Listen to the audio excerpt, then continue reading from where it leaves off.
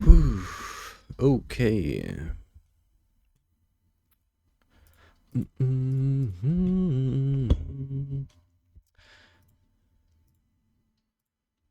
All right.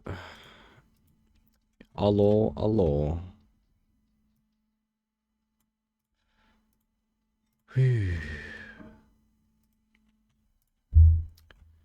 Mm. Hello, Jamie. Even though we're literally talking on Discord right now.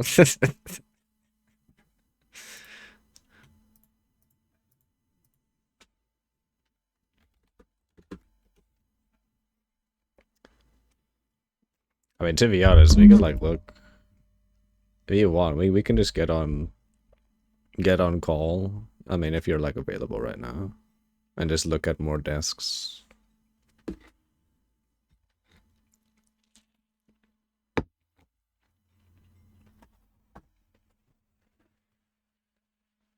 We can if you want. Sure, we can do it as we wait for more people to get in, so we can start looking at POE stuff later.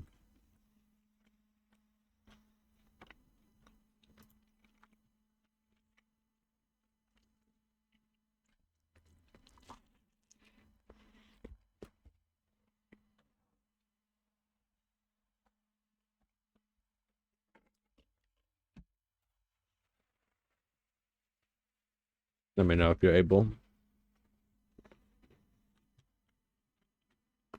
Hmm.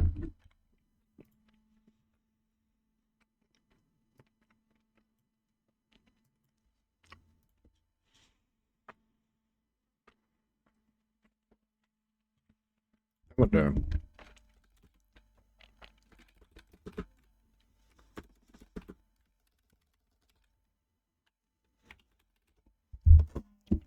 Oh shit! Do we actually have?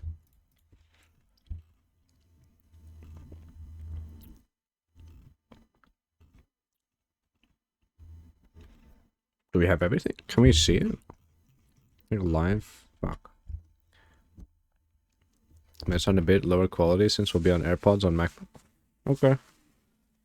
No problem. Let me know when you're ready.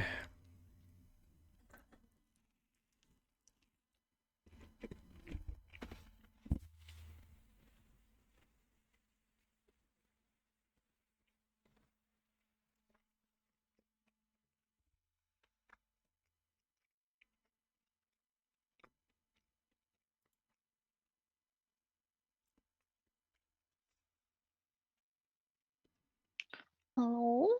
Hello, hello. Oh. Yeah, thanks for looking. Oh, no problem. Hmm. Okay, let me mute stream.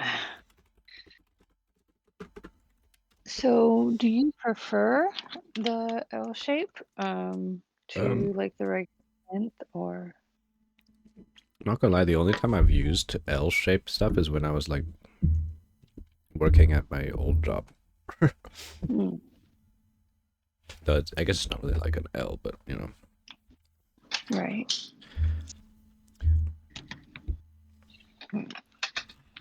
So I didn't really like make use of the L shape that much Okay. before. And then just like the plain ones, like I was showing you earlier, Yeah. like, do you want something like that, or would you rather have something with a little more flair, or with just like shelves or something?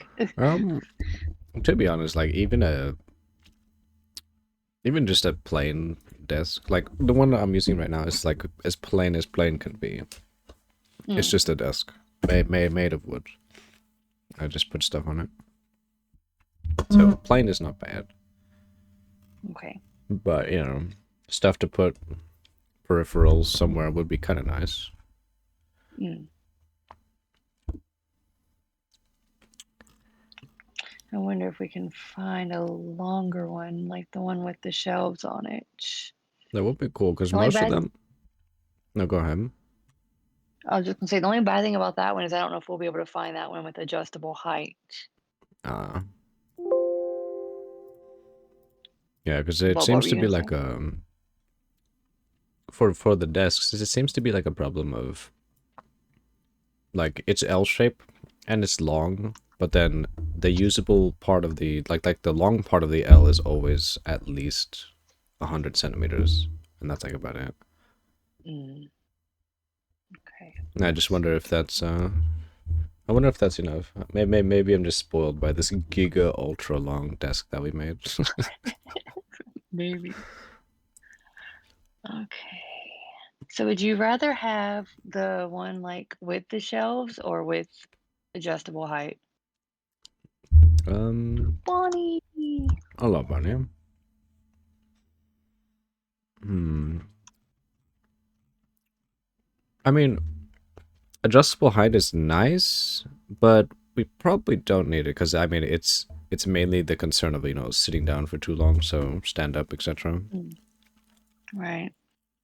Well, I mean, if you're going to be streaming and you want to be able to stand, the adjustable height is kind of a big deal. I guess. Hmm. One of the streamers I used to watch, he used to like walk on a treadmill while he was gaming. He was a Uh. Monster Hunter streamer, or still is, but he doesn't walk on a treadmill anymore. Hmm. Yeah. Our God Gamer Quinn 69 does the same thing. Oh, really? Yeah.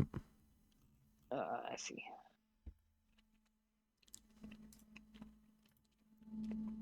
That's the thing. Like the I don't know how good quality is when it comes to um like standing desks, the Mm, changeable ones. right. Because a lot of the time, if you get like a really good quality one, they're like insane price. It's like it's stupid how costly they are. Right. Yeah. Oh, yeah. I'm sure this is not going to be the best. Oh yeah, it doesn't need to be. Like if it's an L shape, the stability of it should honestly be fine. Because Mm, mainly the stability problem is when it comes to like um standing desks. The problem is when it has like two legs only. right. Yeah. Hmm. Shaper. Oh, it's not long. What do they have other lengths for this one? This one is 57. Oh, oh, 57 hang on. inch. Yeah, but no, it was an L shape, but it was adjustable and it had like a little hanging shelf underneath to put like the PC tower. Here, let me just show you, but I don't think it's going to be good as far as like enough Hmm. length for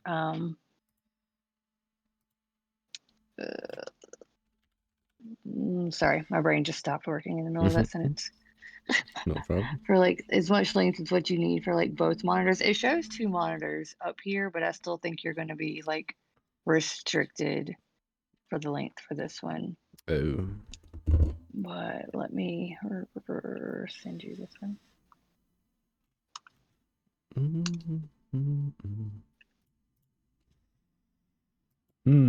Flashbang alert. Oh. Oh, I see. It's like a minimal L. Yeah, I like the little like hanging part. Oh, down below. The tower there. Yeah, it's kind of cool. But I think that one might not be long enough for you. But I Let's just see. think I might have run across one that may be long enough. Question mark. Ooh, and this one has, It's okay, not I'm looking bad. at two different ones. Hang on. Oh my God, hang on. Let me open up 500 tabs really quick. Mm, mm, mm. This one's cute, but Wait a so minute. is that one. Tw-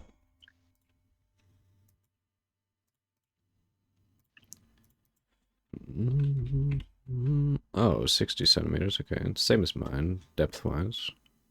It's kind of nice.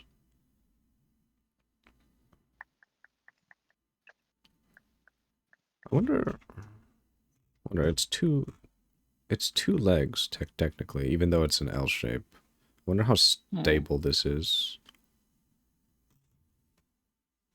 I assume it would have like some crazy shake. Mm, yeah, maybe. Here's one, but I don't think this one is. This one's got 3 legs for an L, but I don't think it's adjustable height there. Eh. No, it is adjustable. It's got a third. All right, let me send you a little shorter instead. Mm,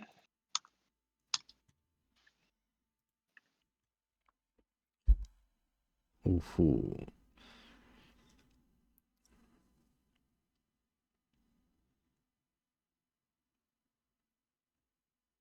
38, 31. It's actually kind of big, isn't it? I Um, wonder. They're adding desks to oh my god, they are. Are you ready? Share Halloween. stream. Yo, regarding POE2 stuff, Bunny and Raining, do we have access to the whole tree where we could, like, look at it? The whole POE2 tree? Passive tree?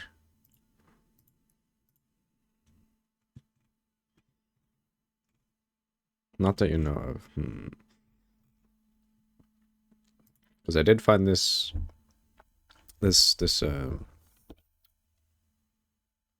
video. So we'll be going over that, seeing what we can see on the tree.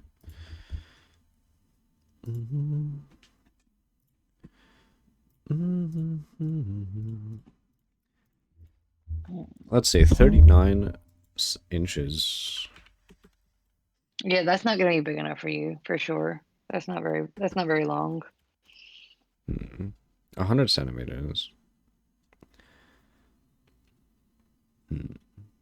Hey, Mrabman. From my womb to my tomb, I am just a child. What? Official PlayStation ad song?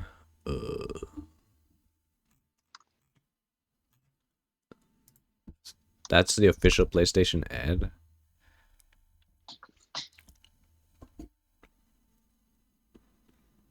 If they're doing passive reviews? They're just not giving out yet? Hmm. You didn't check VODs from your Discord. 39. 39 is tiny, to be honest. Yeah, lengthwise, that's kind of small. But technically, it is L. Like, the 39 is the long side of the L of the desk. But even then, like, the way I have it set it up is the main screen is right in front of my face. And then the screen, my second screen is just off to the side.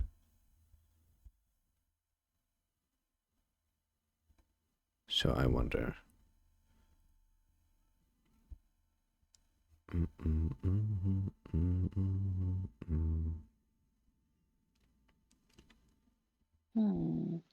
Well, what about something like this one's not L, but hang on. All right. Is this? Oh. It gives you a little bit of length and it gives you shelves if you wanted a couple of little, not a lot of Oh. shelves, just a couple. Well, that's kind of neat, actually.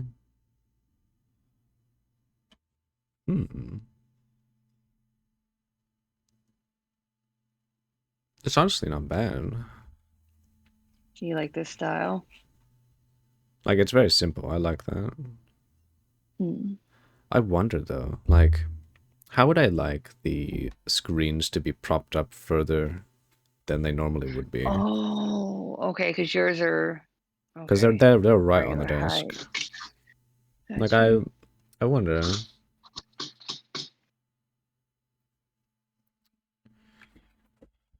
Here, let me take a picture of my dirty ass desk and send it to you. Okay. Missing out on more of his extracurricular activities? Uh-oh. Did Is he it bother stream? you when you played on my PC? Oh, sorry. Um, bothered. Because my monitor is raised. Um, it was definitely different to what I, normally do.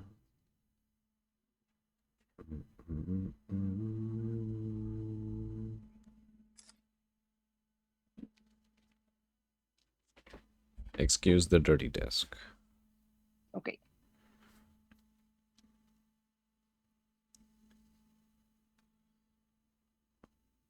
So yeah, my main screen is right in front of me.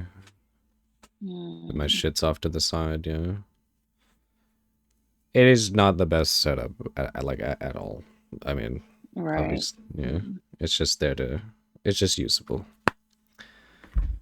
You guys So you want me to find working? something maybe like this, but without the raised? I mean, it seems to be like the go-to option a lot of the time.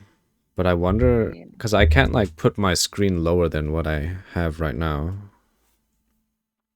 Mm, okay. Let me keep looking a little more then. See what I can Okay. find. Yep, no problem.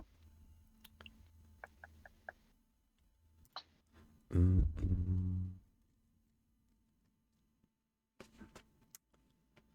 You see the streamer stopped adding shape to L shape, so you don't get a vocage. Good, good.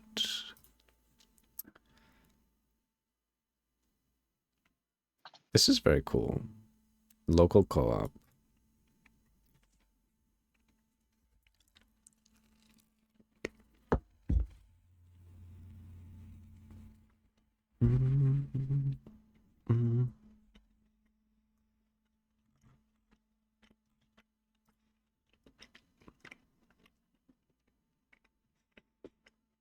Wow. That's actually really nice. 5% of fish taken as.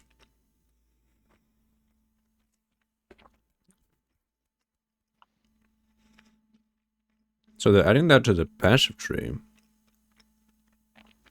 That's actually very interesting.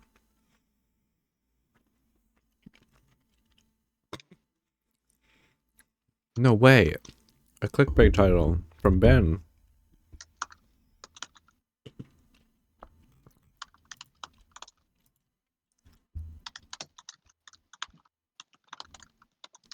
Ooh.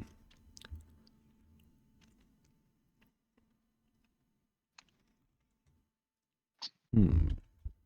Oh.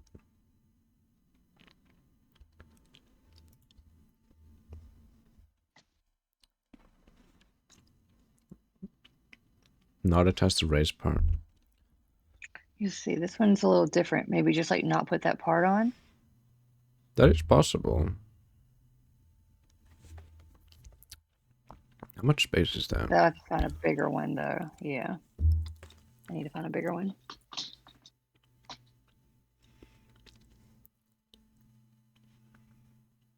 34. Hmm. You're not worried about making a POE 2 build? Either you die or you don't. Yeah, I'm not. I know. Just like, we just getting like a rough outline of what may be to play and what we see on the passive tree. Oh my god.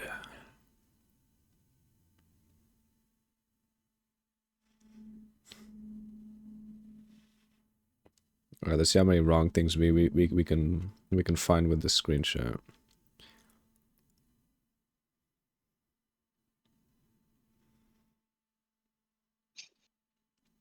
Is that a fucking Nickelback photo? The photograph song? Oh my god. I wish this one was longer. It This one's kind of is cool. Canadian confirmed. Left hand is Monka, not over the WASD. True.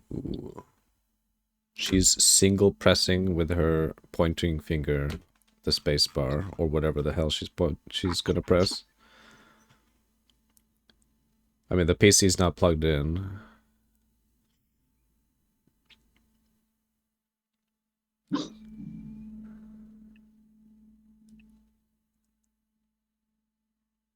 Huh.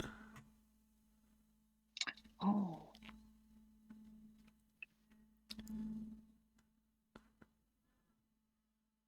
It's definitely running Bluetooth power. Hmm.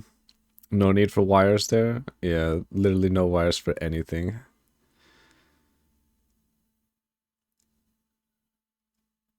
What the fuck is this?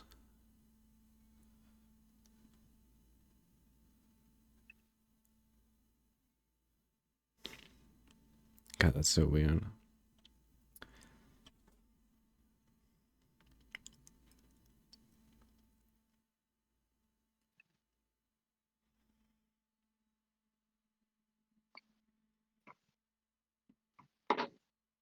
Well, that's kind of cute. Just game together right next to each other. Yeah, that is cute.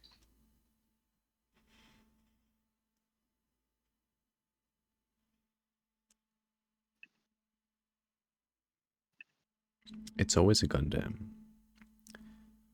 We can't see it behind your bed. What?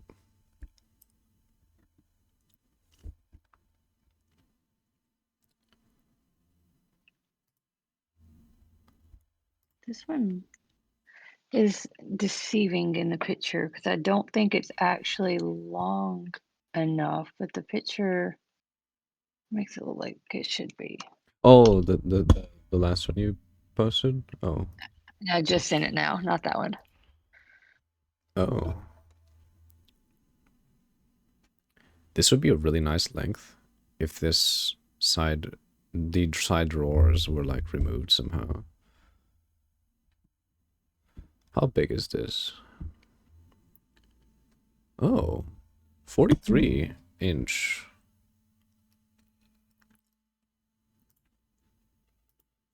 43 inch. That's not bad.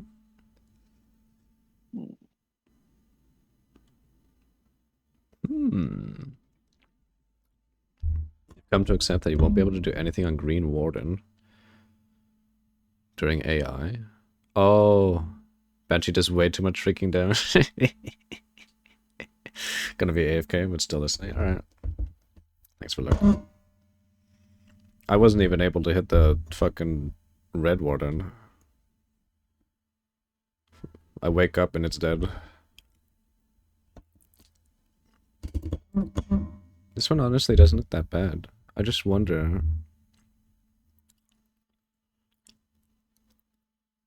Wait, so you can change the side of the L? Yeah, that's what it says. It's reversible.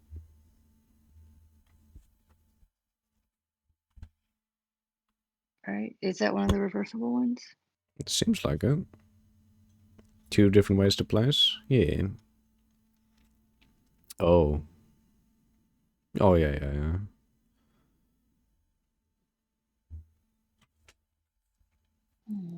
How big Uh, is this one? So it's gonna have, let's see. So it's 43.3. Take away. For leg space, we are going to have 80 centimeters. That's honestly. I just sent you another one that doesn't have the drawer.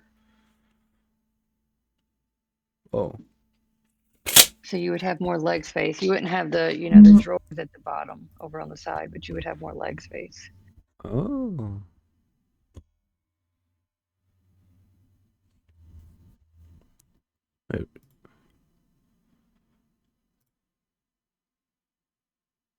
Oh. That's probably way better, isn't it? Maybe because it looks like it's like the same length, but without the Yeah. drawer there. Because the drawer really does hamper leg space. Because I just looked at 80 centimeters and I'm like basically using more than 80 centimeters right now because I'm just leaving my legs open. Hmm. I mean, the drawer would be kind of nice for like some things, but I don't know if I need it. And I mean, there's going to be like shelf space up above, so I mean, that's like a lot of shelf space. To be honest, Also, this if does. you needed like a drawer space, we could always just buy an additional like side. Yeah, that's true. drawer or cabinet to put beside you. This does honestly look pretty good. 40, Okay. 43.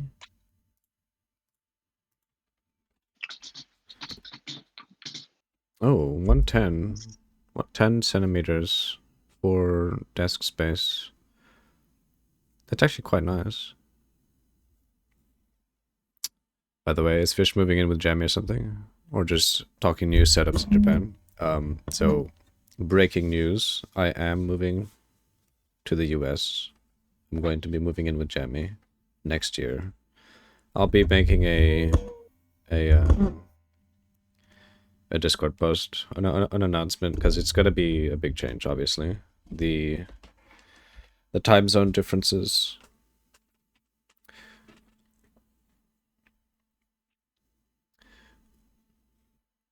Why don't you use a college economy desk, 2 file cabinets, and some plywood?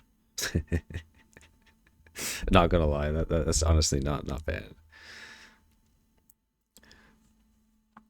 Congrats, you two. Yeah, thank you. It is definitely a big change. Yeah, honestly, this desk looks pretty decent.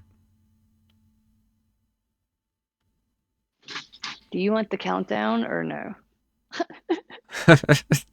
Oh, how many days I'm gonna be there? Yeah.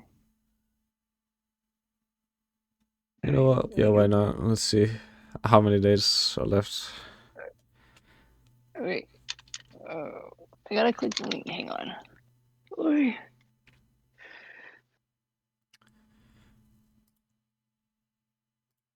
Yeah, this one looks good. Okay. So I'll put that in the top list for now. Unless we find something better. Oh my god, we Okay. can fit the... Countdown is 49 days, 18 hours, 2 minutes, 51 seconds. Jesus Christ. How many more seconds now? Soon. Oh, I gotta go back. I walked away from the phone. Oh no. You're gonna trick me. I have to keep my phone nearby. No, 2 no, minutes, no. 34 seconds. It's ridiculous.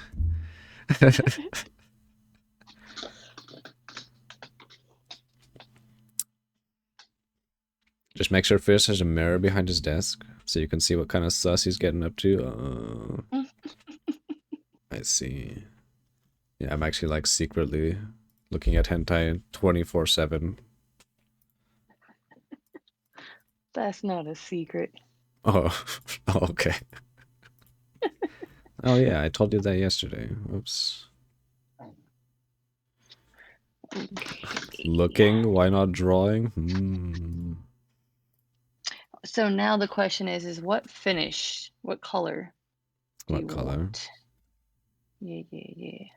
Um, anything is fine. Black is probably fine. I mean, do they only have black and white?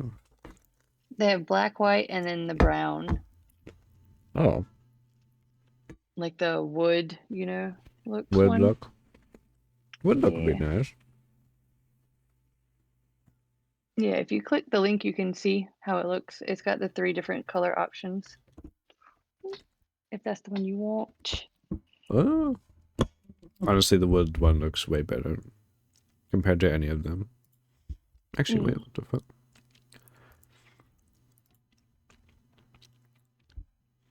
Yeah, I think the wood one looks nice. the one? Okay. Okay. Okay. No problem. You're welcome. Now we just got to get you a chair. Oh god.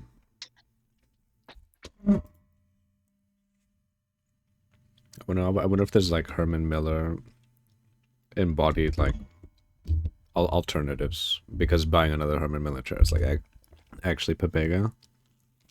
Mm.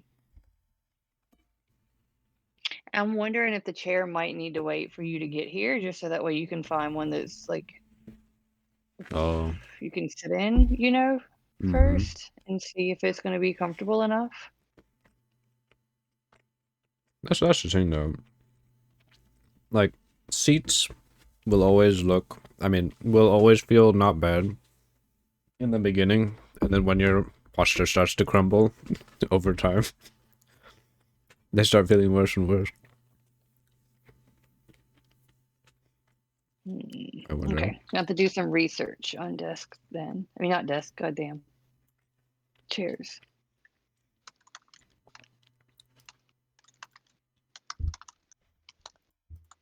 Okay. Sorry. As you're doing that, I'm gonna be looking at POE stuff. Okay. Alright, let's try and find some... Actually, let's watch this video and see what we... Actually, I need to open this on a different browser. Damn it.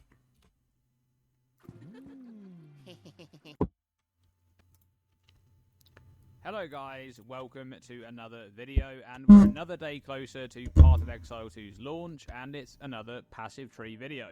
If you missed the previous two, I captured some of the POE 2 passive tree during my playtest in LA, and I'm covering some of the most interesting nodes for each section of the tree. Today, it's the dexterity area where the ranger starts.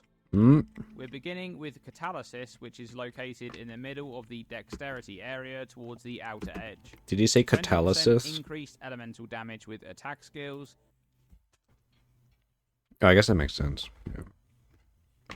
5% of physical damage from hits taken as damage of a That's so good. random element.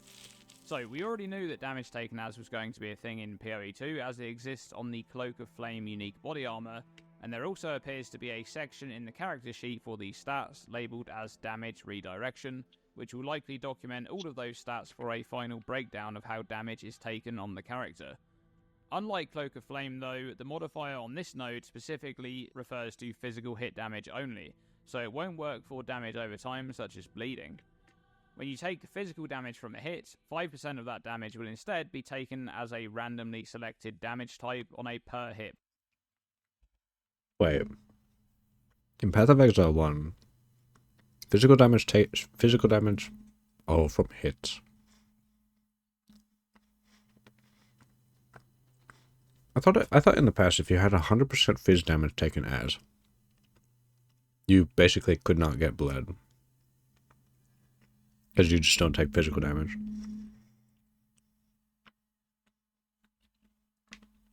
Basis between fire, cold, and lightning damage, which means it's then going to be mitigated by your resistance.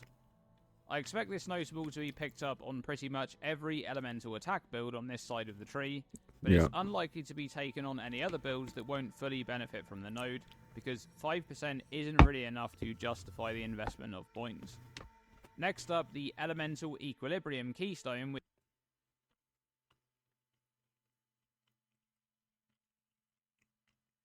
Oh. It's exposure. is changed a bit from PoE 1 and finds itself a bit deeper in the dexterity aligned area. This keystone has been designed to reward the clever use of alternating elemental damage types. When dealing one type of elemental damage, you'll remove any exposure from that type, and then apply exposure to another type based on the type dealt. For example, dealing cold damage removes cold exposure and inflicts fire exposure. Exposure is a debuff which lowers elemental resistance, and notice that there is no exposure numbers on the keystone unlike the one in PoE 1, which would indicate a base magnitude exposure, which is 10% in PoE 1. Elemental Equilibrium will be useful in a build that is able to ignite using cold damage, or one that's able to quickly deal cold damage after igniting, applying fire exposure to make the ignite deal more damage. Interestingly, a hit which deals elemental damage of all three elements in one go would remove exposure to all three types, then immediately reapply exposure to all three types. So finding a small amount of flat damage to all three elements from gear pieces may be the way to go for elemental builds with this keystone. Low tolerance is located close to the middle between Oh.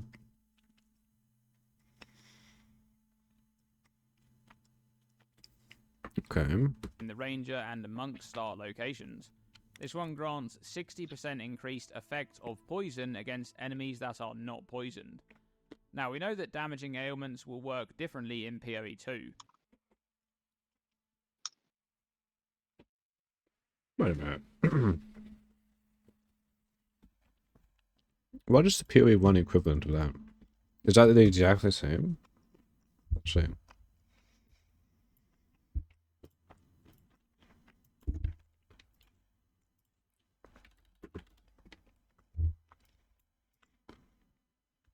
Hmm?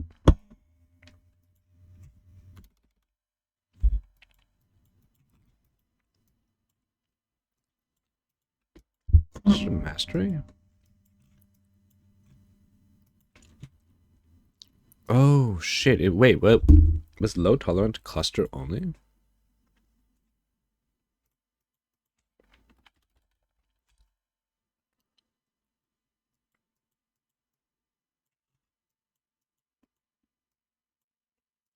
Wait a minute.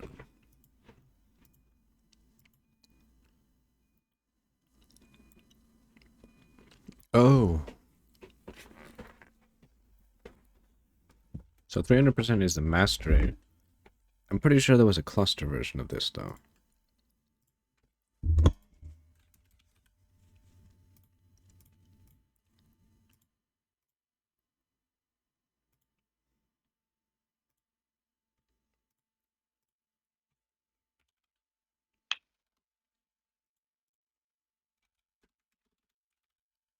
Eh?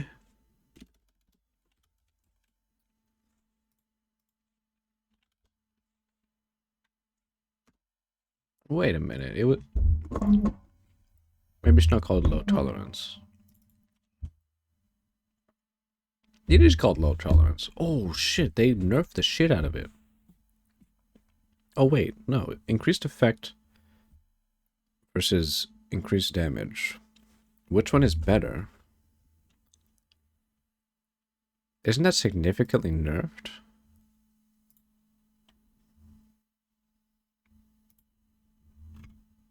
Oh, I'm sorry, Jamie. Oh, no worries. I don't know. Like, Herman Miller chair would be nice, but the thing is, Herman Miller chairs cost like way too much.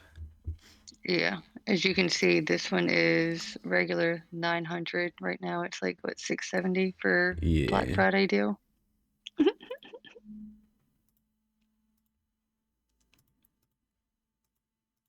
I mean, that would be kind of nice, but I don't think it's. You can probably find a like a knockoff one for way cheaper. Probably. Mm,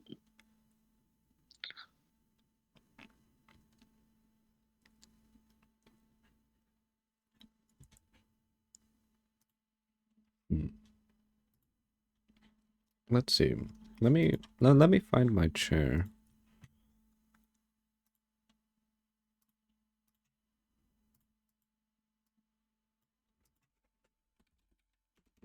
mm.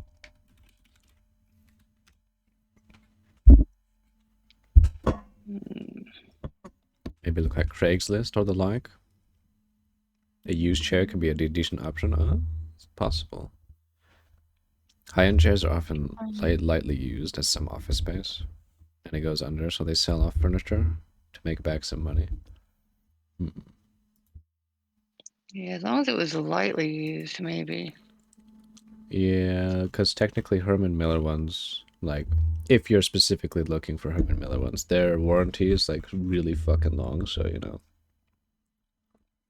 You're probably gonna find one that's like giga used. When did I buy this chair?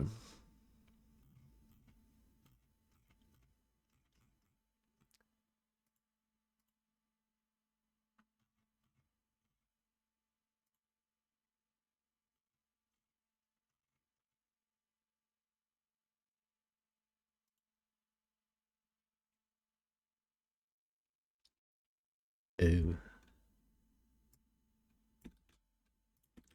Yeah, that's the chair I got. Let's see if there's like a alternative.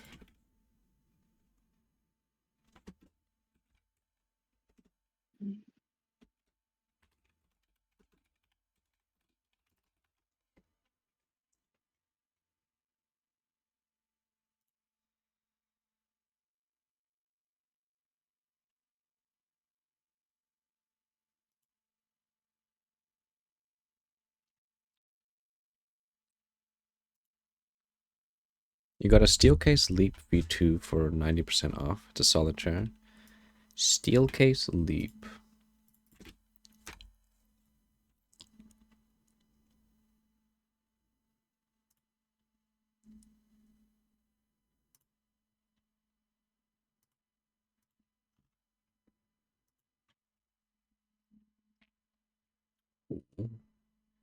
V2 specifically.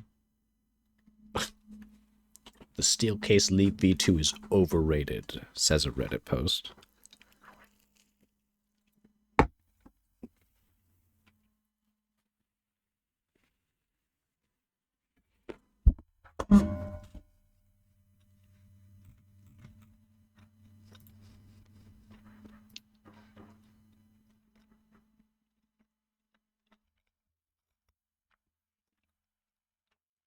Oh, and not when it's 90% off?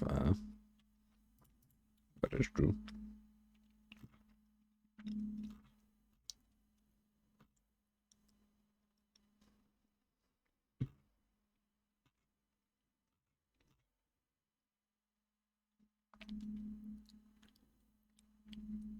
At full price, it's definitely overrated.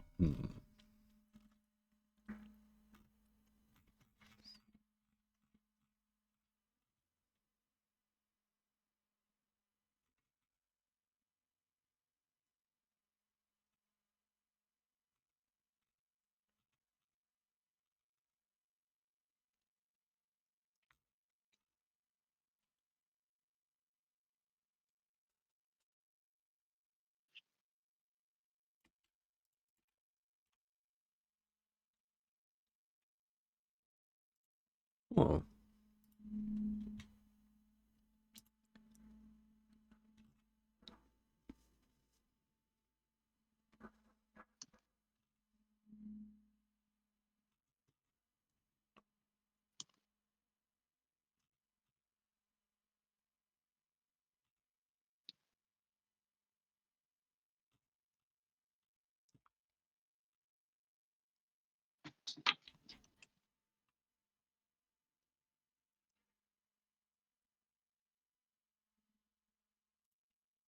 Huh. Apparently this chair is not bad. Very nice budget alternative. Let's see. I was looking at this.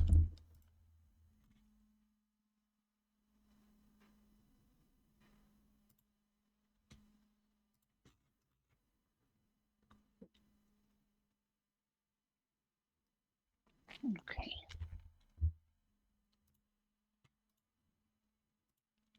Oh, my bad. We need to get back to the POE 2 stuff. Oh my god. Wait.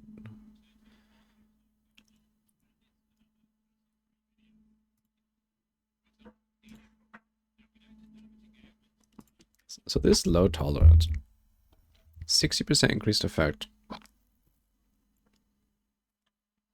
versus Path of Exile 1's 300% increased damage.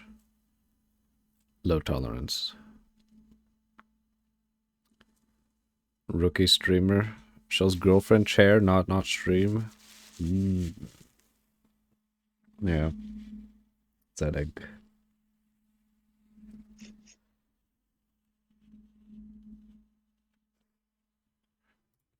Isn't this like a Giga Ultra downgrade?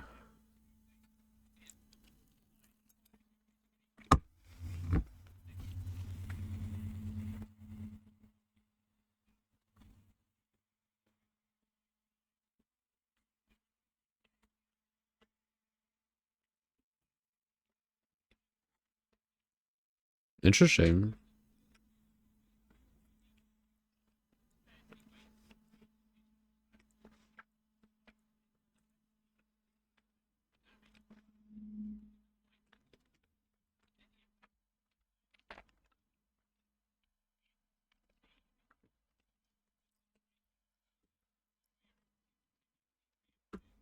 Yeah.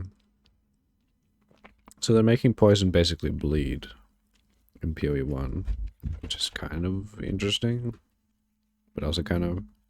So now poison is like ignite. Ah, okay, yeah, that makes a bit more sense. Bleed, ignite, kind of.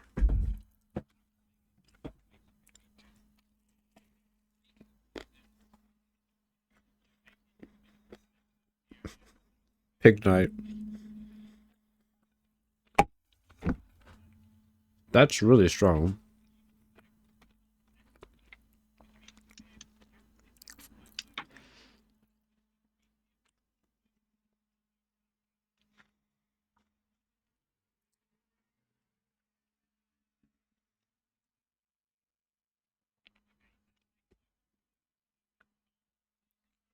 Ugh. Cannot use charms.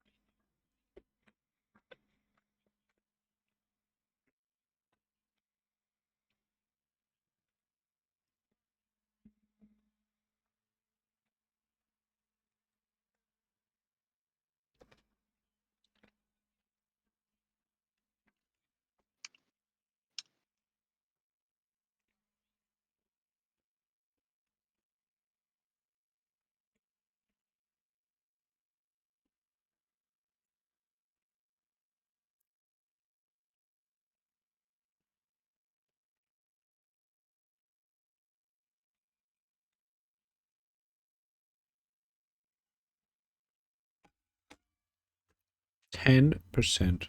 Also 30%.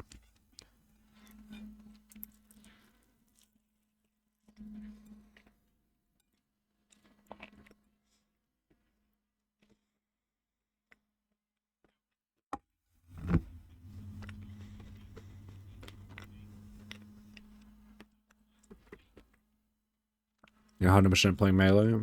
Looks way more fun than 1. It does look pretty good. To be honest, the recent changes to PoE 1 melee, like with the slams are honestly fun as fuck in PoE 1 currently. And then this just looks better.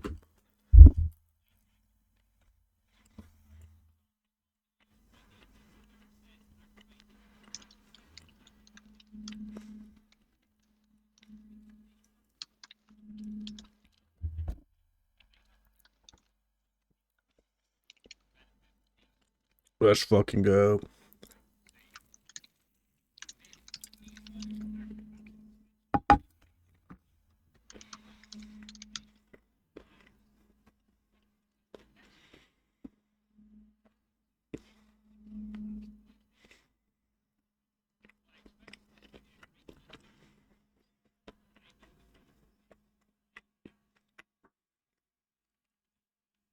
Hmm.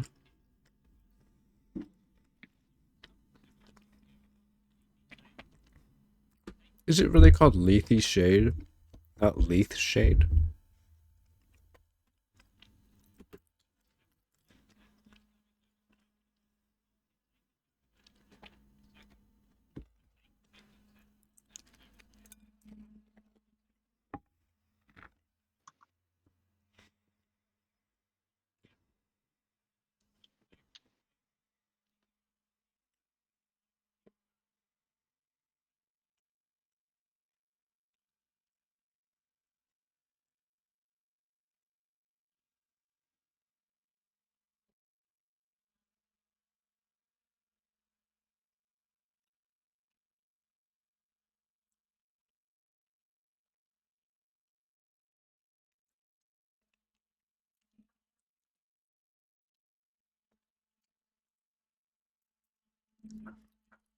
Yeah.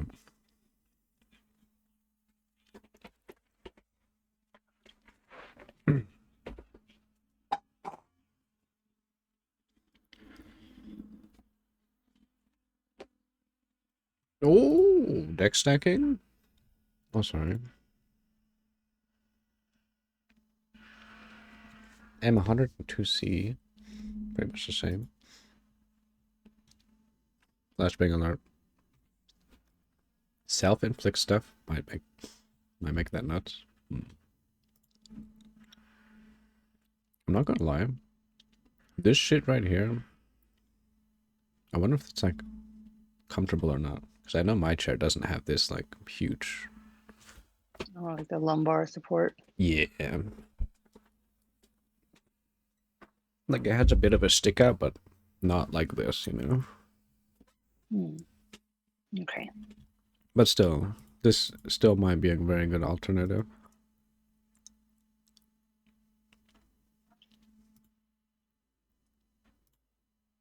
I just wonder though, they don't have like a mesh seat here?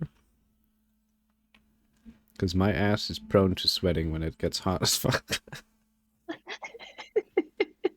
Okay. Look I'm for one with a sorry. mesh seat. Got it. My bad. No worries.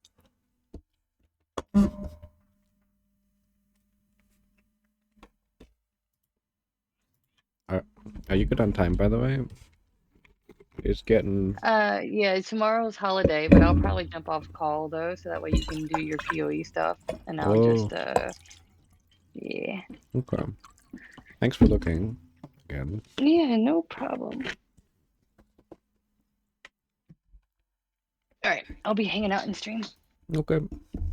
See you. Bye.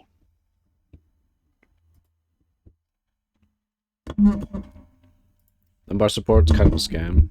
Every human is a different size, and it's only designed to fit one. Yeah. I find that lumbar support sometimes is actually just like a pain in the ass. So I normally like I just like take off that extra pillow that they normally give you. That's kind of why the the Herman Miller chair that I have right now is it's kind of good. But I'm not lugging this thing around all the way to the States. This thing's heavy as fuck.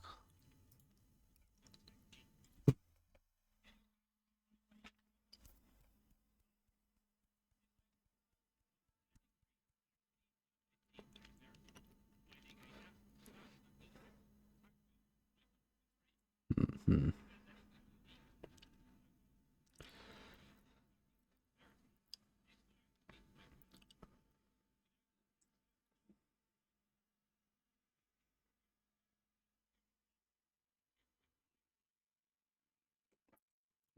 Wow.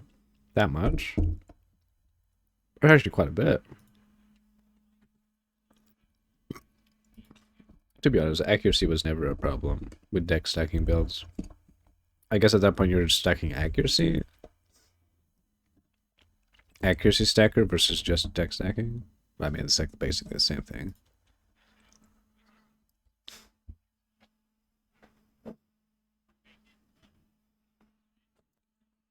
Whoa, you're double dipping basically. What the fuck?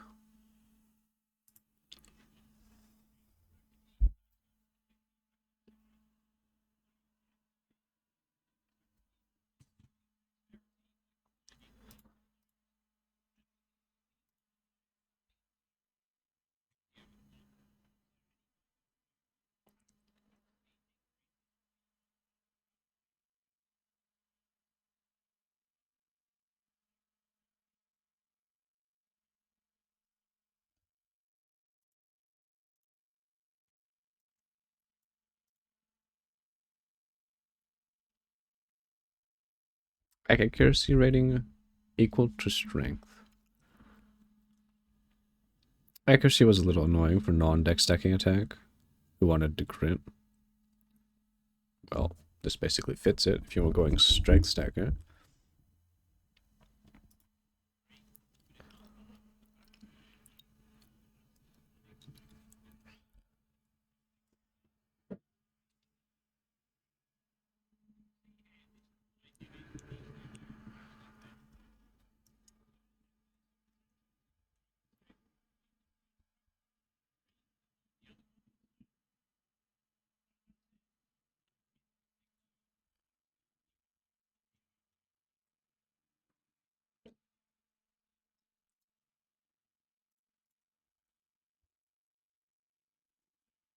Let's see what more he has.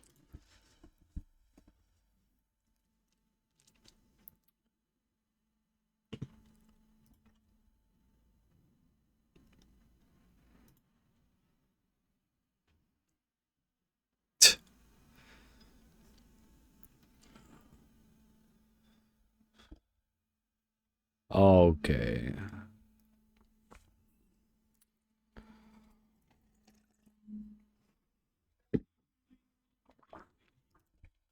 No!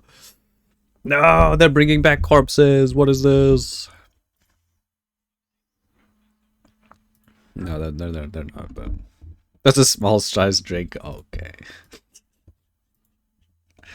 Take this flashback for that. Oh. Oh shit. Huh.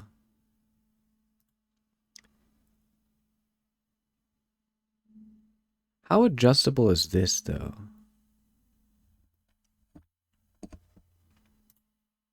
Like, this only seems to be adjustable, like bringing it back. Like it doesn't go down or up. I wonder. I mean, it doesn't have to have everything. As long as it's a good chair and it feels good. And to be honest, I'm probably not really going to be using that much anyway.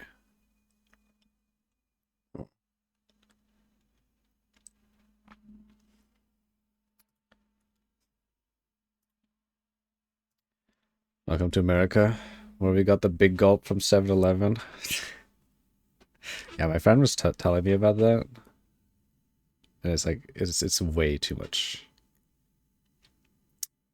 Small children? Oh my god. What the fuck?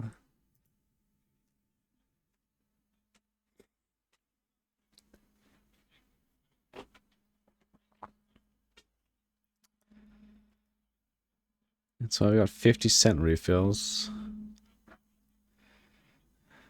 Bruh.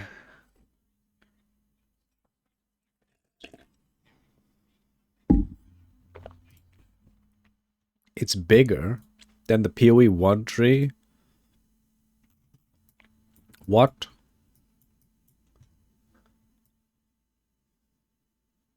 To be honest, after playing POE for a long time, this is actually not that big.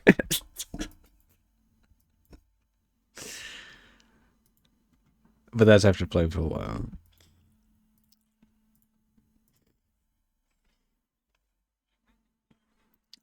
By a few hundred passes, really?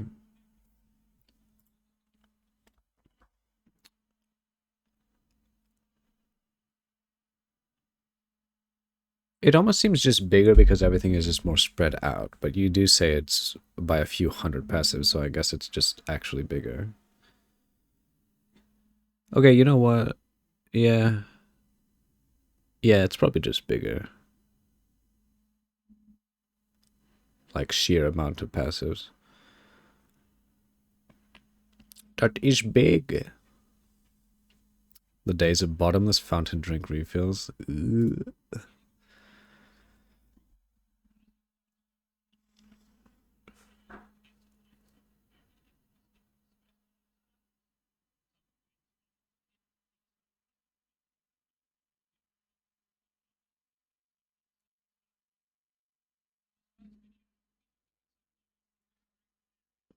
The days of diabetes.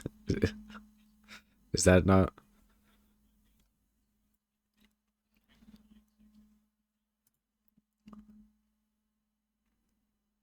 What?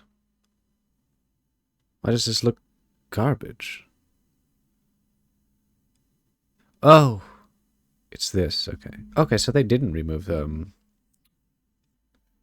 life from the tree. Yeah, it makes no sense for them to do that. Armor? Maybe? Is this the cannot crit but you never miss? What was that thing called again? Resolute technique.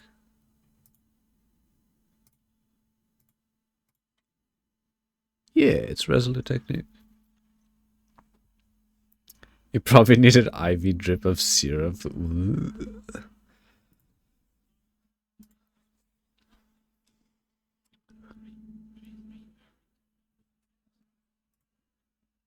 Oh Oh shit, so they really are removing a lot of life from the tree. Because that is tiny. 3% for a big node? What is this, like 1% HP or something?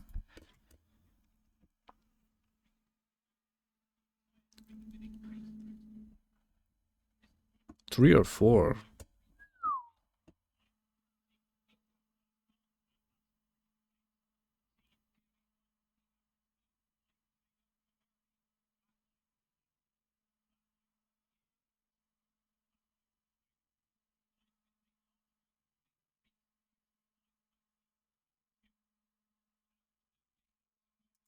He said large amount, but he just hovered over a fucking 3% HP.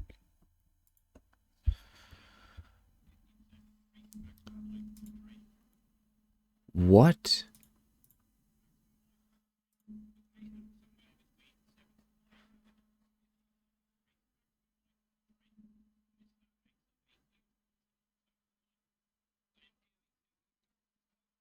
Oh, I see.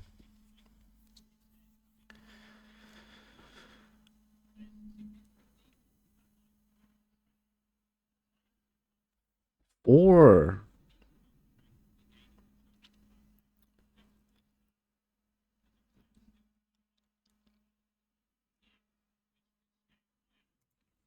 why does this feel like we're trying to stack more attributes versus like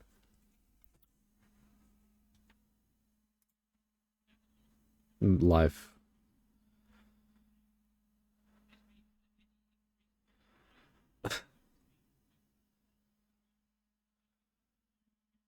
The soul build option now.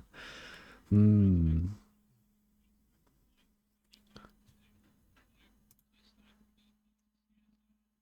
Yeah, stun threshold.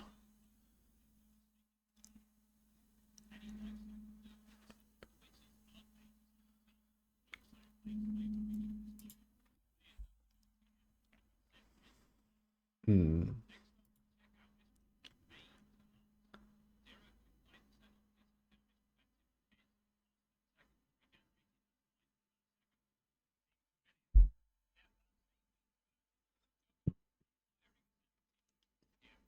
Interesting.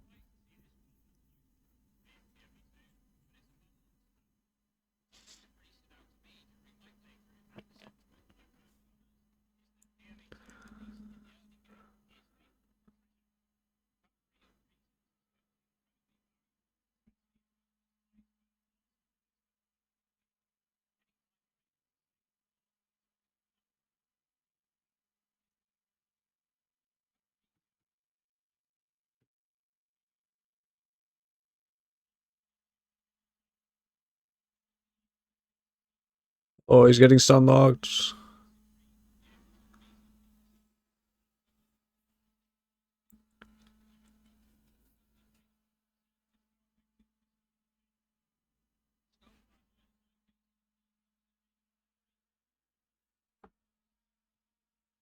Heavy stunned.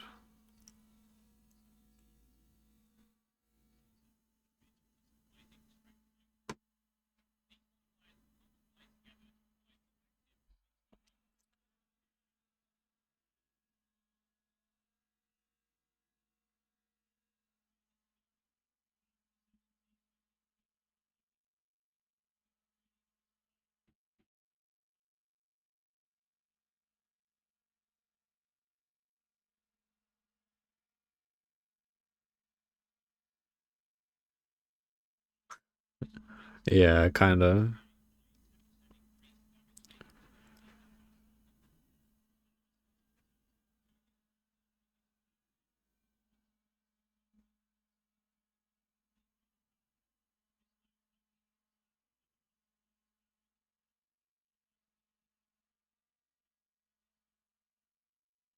Uh,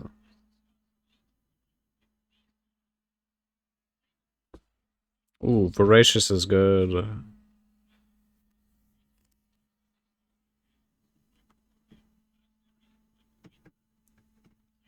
Hmm.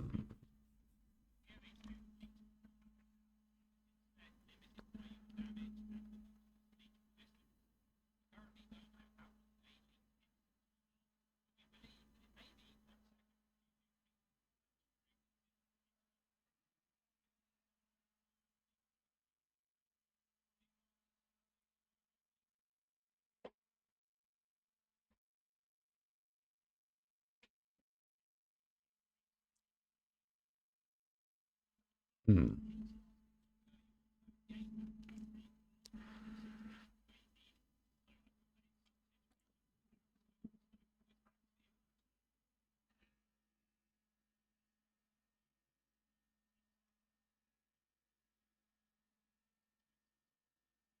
Yeah.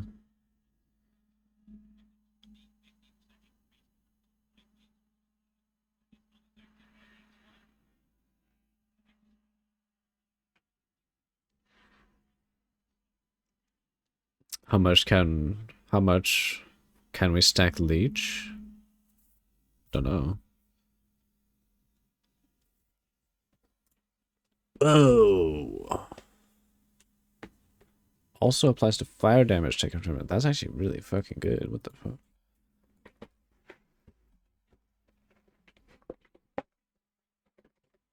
Yeah, that's crazy.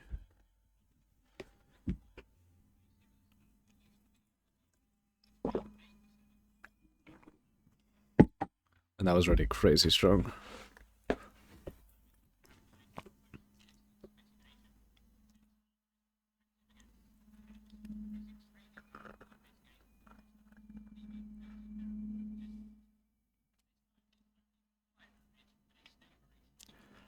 Yep. Oh. Yeah. What the fuck?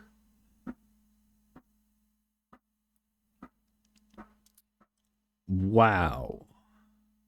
Depending on how easily you can get resistance, that notice for RF, yeah, that is insane. I would say this is overtuned as fuck. Because that is so strong. Holy shit.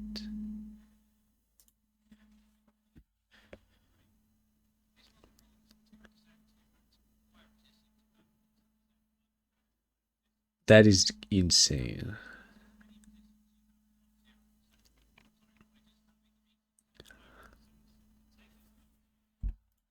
Wait, what?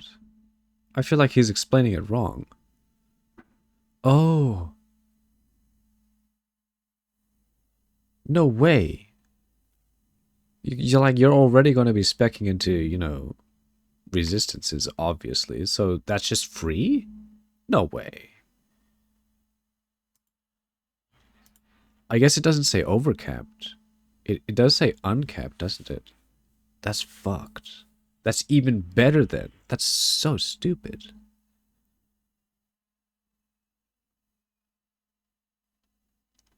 Doesn't the new demon transformation ascendancy deal fire damage to yourself as well? Oh, is it fire damage specifically? I don't know. Because I know you do take like self damage over time and it just gets harder, like harder and harder to sustain.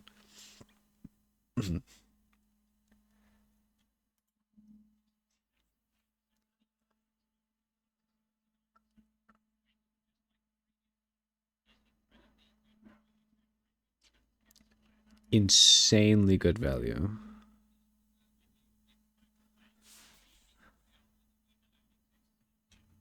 Oh, wow. They made it look so much better. Holy fuck. It looks so much cooler. Holy shit. It might cap at 4% max fire res, since uncapped fire resistance would only be fire resistance from 0 to 90 or so. Potentially. I mean, that's still so strong. 4% extra maximum fire res, just basically for free. Well, obviously it's a passive point, but 4 4% max fire res. That's crazy. I would almost say that's busted, but I think it's kind of busted.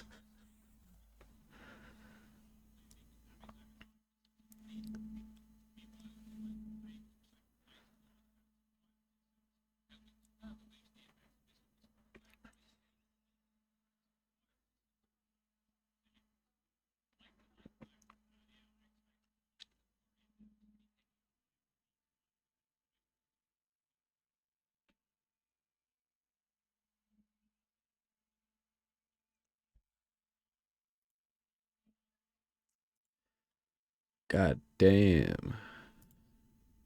Right.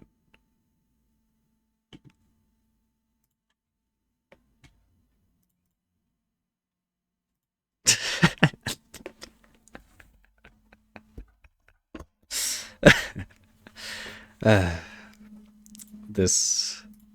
Oh no! I just realized. In the VOD, that whole video is gonna be muted. God damn it.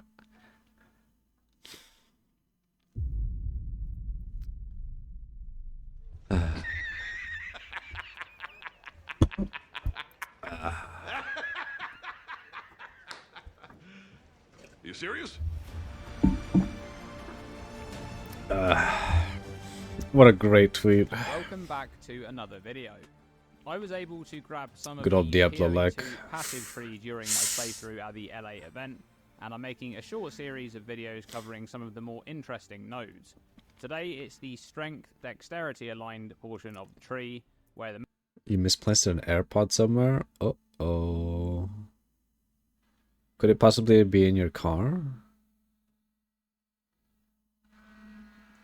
Maybe at work, maybe? mercenary stars. We're beginning with Monka a W. keystone which is located towards the outer edge at an equal distance from both the Merc and Wait. Dodge roll cannot avoid damage. Does that mean dodge roll can avoid damage? I thought dodge rolls cannot avoid damage, period. Like, they're just a way to get out. They actually have iframes? Well... What the fuck?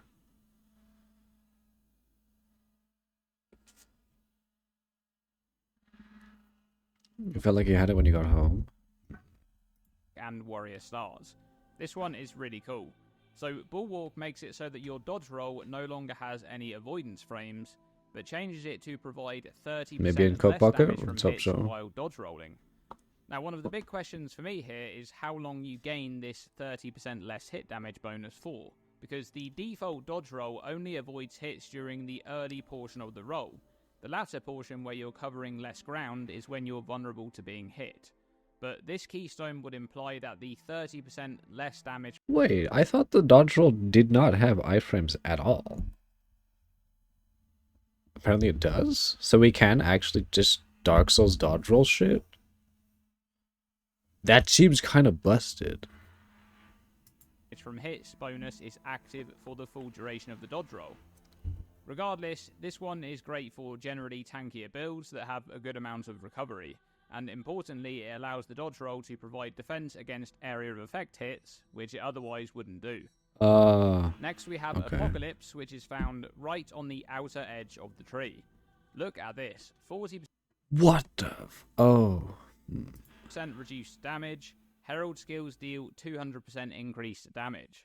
I actually think this node is going to be incredibly useful for mapping.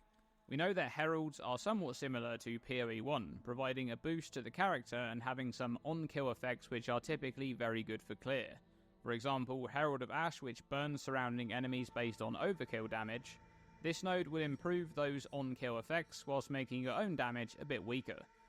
However, it's very possible that we end up getting some unique 40% reduced damage though. It's kind of gross. items to make Heralds more single-target focused, changing how their effects proc or something similar, so look out for that with this node. Check out this one, Cull the Hordes. 25% increased culling strike threshold. Wow. In the previous video, I speculated that culling... Does that mean... Because isn't culling strike at base... It was 20%, yeah? 20% of the HP? Of the remaining HP? Or was it like 10%? Or was it like 15?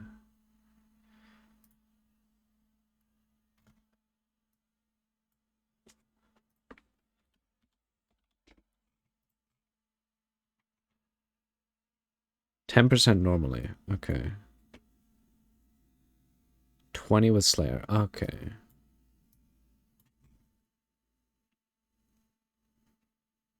5. It's 5% for bosses? Also has Scythe. Okay. It's probably Scythe. My bad. In POE 2. Oh, 5% call in PoE 2. Interesting. Doesn't that make this absolute dog? Because 25% of 5% is it's kind of not good. I mean, like, The strike threshold may be a stat in PoE 2 after the change to this mechanic from PoE 1. In PoE 2, Cunning Strike is based on monster rarity, 30% for normal, 20% for magic, 10% for rare, and 5% for unique. This node would act as a multiplier on those thresholds. For example, magic monsters would now be culled at... Wait, he I just said it speculated there. that Cunning Strike threshold may be a stat in PoE 2 after the change to this mechanic from PoE 1. In PoE 2, Cunning Strike is based on monster rarity, 30% for normal, 20% for magic, 10% for rare, and 5% for unique. Okay, This node interesting. would act as a multiplier on those thresholds. For example, magic monsters would now be culled at 20... Wow. Wait, 30% for normal monsters?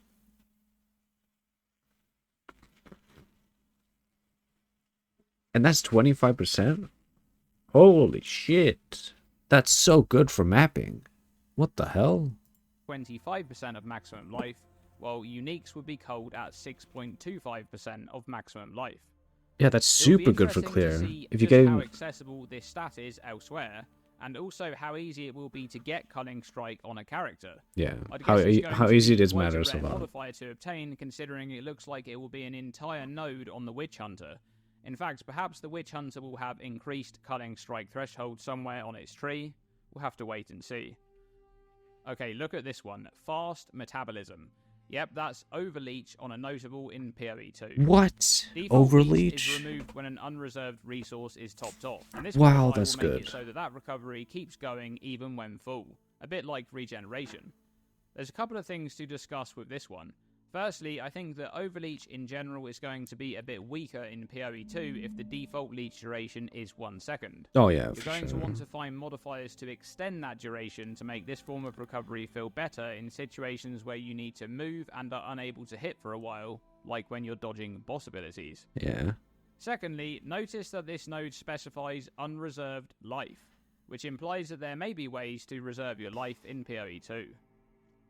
Next is Well, obviously another there will be. keystone, a returning keystone from PoE 1, Glancing Blows, which finds itself in a different location on the tree. This one is restored to its pre-nerf state from PoE 1. Block chance is Really? doubled, you take 50% of damage from blocked hits. Now, by default, blocking a hit prevents all of the damage from that hit, and prevents any on-hit effects. Wait. Glancing Blows will improve your passive chance to block, but make you take half of the damage from those hits. Your passive chance. So you don't even need to actively block anymore? Isn't that insane? What? However, importantly, it will still prevent on-hit effects such as ailment application. You won't want Oh shit. Wait, does that mean you also get this bar filled up passively as well? Passively? Like you do get hit, and if you block you will get a stun bar slowly up.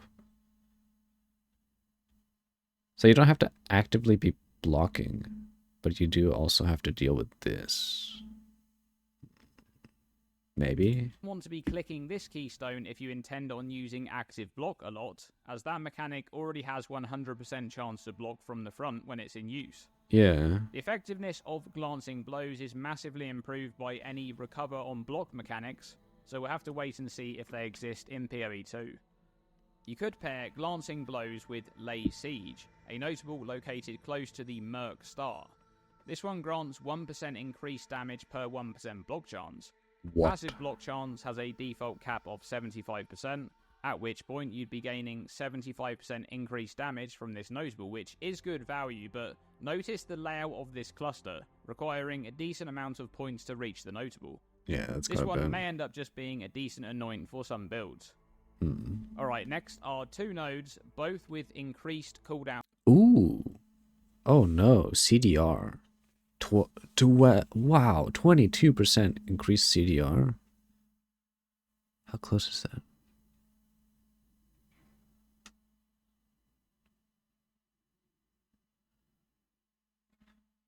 That's pretty close. That's a lot of CDR. That's crazy amounts of CDR.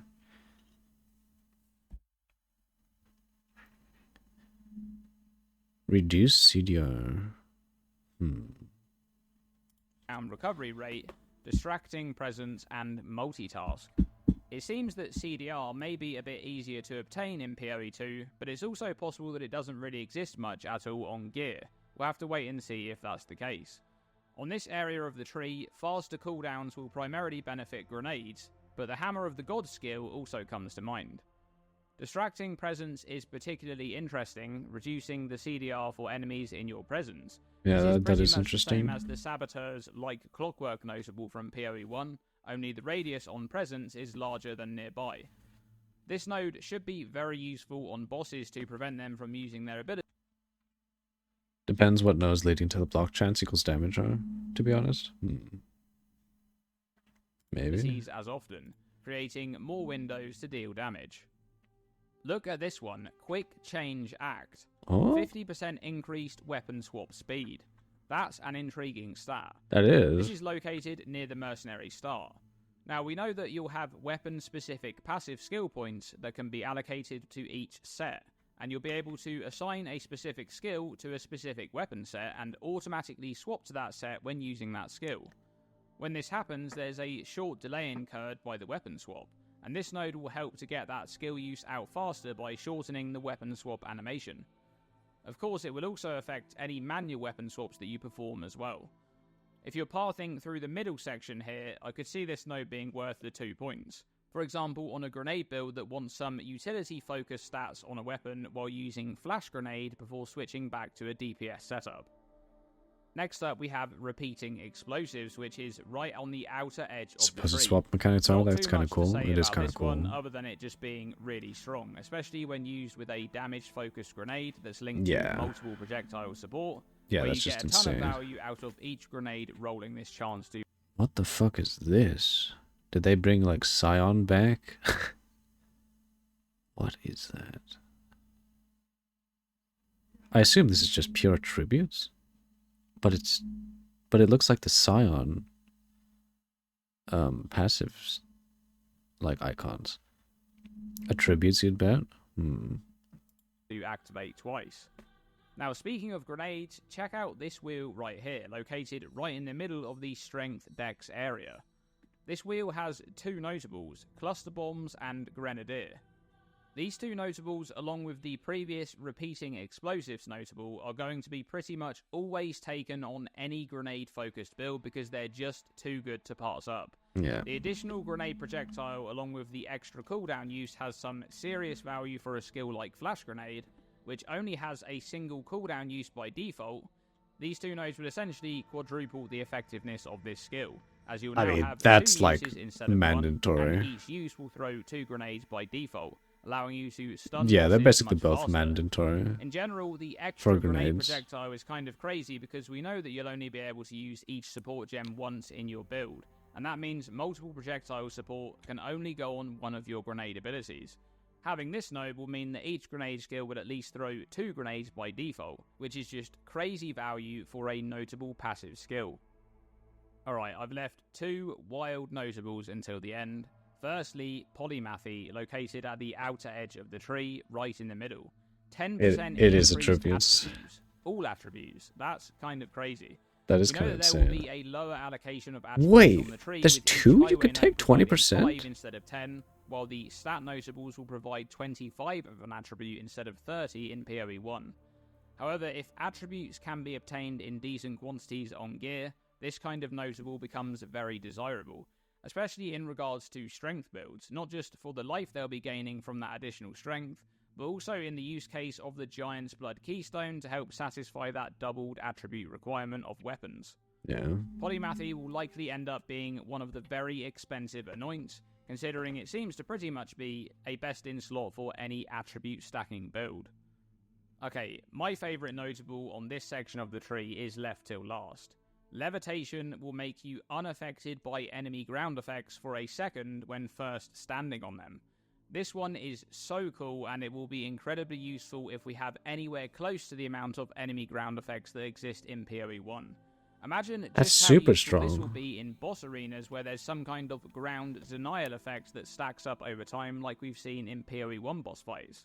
Yeah, like Striper And Ball. that's it. Handful of interesting nodes in the strength, Puddles. dexterity portion of the tree. If you've enjoyed this video and want to see more nodes in other parts of the tree, make sure to subscribe, as I'll be doing more videos like this one in the lead up to. And that's it. Look at that. Of interesting nodes in the Look at how much leech this guy does. strength, dexterity. His health gets like basically lower than half. One hit and all his leech bar fills Portion of the tree. his HP if back you've up. enjoyed this video and want to see more nodes in other parts of the tree, make sure to subscribe, as I'll be doing more videos like this one in the lead up to PoE 2's early access launch on December 6th. Thanks for watching this video, and as always, stay tuned. Anoint with two next to each other. In a whole tree of pick your attribute node, the entire cluster is mandatory for an attribute seeker. Yeah. God damn.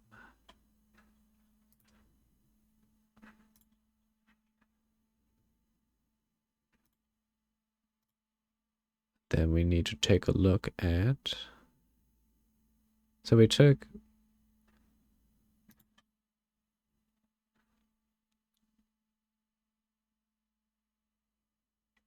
Yeah.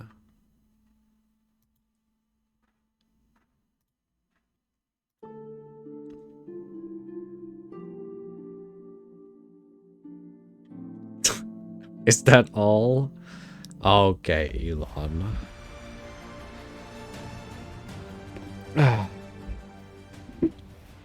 10 days to go until PoE 2's early access launch, and we continue onwards with some of the most interesting nodes on the PoE 2 passive tree.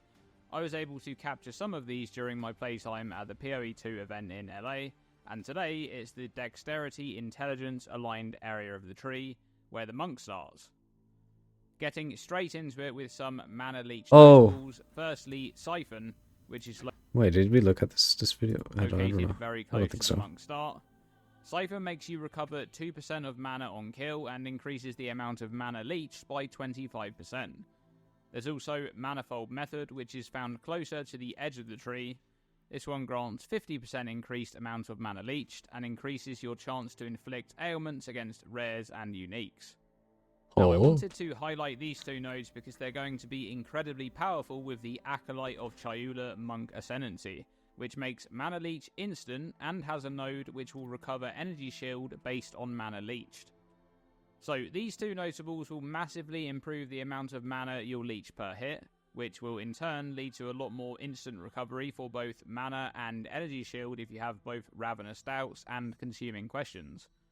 The 2% mana recovery on kill is also very powerful if you're intending to use Mind Over Matter, as this form of recovery and the Mana Leech with Ravenous Doubts are both instant, which bypasses the less recovery rate downside on MOM.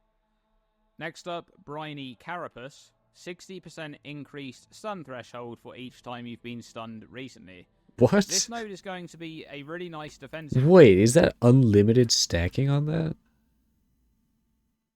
Can you just stun yourself, but like...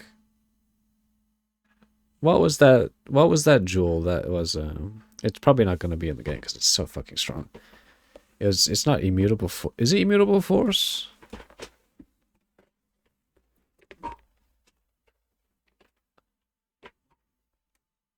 Something blood. You sure it's not immutable?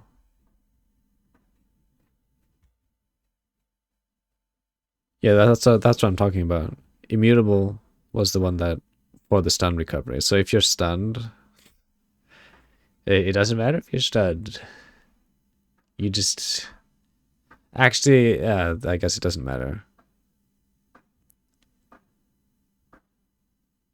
Yeah, because if that was in the game, this whole thing wouldn't matter at all. Talking about the one you were combining it with. For infinite life recovery? Ah, no. Recently. This node is going to be a really nice defensive measure to have to help prevent your character from being chain stunned. Stun threshold is based on maximum life, but there are several notables around the intelligence. You know what's interesting? Briny Carpes. This is basically a lesser version of the Pantheon, the Brine King Pantheon. Like a way lesser version of it. Area of the tree, which help to improve the stun threshold for energy shield or the naming of it is very interesting. This node will be really nice to have early on in progression before you find a better solution to probably named that way for a reason, yeah. Okay, here's a couple of poison nodes. Building toxins found on the edge of the tree, which grants an extra poison stack but reduces poison duration by 25%, and escalating toxins, which is right next door, providing 10% increased poison duration per poison inflicted recently, up to 100%. Now, in the context of PoE 1, escalating toxins is obviously ridiculously strong, but for how PoE 2 is changing poisons, it's not nearly as good. In a mapping setting, you should be able to reach the maximum duration on the node quite often as long as you're inflicting poisons on monsters fast enough, but that may not be all that useful. Where it matters more is on single target, where you'll need to not only be inflicting poisons quickly, but to benefit the most from the increased duration, you'll want to be able to inflict as many poisons as possible, and we currently don't have all of the information for how many stacks one may be able to achieve to be able to judge just how good this node might be. I believe we've seen 3 or 4 sources of additional poison stacks, which all have their own downsides. While the Pathfinder can double that total at the cost of a less duration modifier, this one is going to be a wait and see for me. Next we have Slippery Ice. This is a cool one. 25% reduced effect of chill on you, unaffected by chill while dodge rolling. So we know that dodge rolling will cover the same amount of distance across the full duration of the roll that would have been covered by walking normally, but this node will allow your dodge roll to be much more effective while chilled. Not only for moving, but also for getting out of the way of dangerous AoEs, where walking out of them would otherwise be slower due to the chill. Yeah, that's pretty good. Inner Faith is located close to the outer edge. 20% increased evasion. Holy fuck! 20 increased maximum energy shield? Bro, if this was in Path of Exile 1, this would be busted as fuck.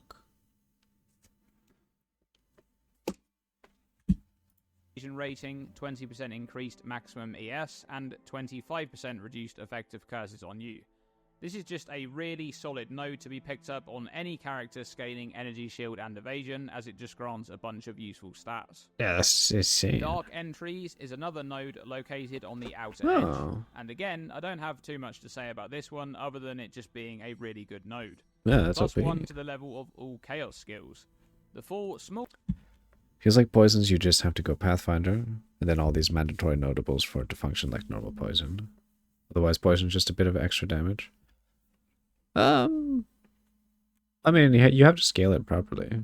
I assume you can like fully build into a pure poison build. You're basically, at this point, you're either like building it like bleed, but it's not going to be like bleed because it doesn't matter on your weapon damage. It doesn't seem to scale off of the damage that you do with the skill. Could 100% be wrong. But that's what your mildly buzzed mind thinks of it. It looks more like ignites, as Raining said before. Small nodes leading up to it may make this one a favourable anoint for builds that want it. The Eternal Youth Keystone is changed from PoE 1, and it finds itself on the opposite side of the passive tree. It still makes Energy Shield Recharge apply to life instead, but also makes Recovery from your Life Flask apply to Energy Shield instead. Now, one interesting thing I'm noticing on the passive tree for PoE 2 is that options for Energy Shield Recovery are extremely limited compared to PoE 1. For example, in the version of PoE 2 I played in LA, there was no Ghost Reaver Keystone on the tree, and I didn't see any nodes for Energy Shield Leech. And I think this is very deliberate, as there's a lot more nodes to invest in to scale Energy Shield Recharge instead. However, Eternal Youth provides an alternative for ES recovery using your Life Flask, as there's a decent amount of notables in the area that grant life flask charges over time, and some that grant a chance to not spend any flask charges too. Doesn't Mom stop all damage? Which means that's a crazy notable with Eternal Youth.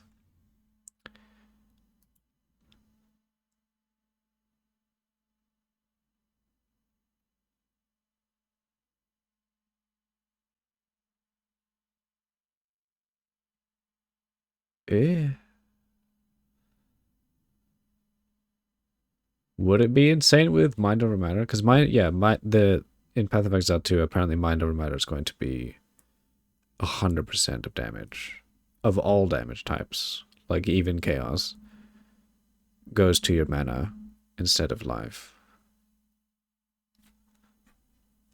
Assuming Energy Shield can guard mana. And that Mind Over Matter doesn't ignore ES. Mom can stack with CI, so Eternal Youth is good. Oh, so you can still use your life, like you don't even care about this top thing right here. Oh, but you'd want recharge for your energy shield though if you're going CI.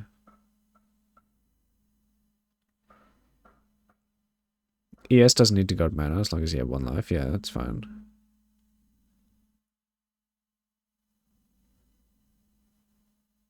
Is the only thing you care about on Eternal Youth if you're going Mom and CI this bottom node? Pathfinder using hybrid mana life flask.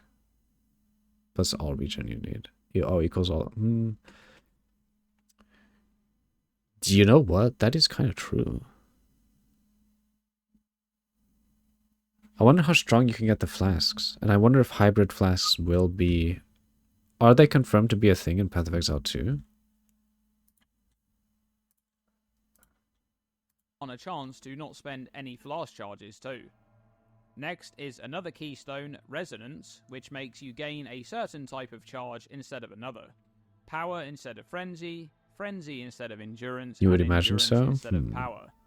This one will enable some builds to be able to use or boost the use of skills that they otherwise wouldn't have been able to do before, and keep in mind that charges in PoE 2 do not have any inherent bonuses like they do in PoE 1.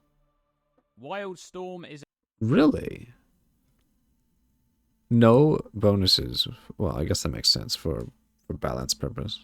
Because, I mean, currently right now, endurance charges are fucking busted. They're like a must.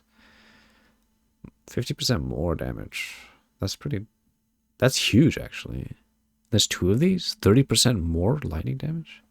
Is another very strong notable located towards the outer edge of the tree. 15% more maximum lightning damage.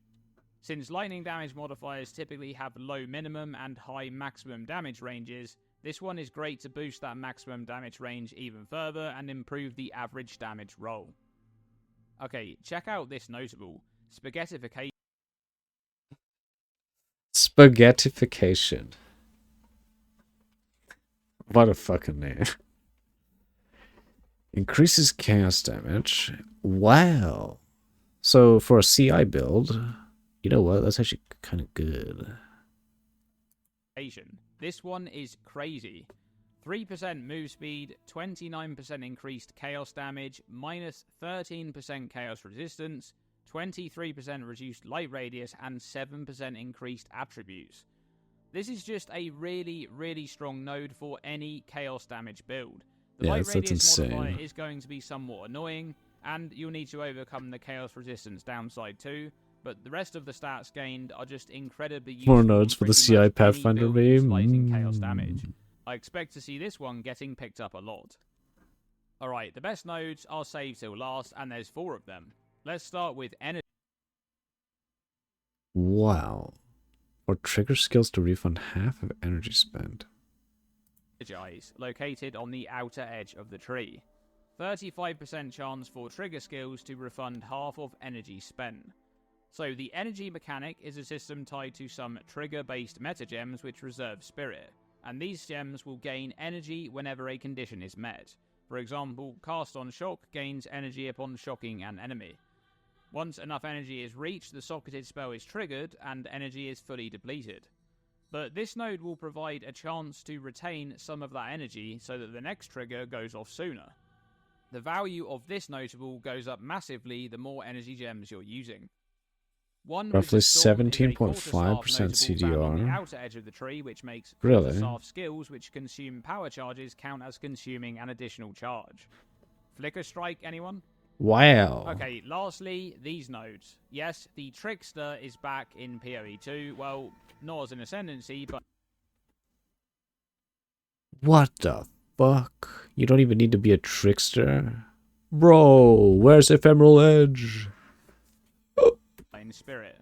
Spectral Ward grants +1 to maximum ES per 12 evasion on your equipped body armor, while Subterfuge Mask grants +2 evasion per 1 maximum ES on your equipped helmet. We currently have no idea about the scaling we're going to have access to on endgame bases. For example, how much armor or evasion or ES will they provide at the top end, and that how is high true. can any local modifiers scale up to? Regardless, I expect to see a lot of monk builds taking these nodes. Yeah, that is and true. that's it. Some of the interesting nodes in the int dex portion of the tree. The bases If are you probably liked going to this be video and you want to shite. see more of other parts of the tree, make sure to subscribe, as I'll be putting out more videos like this in the time between now and launch. God Thanks for damn. watching this video, and as always, stay tuned and stay safe. Incredible.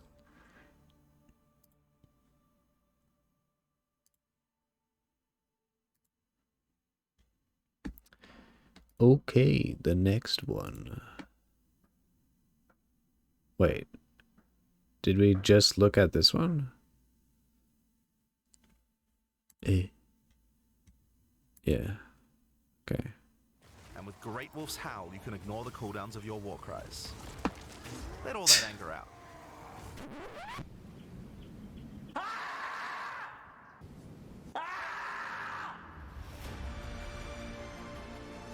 True. 12% of CDR. 9 days to It's go kinda until big. we all log in, and it's time for another PoE 2 passive tree video. Till the end, If we you haven't didn't watched know, it. I went to a PoE 2 event a few weeks back and was able to capture some of the passive skill tree, and I've been covering each section of the tree, discussing some of the more interesting nodes. Today, it's the intelligence area of the tree, where the witch and sorceress start. Alright, let's begin with one of the reoccurring themes Groundhog in this area meme. of the tree, which is modifiers to scale energy shield recharge. Old as fuck. In yesterday's video, I talked about how the PoE 2 passive tree has much fewer options available for energy shield recovery, which is true, as there was no Ghost Reaver keystone in the version of the game that I played, and I also couldn't find any nodes for energy shield leech. However, access to scaling energy shield recharge has been largely increased, and no matter where you are in the intelligence section of the tree, you won't have to path very far to allocate some of these nodes.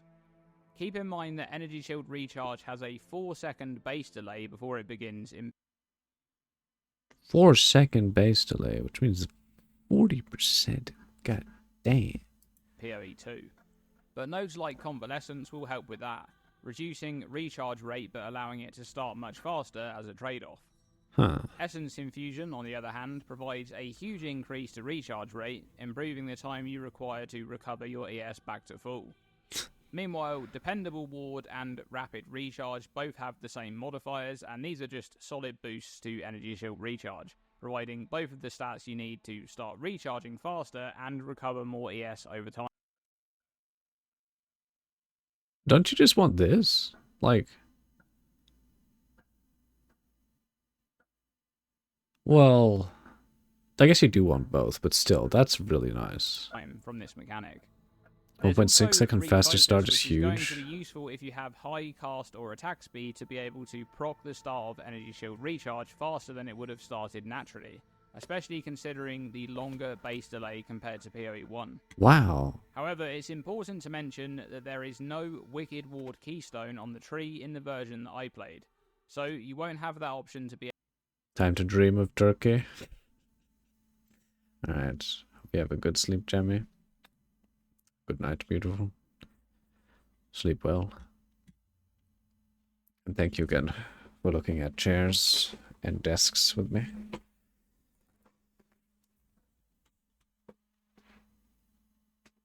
Faster is the bigger draw, but having 2 positive effects is crazy. be able Yeah, to it's pretty prevent damage fucking from good. stopping your recharge. Okay, let's stick with Energy Shield for a moment and cover some of the nodes which will help you against any incoming stuns on builds that are more focused on ES than life. Stun Threshold is based on maximum life by default, so these types of builds typically need to find a way to become immune to stuns, Okay. or have their stun threshold based Talk to you on more their about it ES tomorrow instead before of life ordering. in Okay. PoE 1. But in PoE Good 2, night. there's a lot more options available to solve this problem. For example, Dampening Shield, which grants a good chunk of increased maximum energy shield, and What the fuck? 28% increased maximum energy shield.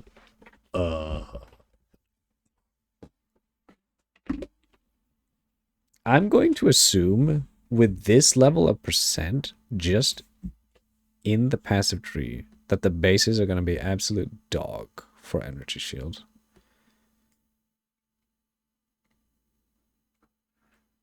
Because that is insane. Ephemeral Edge users, anyone?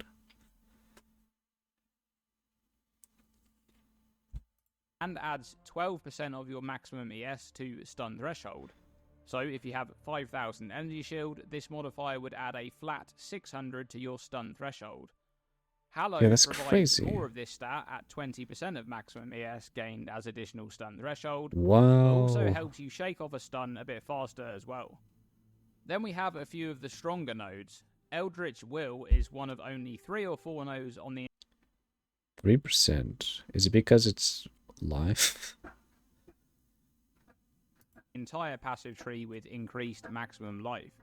You get 3% each to life, mana, and energy shield, and once again, another 20% of max ES as added stun threshold.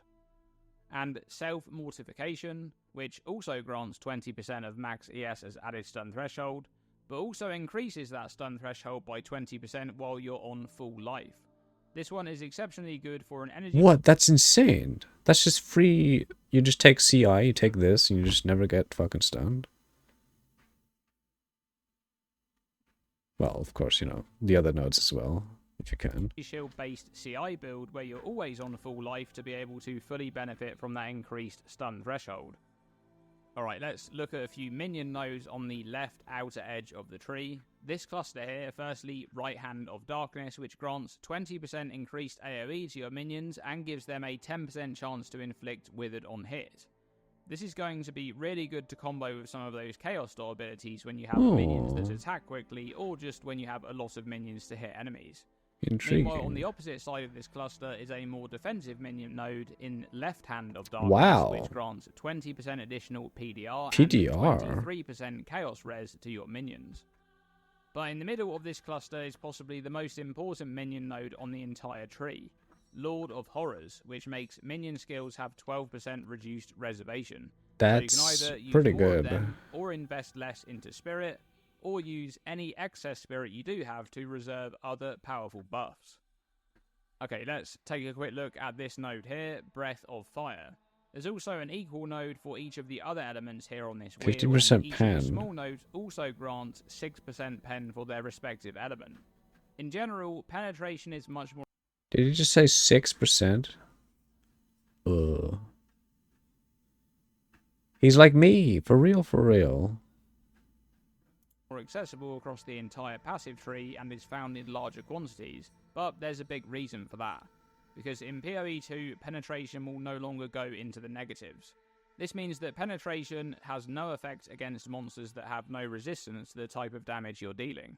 Oh. Instead, it will be a tool to deal with monsters that do have resistance. Oh, interesting. So it's a lot less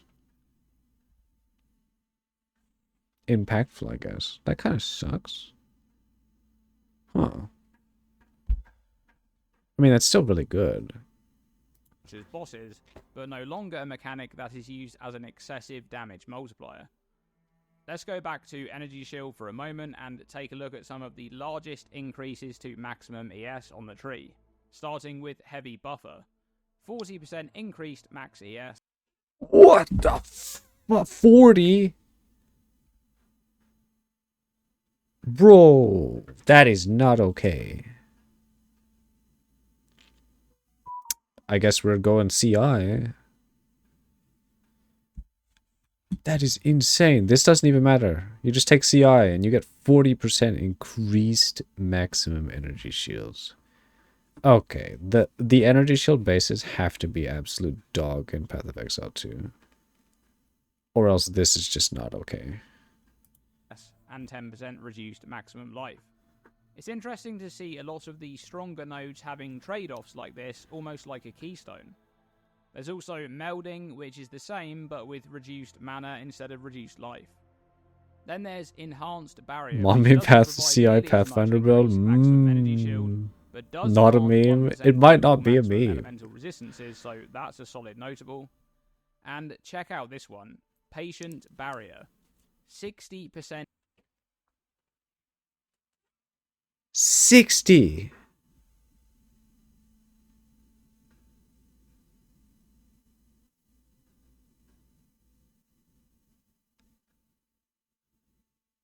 Okay, this further confirms that ES bases are absolute dog. They have to be. There's no fucking way. An increased maximum energy shield. That is. And it has slower start of recharge. This doesn't matter. If your ES is like fucking fat, who cares if it means slower recharge? Meaning that converting to potion regen. Oh god, you're right. Fuck. Is wild. If you can overcome that downside, this one is going to be insane value. Necromantic Talisman is a keystone located. Even if you don't overcome the downside, you don't need to overcome the downside. The upside is huge. It doesn't matter. You can have the fattest ES shield ever. That's just insane. All bonuses from equipped amulet apply to your minions. Oh, I see. Near the outer edge, which makes bonuses from your equipped amulet be applied to your minions instead of you. Was this in Path of Exile 1? I know there's the one that has like the shield applies to the minions instead of you. I think.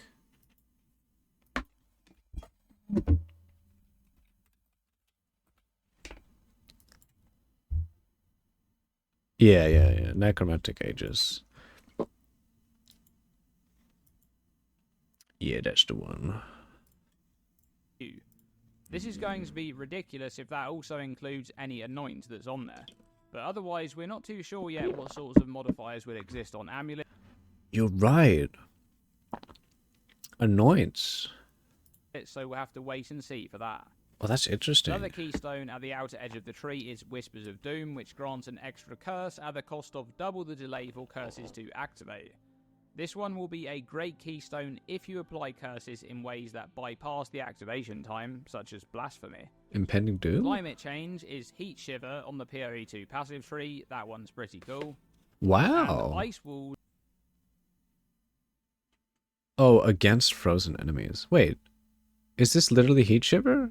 Was it always frozen enemies? Oh, or was it chilled?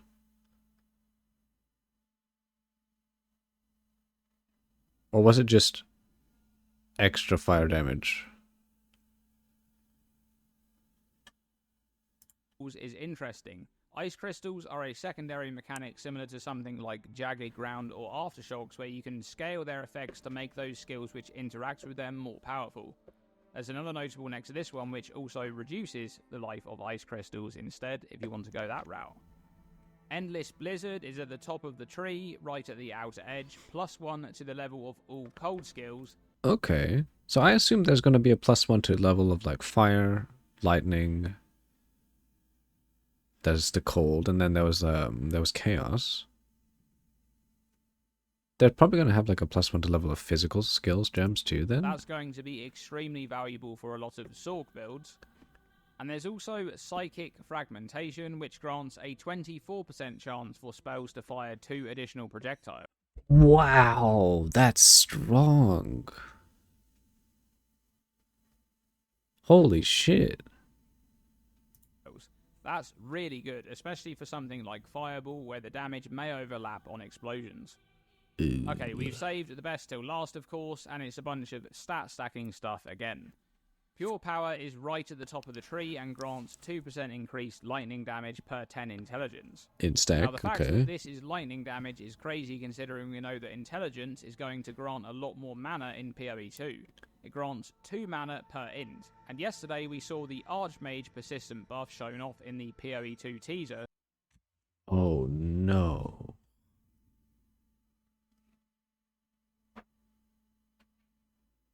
While active causes your spells to cost additional mana and deal extra lightning damage, both based on your maximum mana. In stacking CI mommy build. Archmage. God damn. Which combines incredibly well with this node. But if you want more reason Goodbye bitrate build. Holy shit. to stack intelligence and mana, Way look too no dank. further than Arcane Intensity, which grants 3% increased spell damage per Oh my god. 100 maximum Well, it's not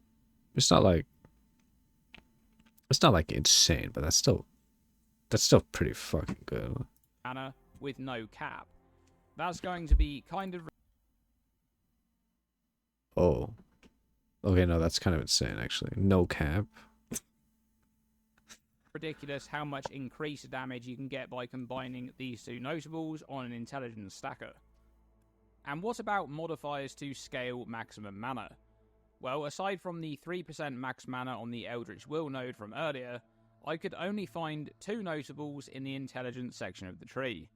Mana Blessing near the Witch and Sork start, Oh, that's not and much. Raw Mana closer to the outer edge of the tree. Oh. I know that there's also a few notables in the Int Strength portion of the tree, so while Mana didn't quite get the life treatment, it did get extremely limited compared to PoE 1.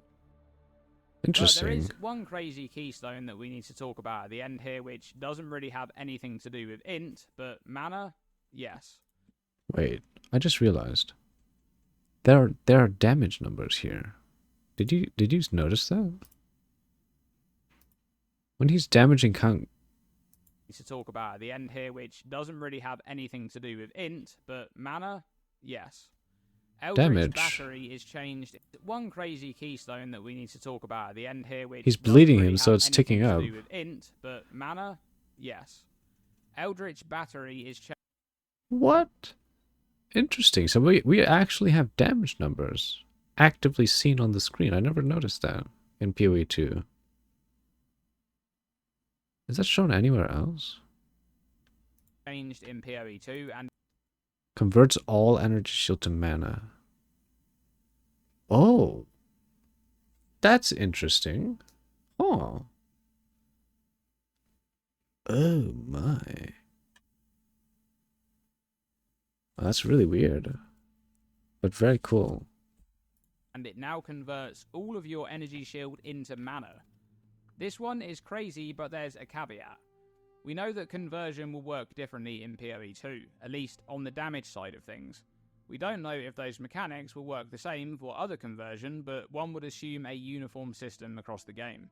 And that would mean that energy shield converted to mana wouldn't remember its origin, and therefore it wouldn't be affected by modifiers to energy shield. In other words, you won't be able to scale the portion of energy shield converted into mana with modifiers to energy shield. Only mana modifiers would apply to it. And that's it. Some of the more interesting nodes on the intelligence aligned portion of the tree. Thanks for watching this video, and as always, stay tuned and stay safe. Fuck. That is very cool.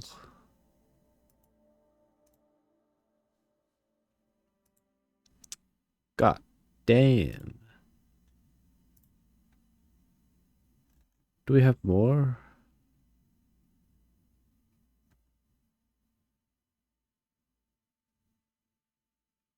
Mechanics, energy shields. You know what? We should probably watch like all of his videos. He explains all of the mechanics. I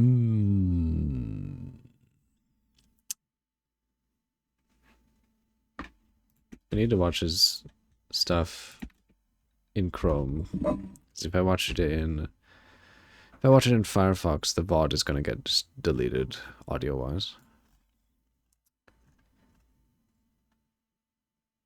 Unarmed gem tech. Hand of Chayula unarmed gem. Okay. Oh, I do want to know about Spirit. You know what? Alright, let's just go down the list.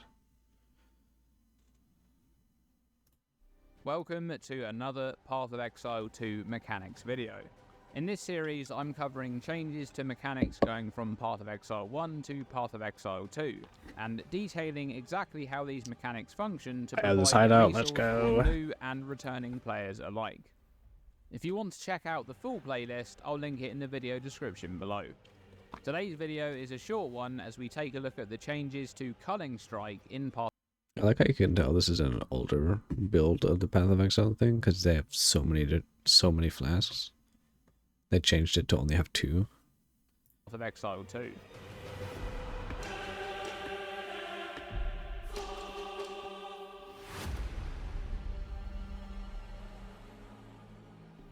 Culling Strike is an on-hit mechanic in Path of Exile. If a hit with Culling Strike would bring an entity's life to or below a threshold, that hit will instantly kill the entity. So by default, in Path of Exile 1, Culling Strike has a 10% maximum life threshold. So a hit with Culling Strike would need to bring a target down to 10% of their maximum life or below to proc the Culling Strike and instantly kill that target. Importantly though, the hit does not need to deal any damage to proc a Culling Strike.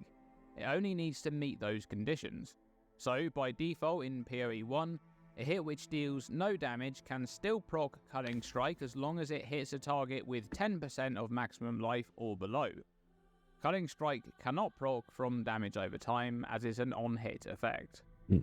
Now, in Path of Exile 2, Culling Strike is receiving some changes to the default Culling Strike maximum life threshold, and this threshold will now be based on monster rarity. This change is sourced from a loading screen tip shown here. So, Culling Strike in POE 2 will have a different maximum life threshold for each different monster rarity type. God damn, 30% for normal or white monsters, 20% for magic or blue monsters, 10% for rare or yellow monsters, and 5% for unique monsters. In terms of the effectiveness of Culling Strike going from POE 1 to POE 2, it's going to be stronger against weaker monsters and worse against named bosses. And in terms of the effective damage increase you gain from utilizing Culling Strike, well, the default Culling Strike in Path of Exile 1 is approximately 11.1% more damage when it's executed at 10% of maximum life. That's going to remain the same for rare monsters in Path of Exile 2, but for unique monsters it's going to substantially decrease down to approximately 5.2% more damage when executed at 5% of maximum life, while for magic and normal monsters it's substantially increasing to approximately 25% more damage against magic monsters and 42.8% more damage against normal monsters. Nice. Now, in the context of POE 1, this of course doesn't sound particularly useful because normal and magic monsters often die in a single hit anyway. But we have already seen some footage of considerably tanky magic monsters in Path of Exile 2, and we know from dialogue in interviews that they're trying to create different monster types with varying difficulty and rewards based on that difficulty. So it may be the case that you encounter normal or magic monsters that are considerably stronger than others, and this is where that Culling Strike may be useful. There's also the question of whether or not the Slayer ascendancy will exist in POE 2, and if it does exist, how will it interact with these new Culling Strike thresholds? That is yet to be seen. Imagine if they added back Slayer, and it just increases the effect of Culling Strike by 100%. So unique is back. Well, yeah, unique would be back to 10%. rare, but then normal. Normal is fucking 60% call. Imagine. That would be actually way too strong.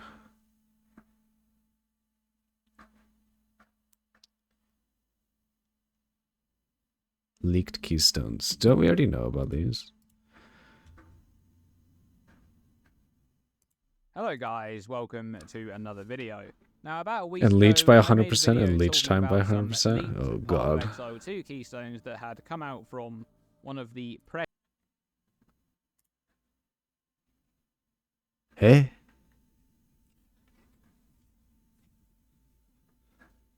Isn't this basically removed now? Because they added the charms. We're down to two flasks only, so this is just... I assume this is gone. That had come out from one of the press interviews at the Someone would be, Tokyo oh, Game I Show, bumped into and you. some of those Yeah. keystones were returning keystones from Path of Exile 1, which had been changed quite significantly, and others were completely new keystones. Some So of in these this have been video, we're likely going to be gone talking poof, about probably. a few more of those keystones, beginning with acrobatics. Now, acrobatics, of course, in Path of Exile 1 is a Yeah, we saw this keystone which one. converts your spell suppression into spell. We saw Now, a lot of this. people were making a big deal of this one. Yeah, this... The new Mind Over Matter is like actually insane. So, Mind Over. So, this keystone in Path of Exile 2, it's going to grant 100% of life leech is in. Oh, you can't use life flasks? Really? With the new Valpact? Wait. Valpact always allowed you to use life flasks, right? Yeah. Oh. Cannot recover life other than from leech? Wait. Does that mean you couldn't use life flasks with Valpact? Was that... I thought you could, because I remember using Valpact and using life flasks in lab. But it always felt like shit.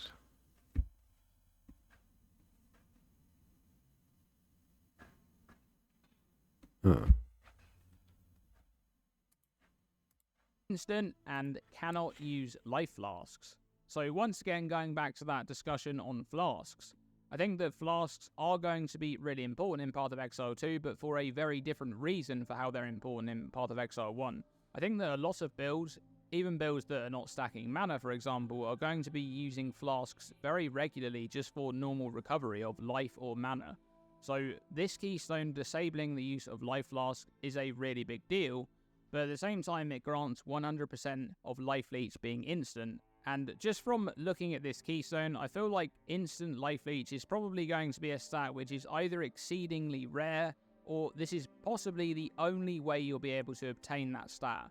Because right now in Path of Exile 1, it's very easy to obtain instant leech. You can get it just by clicking on a mastery, you can get 10% of it.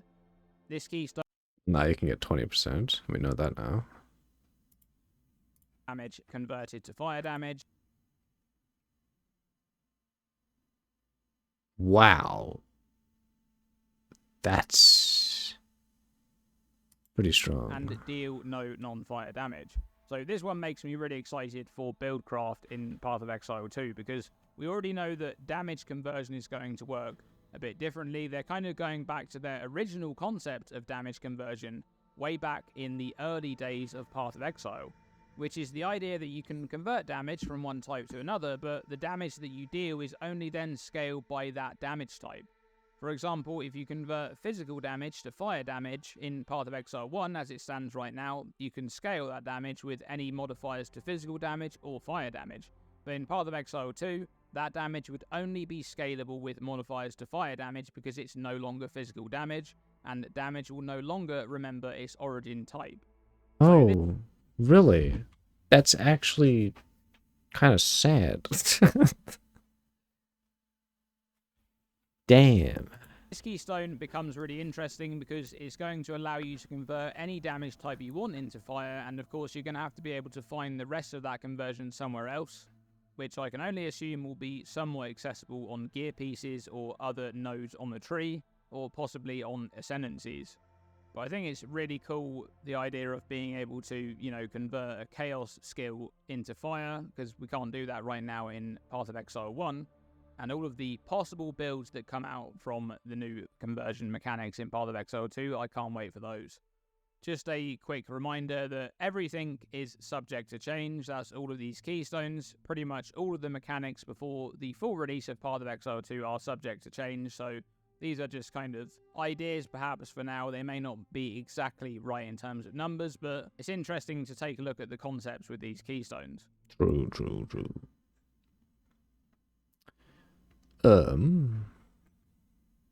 Let's see Spirit, because this is a brand new.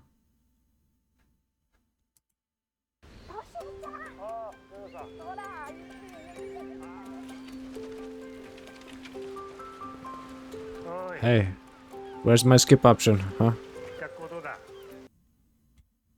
Welcome to another Path of Exile 2 mechanics video. This is a series I'm making in the run-up to Path of Exile 2's early access launch This on boss looks so November 15th, cool. covering Path of Exile 2's mechanics, how they function, and how they differ from the same mechanics in Path of Exile 1, to create a resource that is useful for new players and veterans alike. Beautiful Japanese You can check coastline, out why the full skip? series by following the link in the video description below. It was This 53 video minute is all long about ad. Spirit. Let's get into it. Fuck that.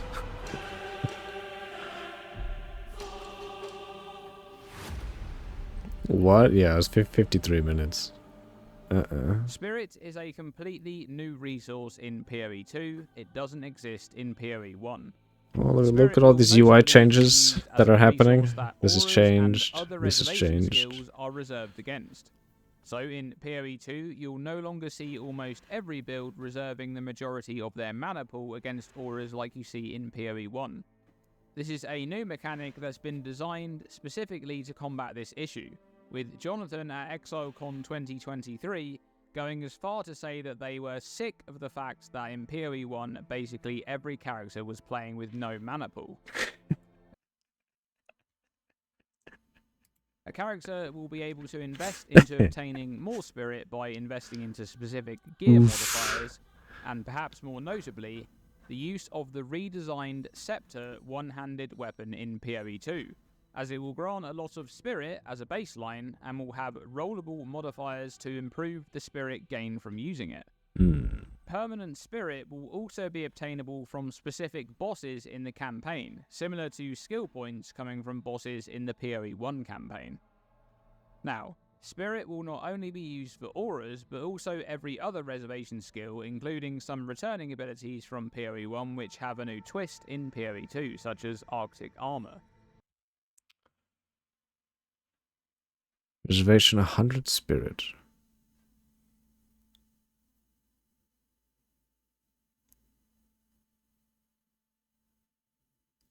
Less fire damage taken, less physical damage.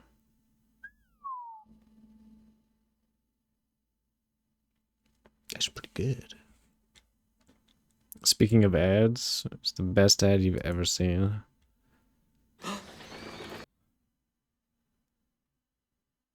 The fuck?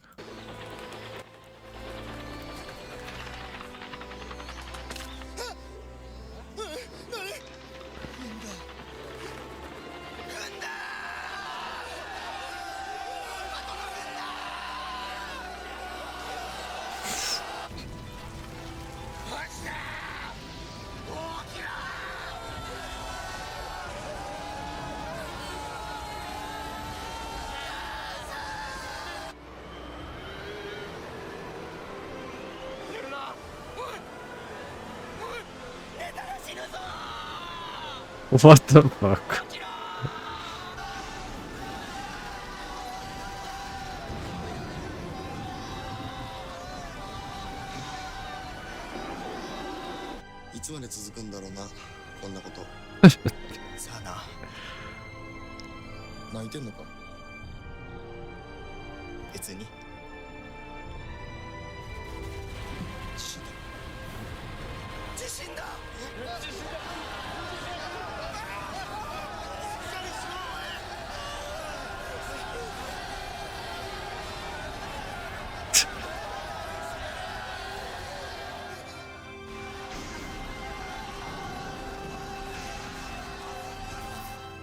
Syria, roofing tiles. What the fuck? That was for roofing tiles? God damn it. This is better production and quality and emotion than most videos nowadays. That was 4 years ago? 6 years ago. I mean, he's not wrong. It's fucking ridiculous.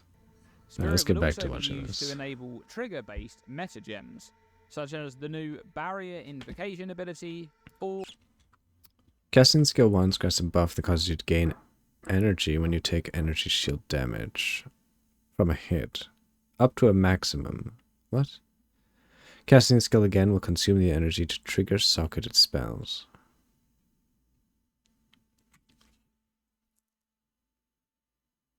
So you can have a big hitting ability on this.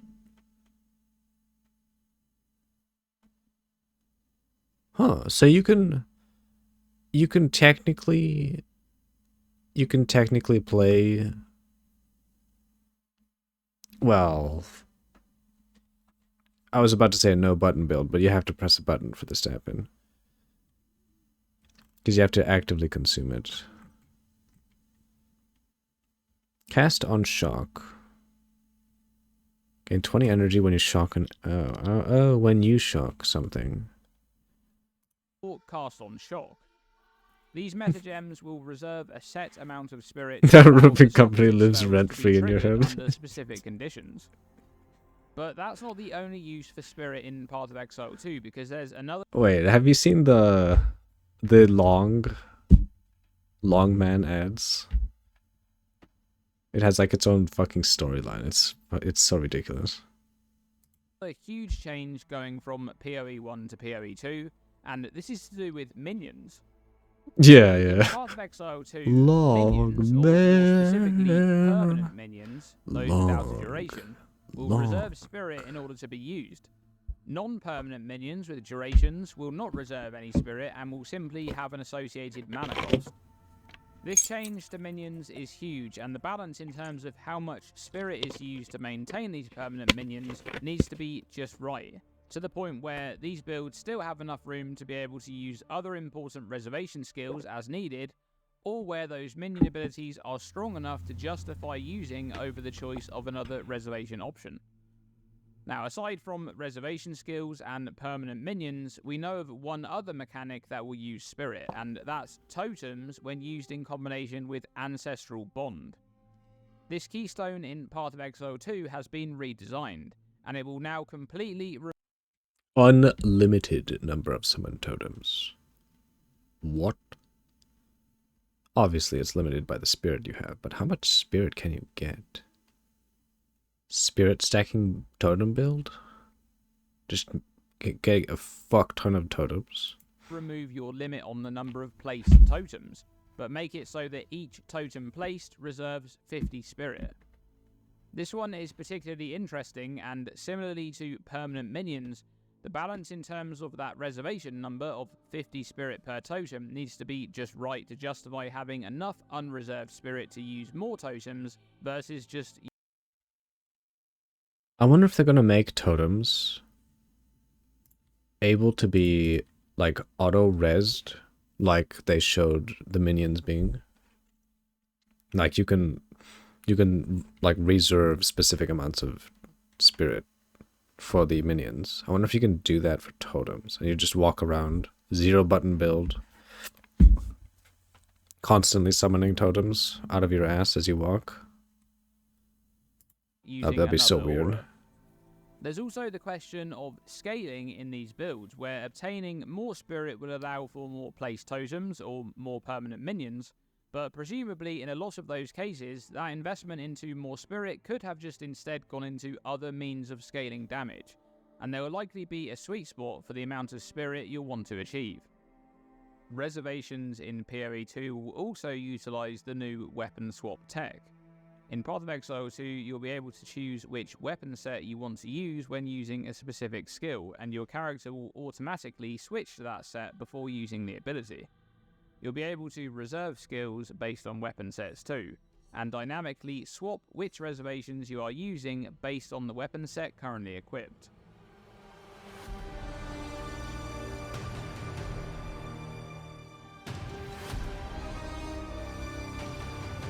Oh, the music's so good.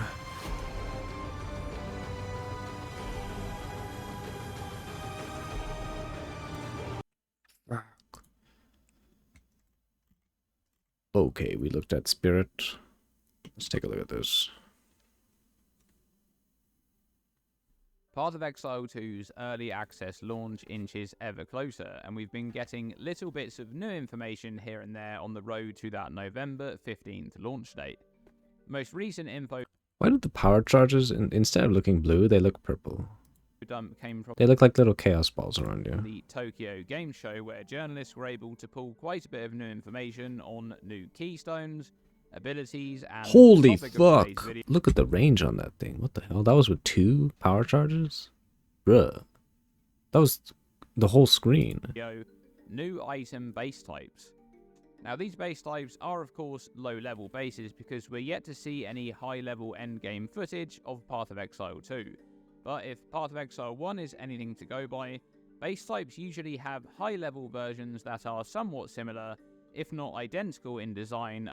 That was weird. He like yoinks the power charge out of the things that he hit that had like the power charge balls show up on them. Only with more base stats on those high-level versions. How old is this So video? these base types are fun to look at to see what we 1 can month expect ago. in PoE 2. So let's get straight into it, beginning with the Solar Amulet. Now, I just made a video a few days back talking about the mechanics of Spirit in PoE 2, and it looks like you're going to be able to invest quite heavily into Spirit with various That looks like an absolutely dog shit base. item slots, including at least the Amulet Implicit as seen here, but possibly also Amulet Explicit modifiers to provide a lot more of this stat. Spirit will be the resource that a character will use to reserve any reservation abilities, which includes the skills we're already familiar with in this role, such as auras or herald skills, but it also includes meta trigger gems. So trigger-based builds may need to invest further into Spirit to be able to use those reservations in addition to any auras they want to run. Oh, he Now, fucked up. He speaking could have of gotten 2 trigger power gems charges. reserving Spirit, this change is really important because it indirectly buffs self-cast builds, and that's where we should move on to the next new base type, the Pearl Ring, which grants cast speed as it's implicit. Self-cast builds in PoE 2 won't need as much Spirit as trigger-based builds, or alternatively they can invest the extra Spirit that they have into more auras or other reservation skills like Herald of Lightning or Arctic Armor, for example. This new ring base type will also make cast speed a bit more accessible as a stat for those builds, especially earlier in progression when crafting a good ring with other needed stats can be quite difficult. Next up we have the Icicle Flail. Now this is a flail which is a new weapon type in PoE 2, but more importantly, this weapon Cold base damage.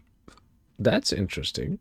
deals pure cold damage as the base damage stat, which is something we saw a little bit of back at ExileCon 2023. This idea that weapons wouldn't only have base physical damage, but actually have different base damage types. Now, this brings into question how exactly you'll scale this damage using explicit modifiers.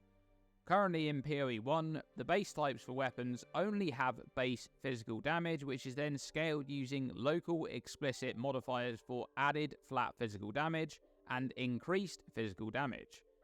In PoE 1, you can roll modifiers which provide added elemental or chaos damage, but you can't roll modifiers which provide local increased elemental or chaos damage, like you can for physical damage. However, in the most recent league, Settlers of Kalgur, we have a weapon enchantment which provides increased elemental damage, and this is a local modifier. It directly scales any flat added elemental damage that you have on the weapon. Can we expect these types of local increases to exist for other damage types in PoE 2? And if so, will they be rollable on any base, or will it be specific to the base type?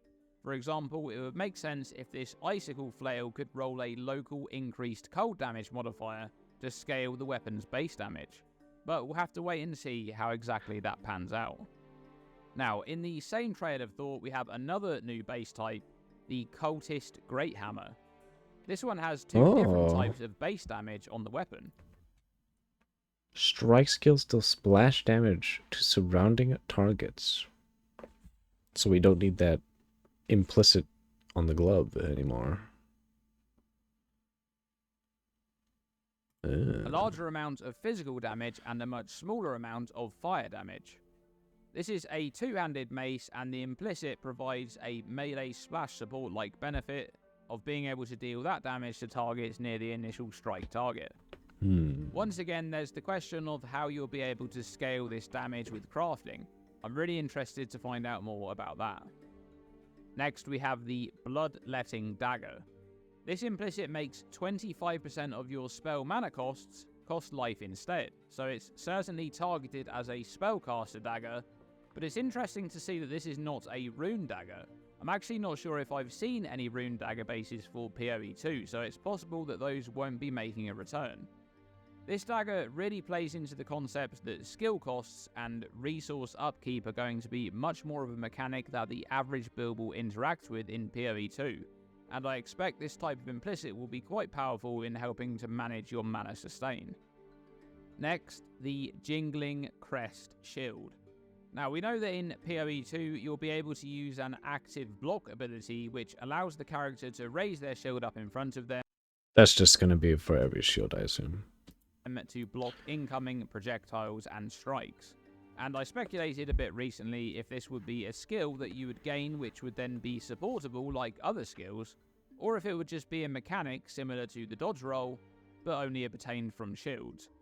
And it appears, at least from this base type, that it will be a supportable skill, Raise Shield. I love the concept of an active block, and the idea of this being a supportable skill is awesome. I wonder what interesting support options they may come up with for this one. Super excited to see that. There's also this Jade Club here, which isn't too interesting. At least, that's what I thought until... Its resolute technique always hits. What the fuck? Oh, it's int. What the fuck? It's a mace? An int mace. Till I spotted one very strange thing. This is a one-handed mace and it requires 149 intelligence to equip. Path of Exile 1 maces are all strength-based weapons. They only require strength to equip, which makes sense thematically. It's possible that this is a typo or an error on the PoE 2 database website, either in terms of the required stat being intelligence instead of strength, or it's possible that this is actually a scepter or a wand base and is labelled as a one-handed mace in error. Maybe. Though the name Jade Club certainly suggests a mace. But it says always If it does hits. indeed require a huge chunk of intelligence to equip, that is certainly intriguing. The Jade Club has the always hits implicit, which is basically Vagan's hits cannot be evaded modifier from Betrayal for those of us who play PoE 1. Yeah. Now, we've already heard that accuracy is going to be more of a range from target mechanic in PoE 2, where melee requires less accuracy than, say, a ranger using a bow from a great distance. So considering this implicit is on a melee weapon, I wonder how useful it will be. Now lastly for this video, I wanted to briefly discuss something else, a new ability, Hand of Chayula. This skill is so cool and it has some awesome... That's actually a really good way to handle accuracy. It is pretty cool. Dash to an enemy, strike them with an unarmed attack. Applying socketed curses and marks with increased effect. The skill always strikes with your bare fist.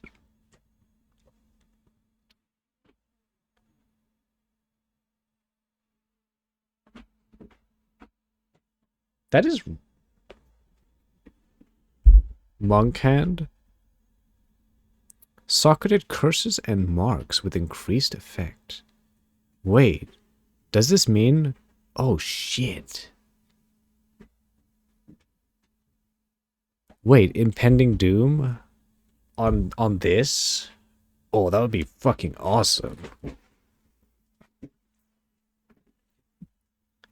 Well, actually, it would be kind of shit, but...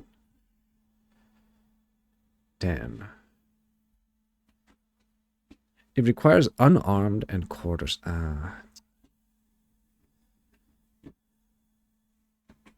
Damn. awesome new tech which doesn't exist in PoE 1. You'll be able to use this ability while you have a weapon equipped, in this case a quarterstaff, and it will still perform an unarmed strike. The skill applies linked curses on hit, so even if it doesn't deal a lot of damage, it's going to provide useful utility. We even have some footage here of the animation, which appears to be Ugh. What is this wire management? It's worse than me. Well, I guess there's like multiple screens, so yeah, it's fine. one of the breach hands that come out of the ground in PoE 1, which grows from the character's fist. That looks amazing. We're just 36 days out from that early access launch date, and probably about 3 weeks out from the live stream to find out everything we're going to be doing in the early access. Thanks for watching this video. Is it toxic though? Support. God damn, okay. Active block. We already know about this. This is interesting though. Welcome to another Path of Exile 2 mechanics video. This is a series that I'm making in the run-up to Path of Exile 2's early access launch on November 15th, covering the game's mechanics and how they function, and how they differ from the same mechanics in Path of Exile 1, to hopefully create a resource that's useful for new players and veterans alike. You can check out the full series by following the link in the video description below. This video is for Endurance, Frenzy, and Power Charges. Let's go. Let's go.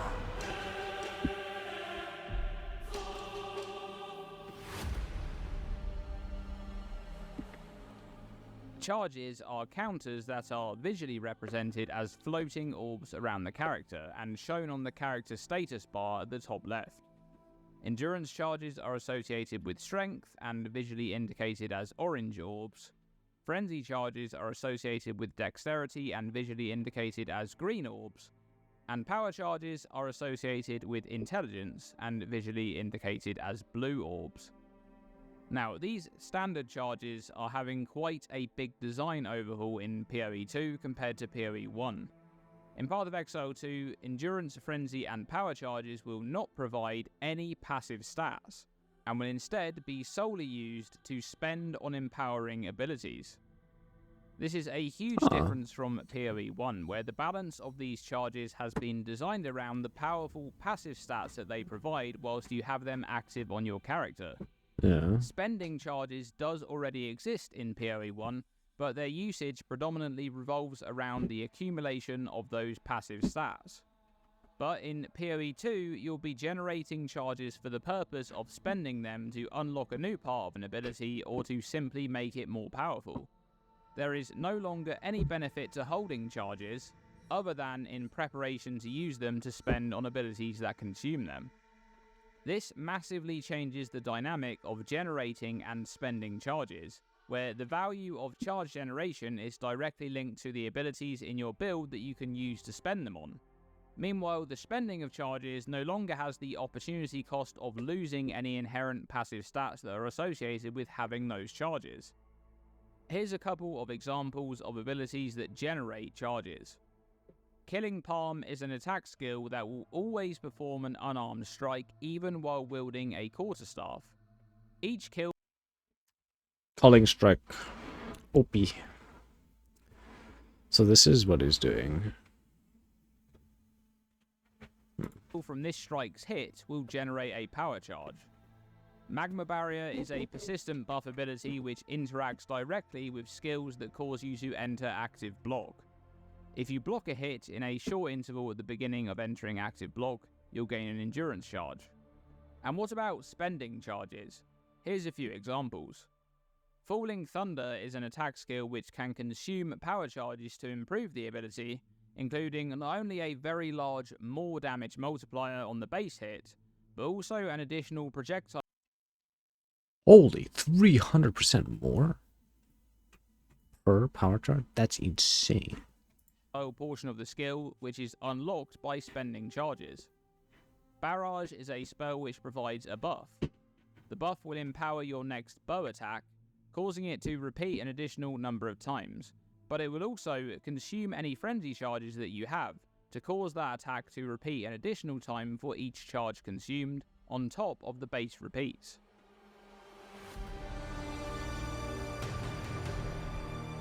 Oh, so they're just purely a spending resource now.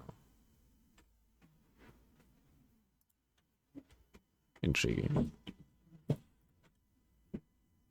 Welcome to another Path of Exile 2 mechanics video. This is a series that I'm making in the run-up to Path of Exile 2's early... We don't know if it's purely that. Okay. Might be some uniques that make them act like old stuff. Ah, maybe. access launch on Possible, November yeah. 15th, covering Path of Exile 2's mechanics, how they function, and how they differ from the same mechanics in Path of Exile 1, to hopefully create a good resource that is useful for new players and veterans alike. You can check out the full series by following the link in the video description below. This video is all about accuracy. Let's get into it.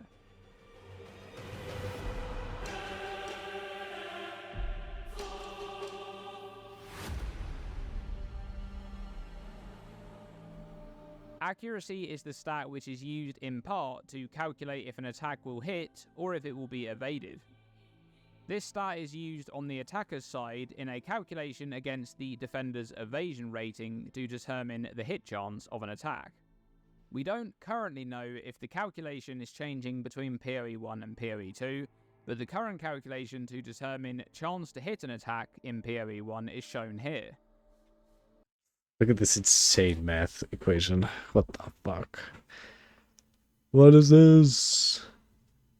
Note that the chance to hit an attack can never be lower than 5% because evasion's chance to evade is hard capped at 95%.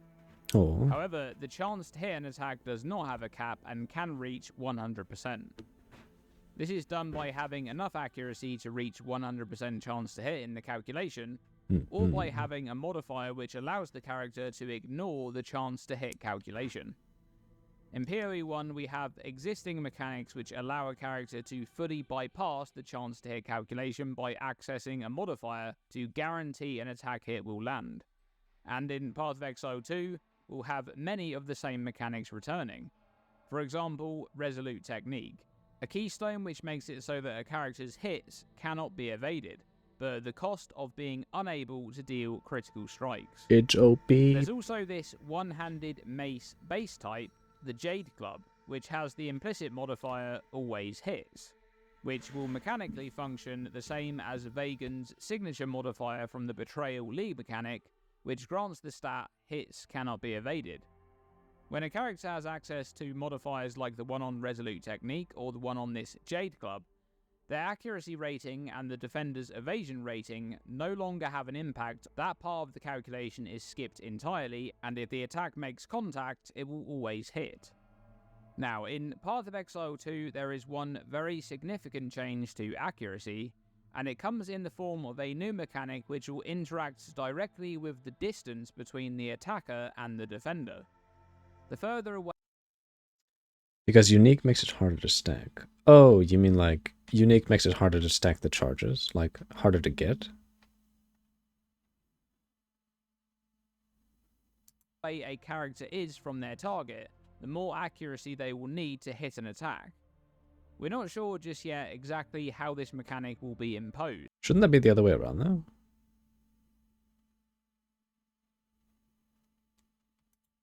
But we do have a Path of Exile 2 support gem that may be quite telling as to how exactly this may work. Far Reach is a strength support gem and it supports melee attack skills. This support gem makes supported skills have 80% reduced penalty to their accuracy rating at range. Now the term at range could mean anything of course, but I expect this will be referring to melee skills we've seen akin to slams in POE 1, where they can be used at a much greater distance from the target compared to strike skills. Oh!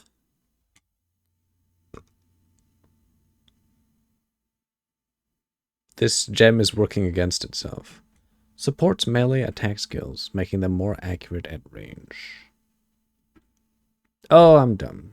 No, I'm just reading wrong. Reduce penalty to accuracy rating at range. What do you talk? For example, which typically require a character to be much closer. This support gem would imply that there is some kind of less accuracy rating modifier imposed on the character when at range from the target, possibly scaling up more and more the further away they are, and this support gem would then slash that penalty down massively to make the supported attack much more accurate at a distance. The concept of this change does make a lot of sense, of course, where a character hitting a monster in melee range with an axe will require much less accuracy than a character firing arrows from their bow at a great distance. Okay, so it's technically speculation right now, but that does make sense.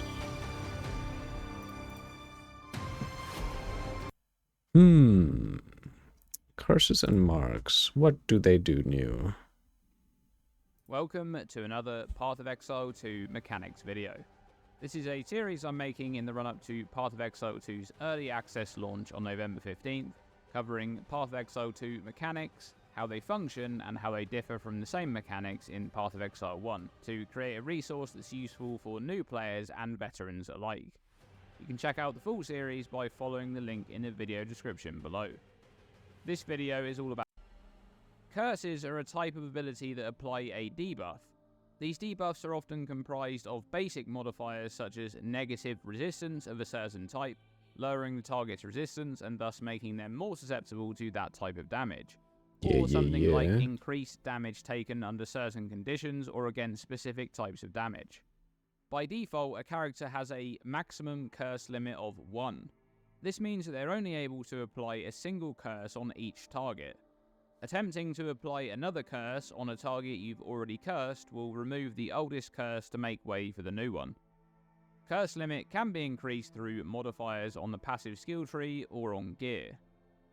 Now, in Path of Exile 2, aside from changes to the curse skills themselves, there are two very big functionality changes with curse skills. Let's start with marks. Mark skills are a type of curse skill in POE 1. They can essentially be seen as single target curses with powerful effects. But mark skills also carry their own unique mechanics in POE 1. For example, mark skills have a limit of 1 per target even if curse limit is increased above its default limit of 1. You cannot have more than one mark on the same target at a time, and moving that mark to another target will remove the mark from the previous target. Yep. Mark skills also have no duration, or rather they have infinite duration, compared to a standard hex curse which has a fixed duration by default. However, the first big functionality change is that mark skills will no longer be curses in POE 2. This was confirmed by Viperesque on Discord. Now, Marks are not curses in POE 2. That's also why Hand of Triula has to list them separately. Oh. This means that making use of mark skills will not count towards a character's curse limit anymore. Like, So technically... without any investment into increasing curse limit, a character will be able to make use of a curse skill and a mark skill together at the same time. But it seems that mark skills themselves are also undergoing changes for POE 2 in terms of their own unique mechanics. They will now have a duration, and judging from the sniper's mark skill that we've seen, they may have more temporary effects that can cause the mark to end early, providing a payoff. In this case, the next critical strike has a higher critical damage bonus, and provides the character with a frenzy charge before expiring that mark. Now, the second big functionality change in POE 2 comes in the form of how exactly curse skills are activated upon their targets. In POE 2, curse skills will have an activation delay for a short period of time after they've been cast before they actually take effect. Some of you may remember the Doomsday keystone which existed in POE 1 for a while. This keystone made it so that your curses created a hex area which immediately gained maximum doom after 1 second. The doom mechanic has since been retired along with this keystone, and we don't know if the activation delay will be 1 second in POE 2, but this is essentially a very similar concept, with the major difference being that in POE 2, the targets won't be cursed until after the activation delay has played out. Aside from the curse ability descriptions, one of the only other mentions of activation delay is on Whispers of Doom, which will be a keystone in POE 2. This keystone increases a character's maximum curse limit by 1, but doubles the activation delay for curses, so it takes much longer for those curses you cast yourself to actually take effect. But what about avoiding the downside of this keystone by bypassing the activation delay altogether? Blasphemy is another returning mechanic, and in PoE 2 it will be a persistent buff that reserves spirit per socketed curse to apply those curses as auras around. That's actually kind of cheap. What? Because we know for a fact that we can have scepters that have 100 flat spirit. That's really strong. Wait just a sec. I need to take a piss real bad. I'll be right back.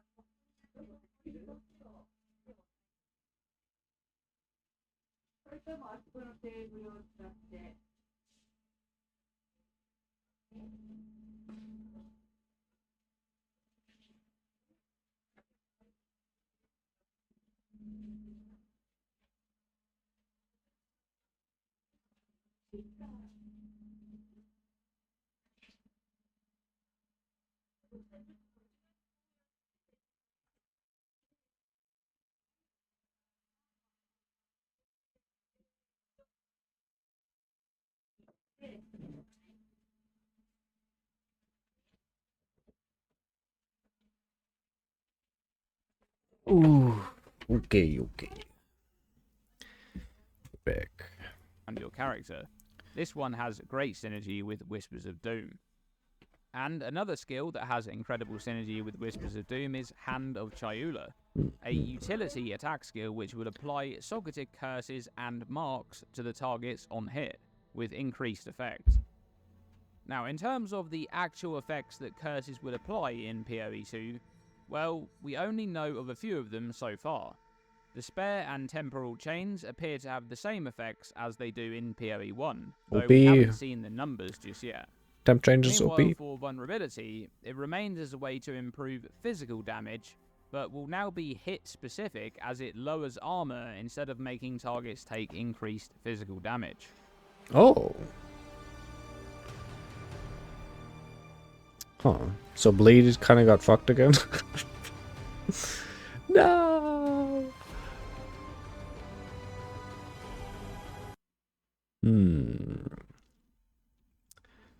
Dojo Rolos. We know about this. Critical strikes. Critical damage bonus. This is probably basically the same. We'll just see it though.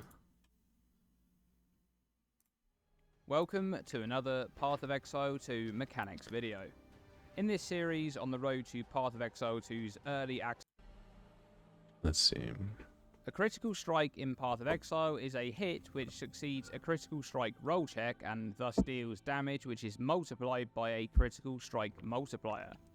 But Path of Exile 2 is making some very big changes to critical strikes.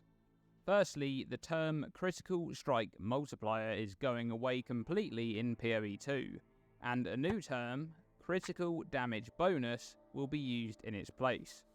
As a disclaimer here, Viperesque, a Path of Exile 2 developer, on the official Path of Exile Discord server, has stated that this new terminology is possibly subject to change before or during the early access period, as they're not entirely happy with any potential confusion that it could cause.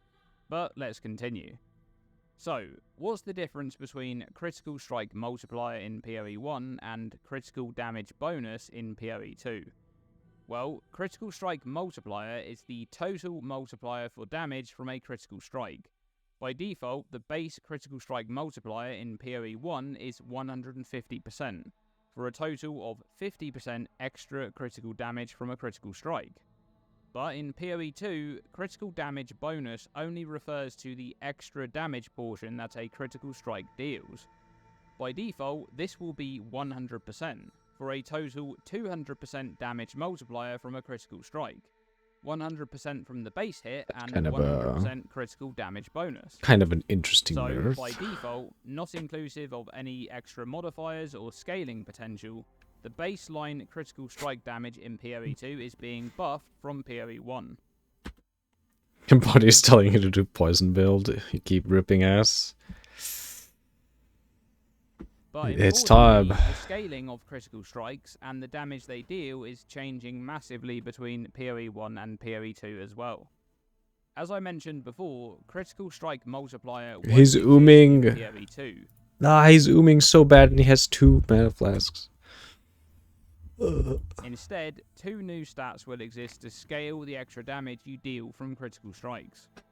Firstly, the more common modifiers will be multipliers to critical damage bonus. These will mostly be comprised of increases or reductions to critical damage bonus, and rarely they'll exist as more or less multipliers to critical damage bonus. Secondly, less common... Believe we're only getting 2 flasks? Yeah, this is old footage. We're basically just here for the info that he's talking about. 1 health, 1 mana, yeah. modifiers will exist as additions to critical damage bonus. These will function exactly as critical strike multiplier does in PoE 1, adding their bonus directly to create a total critical damage bonus stat which is then scaled by any relevant multipliers. Let's take a look at some examples to tie this together. These gloves have a modifier which provides 22% increased critical damage bonus. Then we have this flail, which has a modifier for plus 41% to critical damage bonus. Lastly, we have the Pain Attunement Keystone, which, in PoE 2, grants 30% less critical damage bonus when on full life, and 30% more critical damage bonus when on low life. Let's say a character has the gloves and flail equipped and has the Pain Attunement Keystone allocated on the passive skill tree. Really want to play monk though? Also on low life, Play a the poison passive monk. Pain Attunement. If the character has no other modifiers to critical damage bonus, they'd have the 100% default critical damage bonus, and this is where the additional critical damage bonus is applied from the flail, for a total 141% critical damage bonus. Then, this number is multiplied by the increase and the more multiplier, for a final total 223% critical damage bonus. This character's critical strikes would deal a total 323% of base damage. That's 100% from the base hit, and 223% critical damage bonus. Okay, so what about critical strike charms? Well, Path of Exile 2 is making changes to that as well, but this is going to be more in the form of stat allocation rather than modifier changes. In Really? PoE 2, you'll generally have access to higher base critical chance weapons and spells. For example, this Crone Knife or this Icicle Flail. But there will still be plenty of low base critical strike chance weapons and spells as well. And this is because the base critical strike chance for weapons and spells are typically associated with their attribute alignment. Let's take a look at these comments from Viperesque, detailing the generalized order for spell base crit based on damage type, and the idea that crits are intelligence aligned, so intelligence based weapons tend to have higher base critical strike chance. We don't know. Really? Physical?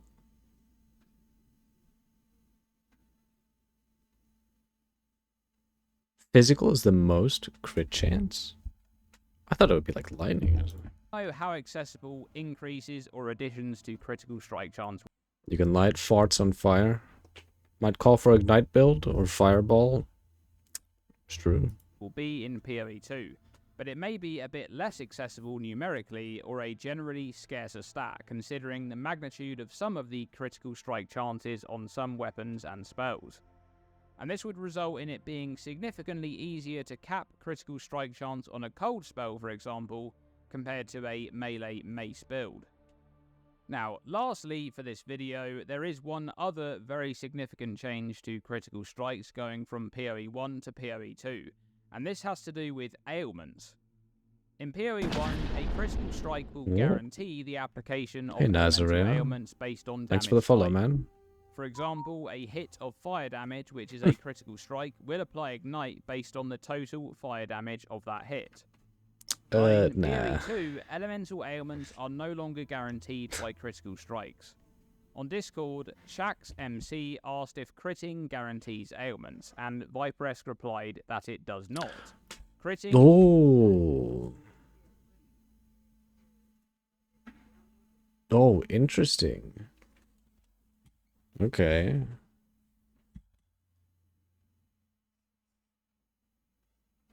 Increases the chance of igniting an enemy since that's the base damage, but does not guarantee it. Oh, that's interesting. Oh, hey Dennis. Allah. Increases the chance of igniting an enemy since that is based on the damage you deal, but does not guarantee it. Now, Viperesque is referencing another mechanical change in this response, which is to do with how ailment application in general will work in PoE 2, which is now going to be based on the damage rather than a critical strike check or the chance to inflict an ailment. But we'll go into that one in detail in a future video. Huh. For this video, the important takeaway here Based is on that the critical damage. strikes will no longer provide a guaranteed Mr. way to Ramen, inflict you mean? elemental ailments. Oh no. Huh.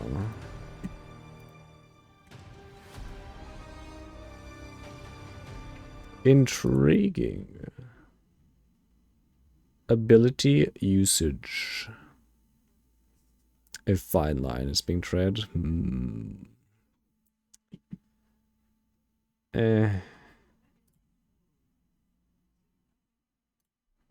Welcome to another Path of Exile 2 mechanics. One of the biggest reasons that Grinding Gear Games took on the task of creating a new game in Path of Exile You're on 2 phone. is that they wanted to make an ARPG which Stay solved safe. a lot of the things You're that the probably original driving. Path of Exile Stop always him. struggled with. And at the top of that list is visceral combat, especially in regards to melee. XDG, yeah. Path of Exile 2 has an extremely heavy focus on the feel of moment-to-moment combat, with a new rigging system to aid with animation that allows character movement to seamlessly flow from one skill usage to the next. In Path of Exile 2, you can retarget an ability during its animation, allowing your character to turn during the cast or attack time prior to going off. Skills that have longer animations will allow the character more room for adjustment, which will mean that more mobile targets can still be tracked and hit with skills that have much longer wind-ups. Ability use can be manually cancelled if you need to move out of the way of immediate danger, for example, or if you just no longer need to use that skill. This can be done forcibly by dodge rolling. You're so tempted to add a certain type of ramen to list of blocked phrases. Watch the next time someone uses it, the next message just gets instantly blocked. That's the thing, though. Not everyone that says it are the ones that do it. Now, the cancelling of abilities will likely be something that's much more important in PoE 2 compared to PoE 1, because skills typically have longer cast times than those we're used to in PoE 1. For example, the Arc spell, which has a 0.9 second cast time in PoE 2 compared to the 0.7 second cast time in PoE 1. Ugh. Ugh, they made Arc even slower? Oh my god. We are here to break down lines. Sometimes you break down Robin in an action called crushing, and then snort it. Oh my god. Oh no. So carefully worded. Ooh. This is why you never added, nor will you likely do so, yeah. But there are also several much stronger abilities which have very significant cast times, like Comet, which has a 1 second base cast time with an additional 1 second to total cast time as a modifier on the gem itself that likely scales with gem levels. Being able Yikes. to cancel a skill with such a long cast time will be crucial to maintaining that freedom and fluidity of moment-to-moment combat. But what about the mana cost of a skill? In PoE 1, if you cancel or are forced to cancel a skill's animation before it goes off, such as being stunned out of that cast, you'll lose the resource cost of the skill since it's spent up front. But resource cost for ability use is also changing in a big way from PoE 1 to PoE 2. The cost of using a skill will no longer be spent up front upon first activating the skill, and will instead be spent over the full duration of the skill's animation, meaning that cancelling a skill before it goes off, either manually or having the skill forcibly cancelled by being stunned, is significantly less punishing. The option to retarget and cancel skill usage without losing resources should go a long way to provide the basis for smooth What is this combat. tyranny? But these are not the only changes to ability usage that Path of Exile 2 is bringing to the franchise, because many skills will now either have a movement function built in by default, or will be able to be used while moving. Skills that can be used while moving will typically impose a movement penalty upon the character during their cast time, slowing movement. This character looks so fun. I know the weapon, like the crossbow, is not tied to the character, but my god. Speed down, but not stopping it entirely. Meanwhile, for skills which do require you to stand in place, some of them have built-in movement. Going back to the Comet spell from earlier, this one has a movement portion of the skill which only activates if the spell is targeted close to the character, lifting the character up and repositioning them backwards slightly without turning around, providing some defensive utility to help maintaining distance during casting. There are also skills which act Looks more like a similarly machine to gun than a movement skills crossbow, in PoE yeah. 1, such as the The movement Keiko hand of class. Chioda skill. This one dashes to the target if they're at distance from you when it's used. Now lastly for this video, for the general ability use changes, is something a bit more cosmetic to do with the new rigging system in PoE 2. Some of you who have played PoE 1 may be familiar with the cast or attack animations of specific classes and specific weapon types, and how those animations tend to start looking a little bit ridiculous once you start to stack a lot of attack and cast speed, or a lot of action speed. This is because the animation in PoE 1 never changes, it just gets sped up, to the point where an animation which looks fine when it's played over the duration of a second, begins to look quite strange once it's played 10 times in the space of a second. But in PoE 2, the animation of a skill's usage is planned to be different based on the speed of that animation, with parts of the animation being changed for a faster or slower variant of the animation when certain speed thresholds are met. Oh, that's actually interesting. Really? I'm curious to see how like a Giga Zoom character would look like that. Oh.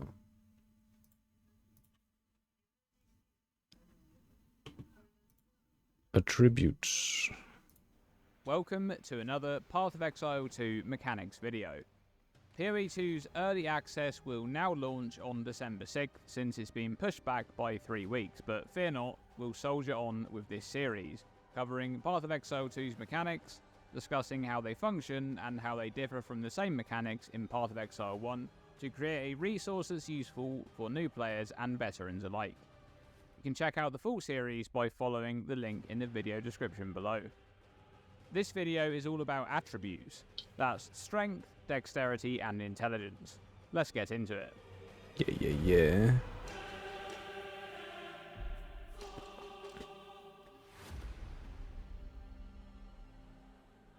Attributes in Path of Exile are stats which are used as gateways to using certain gear or abilities. For example, a character needs to have at least 293 strength to be able to equip this Royal Plate body armor. But attributes are more than just a requirement for gear and skills, as they also provide stats of their own. In POE 1, every 10 strength grants +5 to maximum life and 2% increased melee physical damage. Every 10 dexterity grants +20 accuracy rating and 2% increased evasion rating, and every 10 intelligence grants +5 to maximum mana and 2% increased maximum energy shield. Attributes and the stats that they provide are aligned with the passive skill tree and the classes that begin in those locations.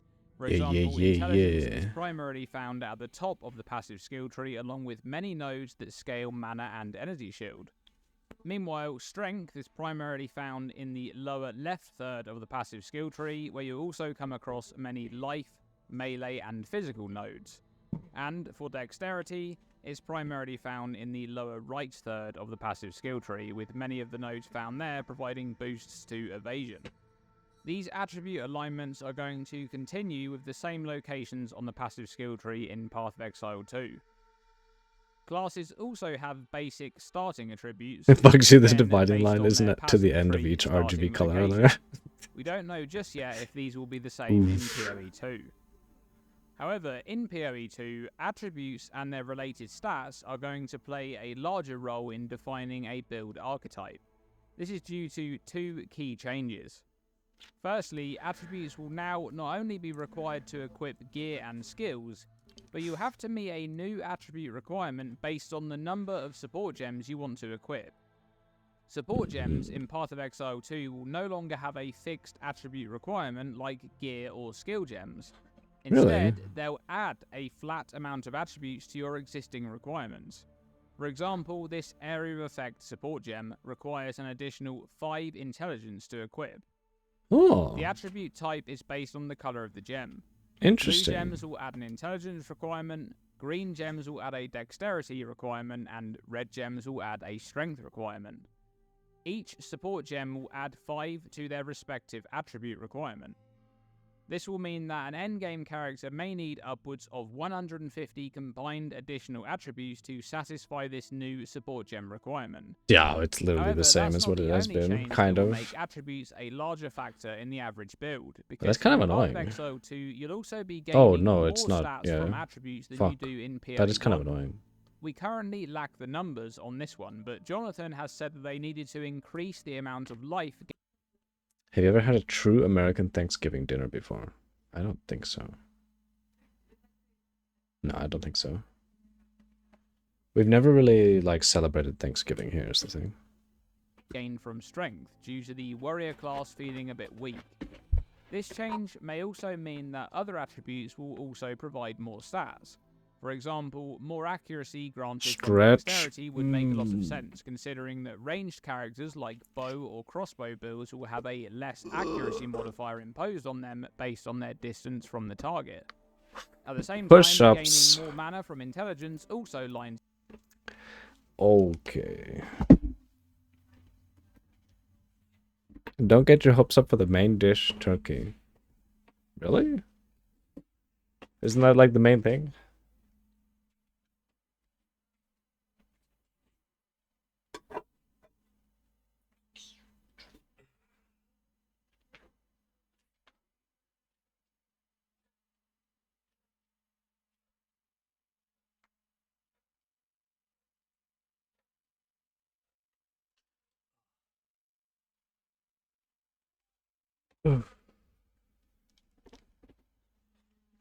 Instead, look forward to the stuffing and gravy. Okay. Turkey can be quite good, but it's nothing special to be honest. Chicken is generally better, I'd say. Gravy, potatoes, and sides in general are the bomb, though. Oh.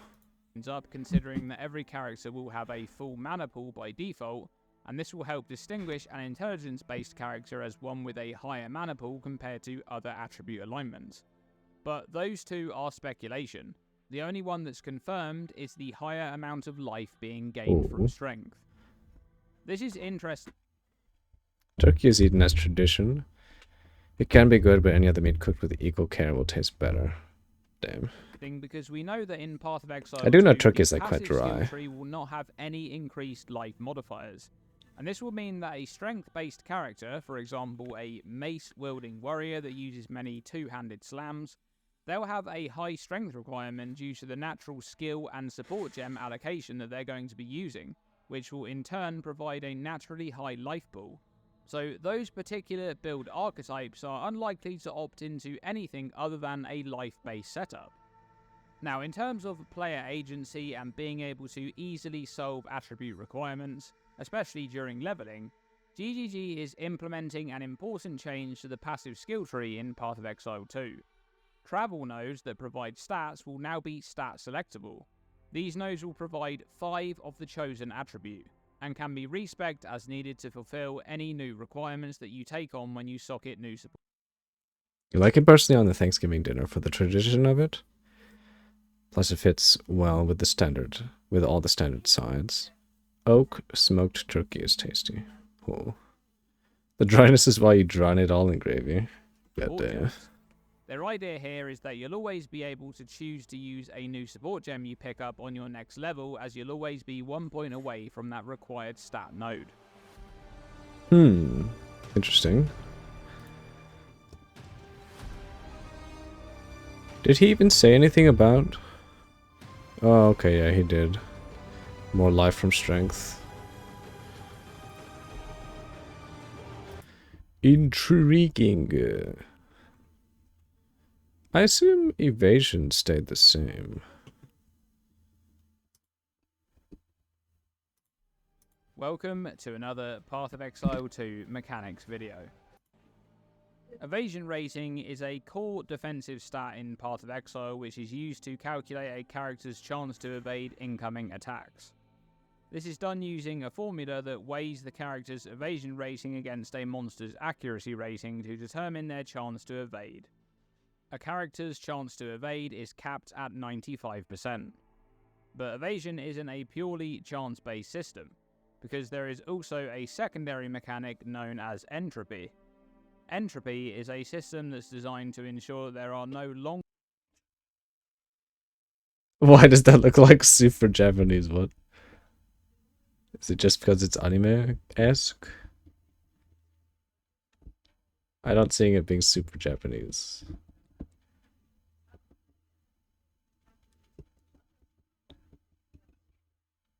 No, I don't see it.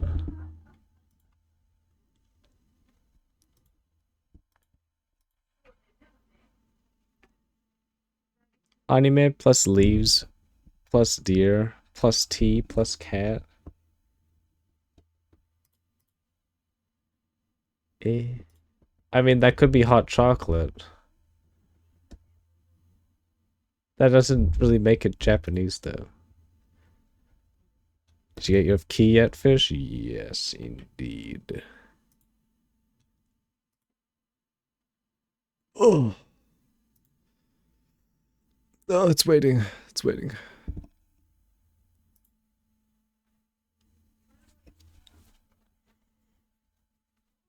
The architecture is definitely less Japanese, you will say. Yeah, but like the surroundings aren't exactly Japanese either. What? Why did you pin that? The retards in American Farm Bureau somehow think you can prep Thanksgiving dinner for 10 people at a cost of $58. 10 people. $58. Bruh. long strings of hits or evades by chance. When an attack is initiated, and that attack is the first in at least 100 server ticks, or approximately 3.33 seconds, an entropy value is randomly rolled between 0 and 99. The attacker's chance to hit is added to this value. If entropy exceeds 100 after the 3 to 4 people? No, I don't think you can even do 3 to 4 people. Maybe 3. But no. Like a proper Thanksgiving dinner, that wouldn't even come close. 2 maybe. For like a... I guess it depends on what you get. the attacker's chance to hit has been added, the attack will hit, and 100 is subtracted from the entropy value. If the entropy value remains below 100 after the attacker's chance to hit has been added, the attack is evaded and the entropy value remains intact. Importantly, entropy is a character stat, thus the same entropy value is shared across all monsters attacking the character. This system guarantees that evasion is less of a random defensive mechanic and more reliable in being able to evade over long strings of incoming hits. But in Path of Exile 2, the type of hits that a character can evade is changing. This is because monsters will no longer have a distinction between using attacks and spells in regards to a character's defenses. I'll link the full video on this topic in the series. Oh shit, interesting, really? Here. In Path of Monster damage categorization. Oh fuck. Dokada. Eh? What? Ruh. here. Give me that shit. What? Where? Oh. Welcome to another. No, 2 months ago. Welcome to another. Puts you in melee range. You'll be able to evade that hit. Exile 2, the type of hits that a character can evade is changing. Their list of what you buy indicates no seasoning. Fuel/electricity. Drinks, napkins, water to wash everything. Wait. What the hell do they list? They just list like the turkey.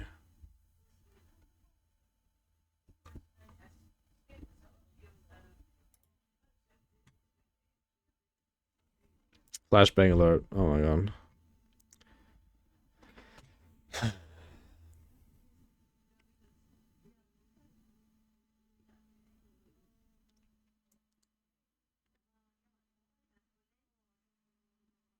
What?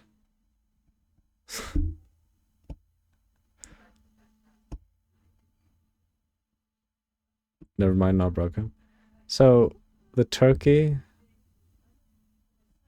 No. No. This many cranberries. Do you guys even... Can you even get that many cranberries without that much? No way, right? What is this? Fucking 1 sweet potato?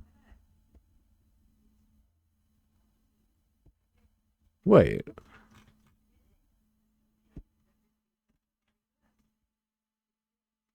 How many people is this?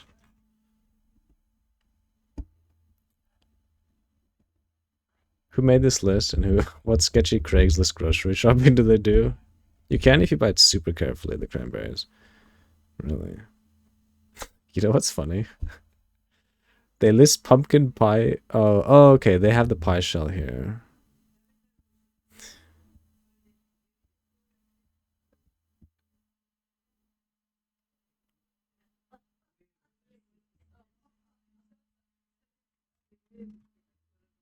Where does it say how many people this will feed?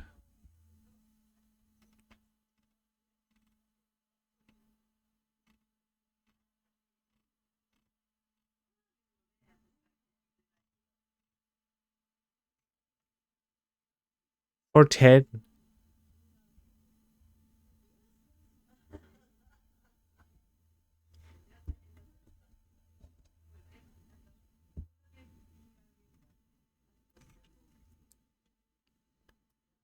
Is this... It's funny, they think prices have gone down. Out of touch. So wait, what? So they're trying to make carrots cube stuffing for the turkey with celery and this cube stuffing? This is the kind of dinner that you hit up Burger King on the way home? I mean, you probably get some better fucking dinner at Burger King. Like, this could probably feed... Oh. They're probably like... God, this is like... Just looking at this... There's no fucking way.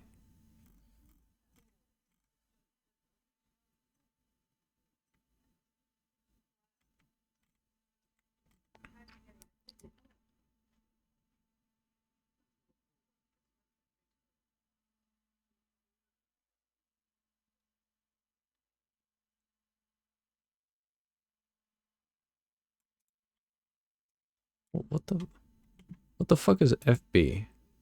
The Farm Bureau. Oh. No wonder why. It's literally a Farm Bureau. Welcome to another...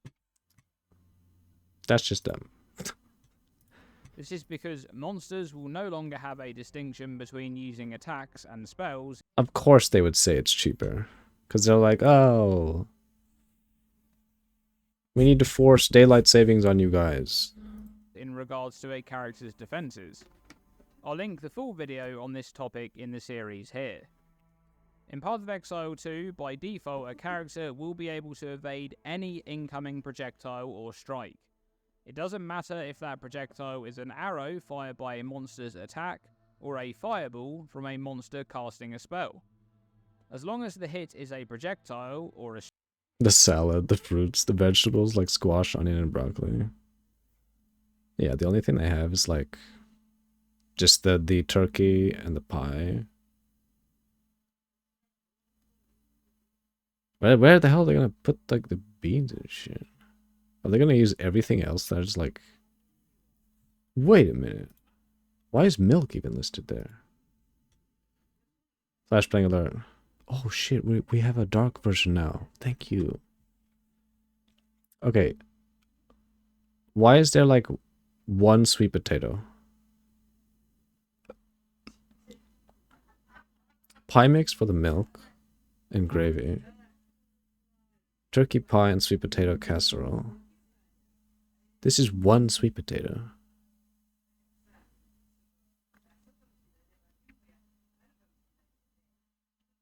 So the whipped cream, milk.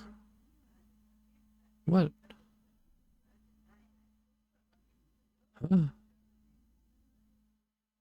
It's more than one, it's like two.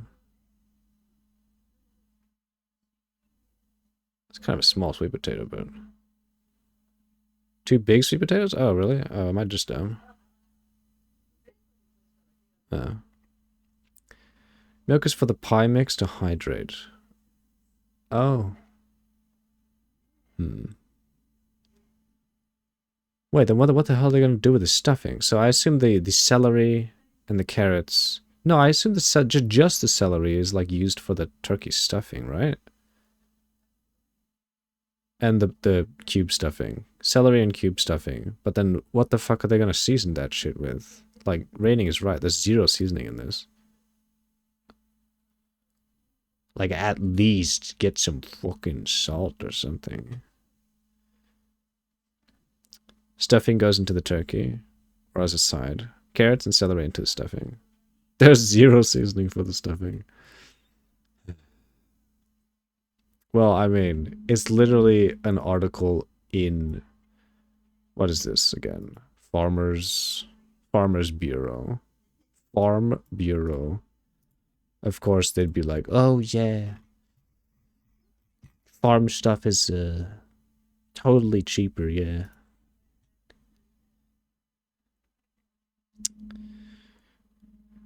Also, a dozen dinner rolls? A dozen? Oh, you're right. 1 dozen? Is that actually...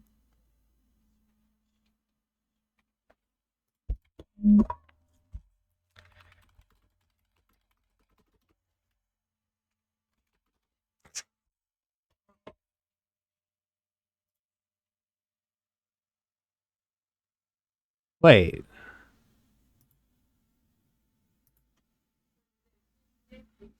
Ugh. Oh.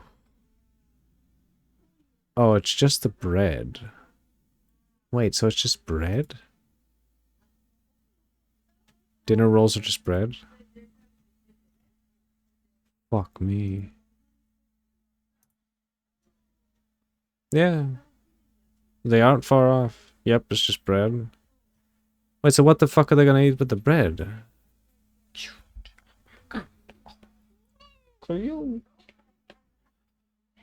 So, nothing? Well, I assume they... Oh, maybe they eat it with the turkey. Okay, okay. So they cut the dinner rolls, like, through the side to make it, you know, like kind of like a bun. Slap some turkey in there. Slap some cranberry in there, I guess. And just eat it as a bun. That seems like such a sad Thanksgiving dinner. Like I don't think we've ever really had like a Thanksgiving dinner, but I know we didn't. I know it's not fucking this. Missing out on gravy and butter because not mentioned in this list. You're right. Where the fuck is the gravy? Well.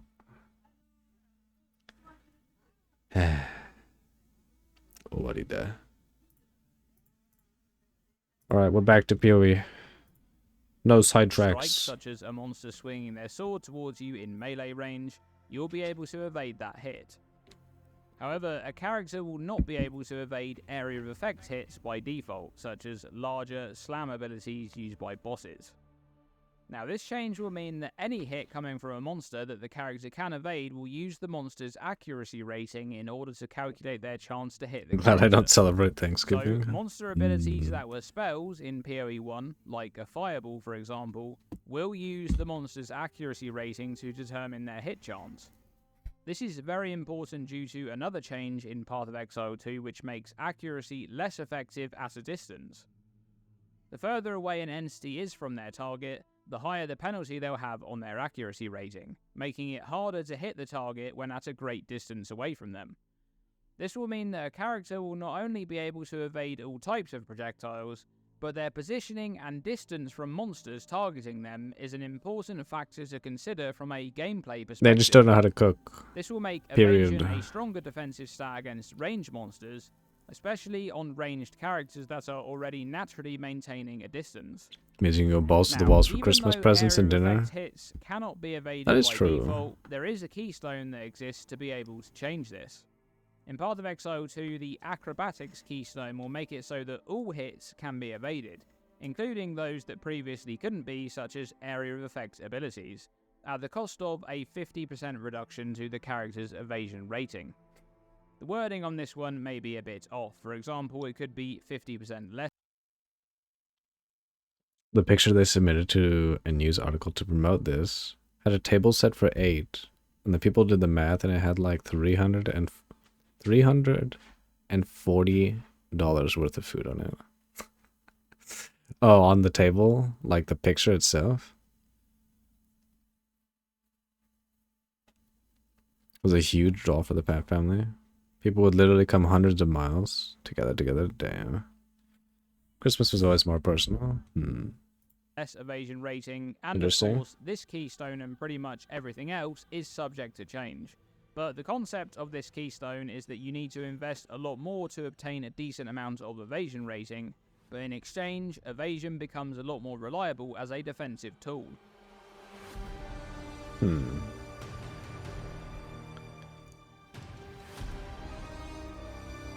So this one though. Path of Exile 2 mechanics video, and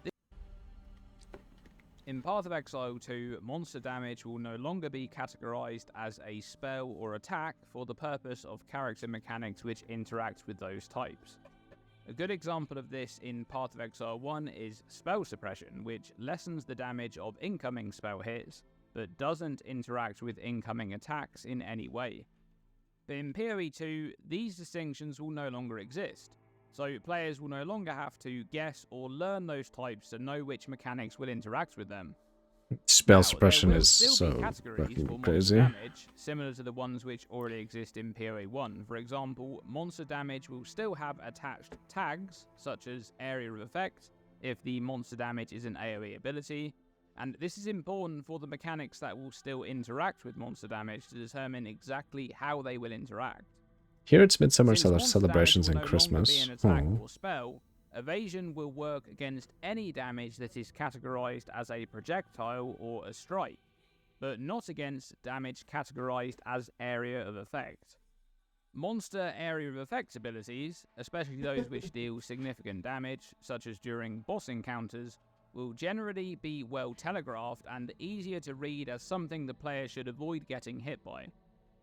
Okay, so since there's no distinction of monster attacks or spells anymore, and since evasion will remain, where does that leave spell suppression?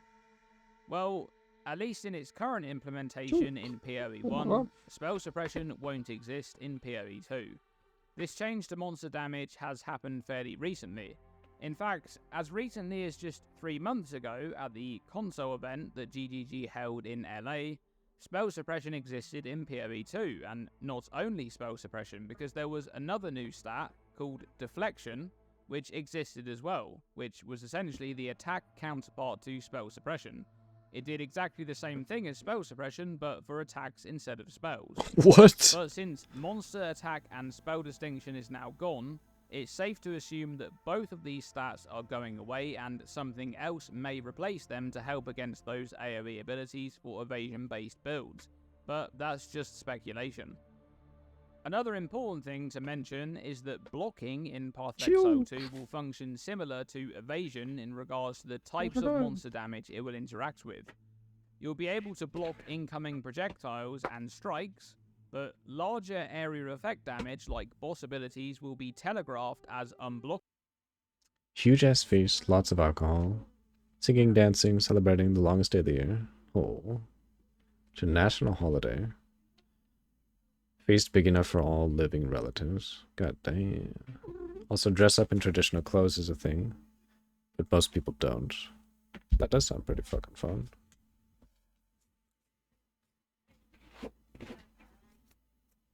God damn. Sounds like Obon in Japan.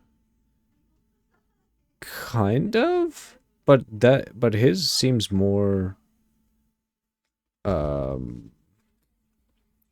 family oriented. Like Obon is more like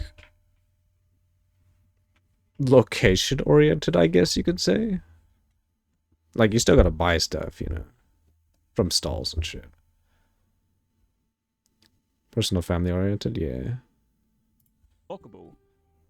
Now, in terms of balancing monster damage from the developer perspective, Obon is community, this is a yeah. very positive That's change for Path of Exile 2. Ever since spell suppression was introduced in Path of Exile 1 all the way back in patch 3.16, the game has slowly but surely become balanced around its existence, and it's typically it's like if you don't have spell suppression, you're basically just dead. quite noticeable when you're playing a character with spell suppression investment versus one without it. By removing the distinction of attacks and spells in PoE 2, the developers have an opportunity to start fresh in Path of Exile 2 and normalize monster damage from the get-go, which should lead to less variance in very spiky instances of monster damage, other than those that come from large monster abilities that should be avoided. Meanwhile, for the player, mechanics like evasion and block are much simpler to understand, not just mechanically, but also visually. You see an incoming arrow or fireball, you know that you can block or evade it, but if you see a giant slam coming down on top of you, you know that you should get the hell out of there.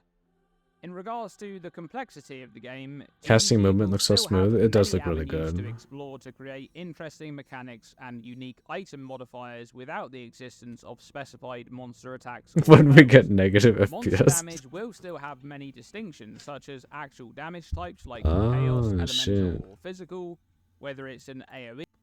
So this is the traditional garb.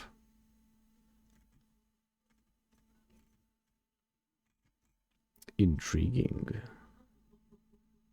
It's still early access.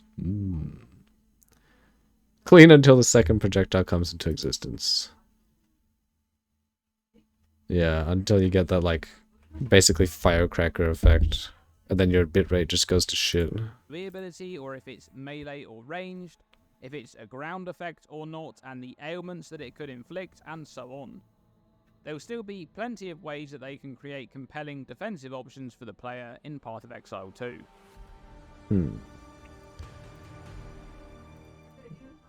Very interesting. Ladies of the Swedish royal family. Really?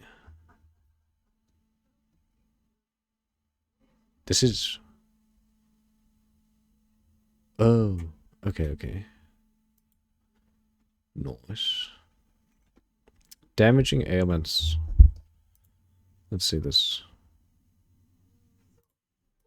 Welcome Is that a to fucking another Star Citizen ad I saw? Oh no. the Path of Exile 2 mechanics video.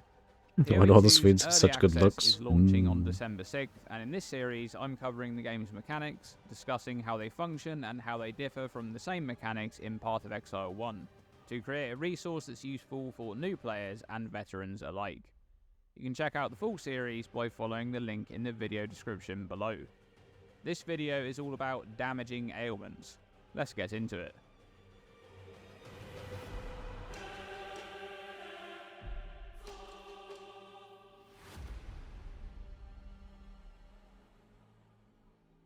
Damaging ailments in Path of Exile are comprised of 3 ailments, each of which deal damage over time while in effect. These ailments are bleeding, ignite, and poison. Bleeding is inflicted by physical attack damage and deals physical damage over time at a magnitude of 70% of the base physical hit damage that inflicted the ailment per second, for 5 seconds, and does not stack. The damage dealt by bleeding triples to 210% per second while the target is moving. Ignite is inflicted by fire hit damage and deals fire damage over time at a magnitude of 90% of the base fire hit damage that's inflicted the ailment per second for 4 seconds and does not stack. Ignite is guaranteed to be inflicted by a hit of fire damage, which is also a critical hit. Ooh. Ooh. Ignite is so cocked compared to like bleed and poison, at least in Path of Exile 1. Poison is inflicted by physical and chaos hit damage and deals chaos damage over time at a magnitude of 30% of the base physical and chaos hit damage that inflicted the ailment per second, for 2 seconds, and stacks with no limit. There are many modifiers on the passive skill tree, on ascendancy notables, and on Ignite unique was your favorite items which mechanic? interact It's directly pretty with these fucking cool. ailments. More common modifiers increase ailment duration or improve a character's chance to inflict those ailments, but some modifiers can directly alter the default Yes, but no, because you can get multiple damage types to cause Ignite. Can only use Fizz to bleed, or Fizz Chaos to poison. behavior of an I ailment. guess. For example, the Crimson Dance Keystone, which makes it so you can deal damage with up to 8 stacks of bleeding simultaneously on a single target, at the cost of dealing less damage and losing bleeding's inherent property of dealing bonus damage while the target is moving. Now, Path of Exile 2 will be making some very significant changes to ailments. Firstly, let's discuss the broad changes to ailment application and the damage dealt by ailments. In PoE 2, you won't be able to invest into modifiers which grant you a percentage-based chance to inflict a specific ailment like you can in PoE 1. At the same time, critical strikes in PoE 2 will no longer guarantee the application of elemental ailments. So, how do you inflict ailments? Well, the chance to inflict ailments and the damage that they deal in PoE 2 will now be based on the hit of damage received on the defender's side prior to the mitigation stage. This is different from the calculation of damage for ailments in PoE 1, where that damage is instead derived on the attacker's side of the calculation from the base damage of the hit. If you're interested, you can check out the full order of operations for the damage calculation in this video that I made on the topic right here. Now, this change is important for a few reasons. Firstly, since the chance to inflict an ailment is based on the damage of the hit, you now care about scaling the hit damage to help ensure that you can apply that ailment. This is something that wasn't important in PoE 1. For example, the Deadly Ailment support gem is a regular addition to ailment-based builds because the 80% less hit damage doesn't impact the damage dealt by the inflicted ailment.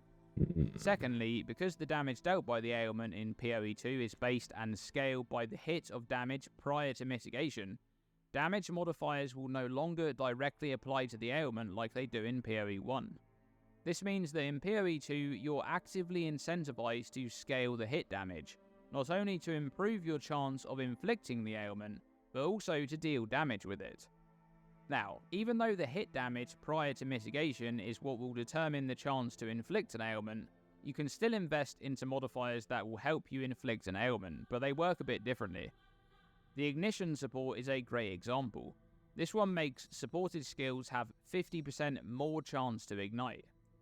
This can be seen as being somewhat similar to the mechanic in PoE 1 which exists on modifiers that allow you to inflict an ailment as though you were dealing more damage, only this instead improves your chance to inflict the ailment as though you were dealing more damage. This is because the hit damage first determines the chance to inflict the ailment, and the modifier on the Ignition support then acts as a multiplier for that number. In addition to being able to improve your chances of inflicting an ailment, you'll also be able to scale the ailment damage directly with a new type of modifier which only exists for some non-damaging ailments in PoE 1. The lag he's Ailment experiencing. effect. In PoE 2, you'll be able to make use of ailment effect modifiers for damaging ailments to scale the ailment damage directly, such as this Frostfire support gem which makes ignites inflicted by supported skills have 100% more effect against frozen enemies. This modifier would essentially double the base effectiveness of Ignite, from dealing 90% of hit damage per second up to 180%. Aside from hit damage 42. modifiers naturally scaling ailment damage in PoE 2, there are two other important mechanics that will also affect damaging ailments in PoE 2: critical strikes and double or triple damage. These mechanics are calculated prior to mitigation and directly scale the hit damage, and therefore they will improve the chance to inflict an ailment and the damage that that ailment deals. Keep in mind that the 50% dot multi for ailments applied by critical strikes in PoE 1 will no longer exist in PoE 2, and as previously mentioned, critical strikes will no longer guarantee elemental ailment application. Damn. In Path of Exile 2, there will also be changes to the default behavior of specific ailments. Bleeding can now only be inflicted with a hit that deals damage to life. A hit that's fully absorbed by energy shield or another resource won't be able to inflict bleeding. Wait a minute. So if you're CI, are you immune to bleed as well?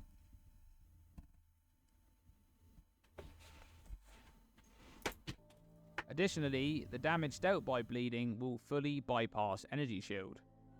Shouldn't be. Interestingly, this means that the Chaos Inoculation Keystone will make a character immune to bleeding.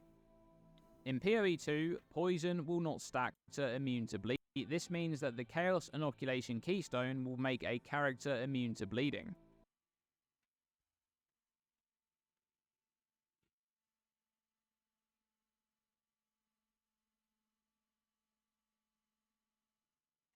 The CI is just insane.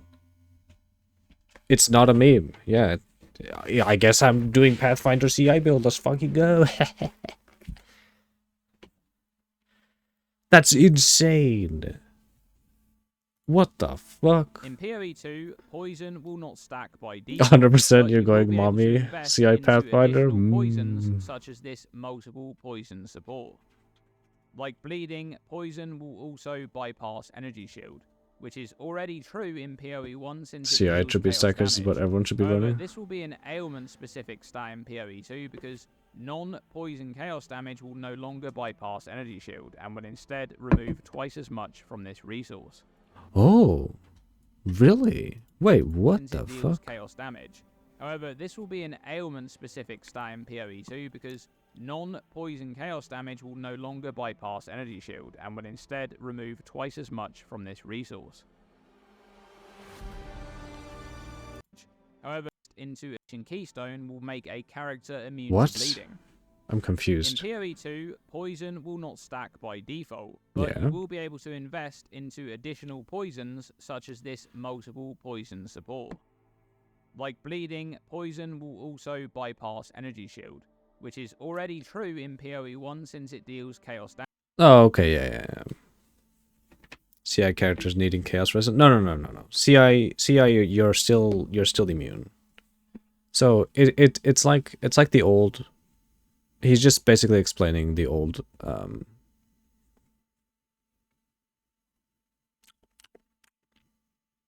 old poison that bypasses, like chaos bypasses an energy shield period, but CI just negates that. So CI is just busted. Damage. However, this will be an ailment-specific stat in PoE 2 because non-poison chaos damage will no longer bypass energy shield and will Wait, non-poison chaos damage will not bypass energy shield.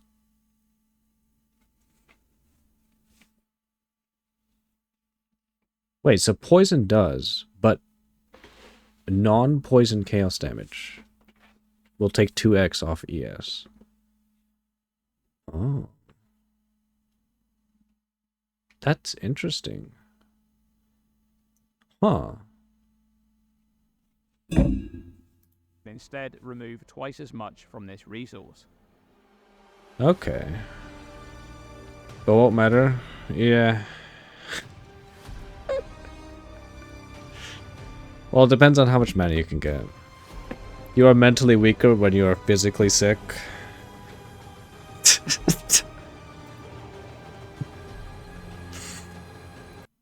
I mean, he's not wrong, but you know.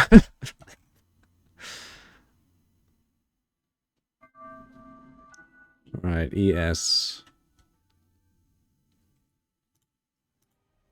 Welcome to another Path of Exile 2 mechanics video. Path of Exile 2's early access is launching on December 6th, and in this series I'm covering the game's mechanics, discussing how they function and how they differ from the same mechanics in PoE 1. The fuck was that ad? It was one of those, like heroes, hero something. Just ads for that shit fucking everywhere. Why is this making you think that CI is just broken good? Because it is basically broken good. You're immune to bleeding, you're immune to chaos. You can use mom with it. You're just waiting for CI to be hindered by gear. Probably. Not gonna lie, CI is probably gonna be like end game only.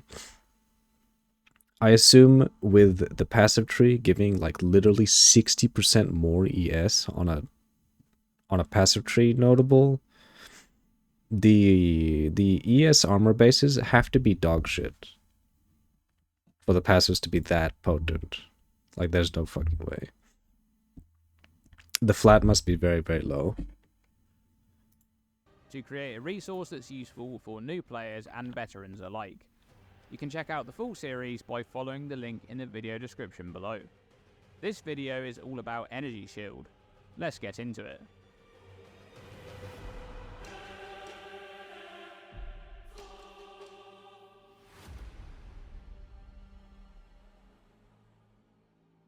Energy Shield is a defensive stat in because if they're not shit, literally everyone is going to go ES.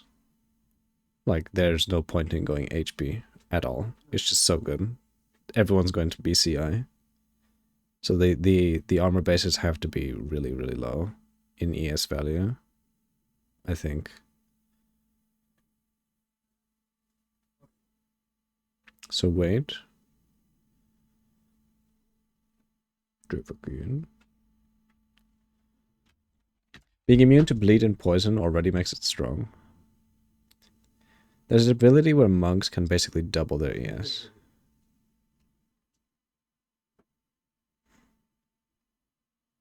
I do remember seeing something like that. It was an active skill, yeah? God, mate. Fucking knows. Path of Exile. By default, Energy Shield provides an additional pool of hit points that protects life. Any damage that would be taken from life is instead taken from Energy Shield first, with the Active exception still, of but Chaos active damage, skill, which but fully still, bypasses yeah. Energy Shield. However, there are many mechanics such as Chevron's Wrappings or the Coruscating Elixir, which stop Chaos damage from bypassing Energy Shield. Are those going to be in the game? Are those going to be in fucking PoE 2? No way. Energy Shield Recharge is a mechanic that recovers Energy Shield over time as a base. Well, even if they don't, they're probably going to add something of the sort, like Chevron's Wrappings in PoE 2. It makes no sense for them not to have it. It's a very interesting armor piece. Rate of 33.3% per second, but it only starts after no damage is taken from Energy Shield or the resource that Energy Shield is protecting for a period of 2 seconds. Energy Shield Recharge is... Chaos can't bypass ES except poison. That's the thing, though. Like, how many sources of poison damage are we going to be seeing? I mean, you're still going to want to be immune to poison somehow. Chevron's is historically significant, though. It is very... Like, it used to be OP as fuck. Is interrupted if any damage is taken to Energy Shield or the resource that it's protecting. However, Energy Shield Recharge is not stopped upon reaching full Energy Shield, or if the loss of resources occurs from non-damaged sources such as spending life with life tap support. Oh my god.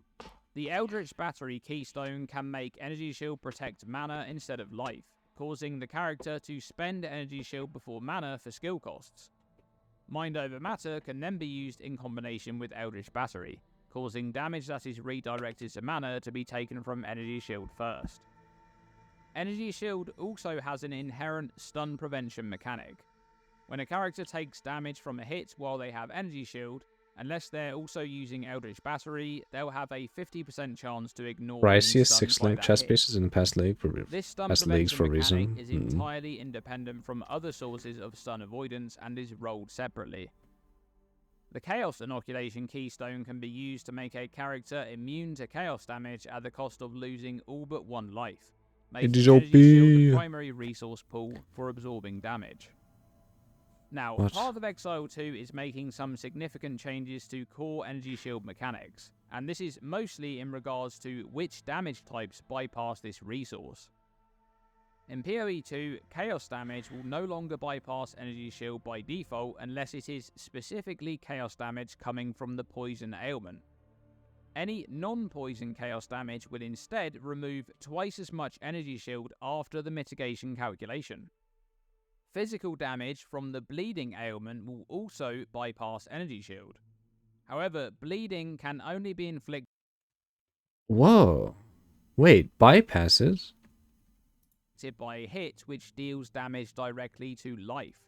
Therefore, Huh? Like, what? Oh. So does that mean, so you get hit, but on your life pool, you get bled, and then your ES starts recharging, but it's taking hits to bleed, is what it's saying? And so it, like, either slows down or does not fully recharge? Also, if you're going to do a low life build, things like shams and coruscating aren't necessary. Yeah.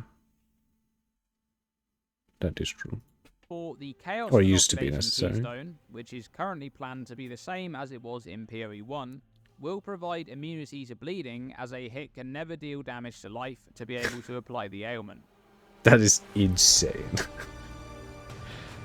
Bleed immunity. Ugh. It just solves so much. In my opinion, it almost solves too much, but, you know, I won't complain. Mechanics of leech.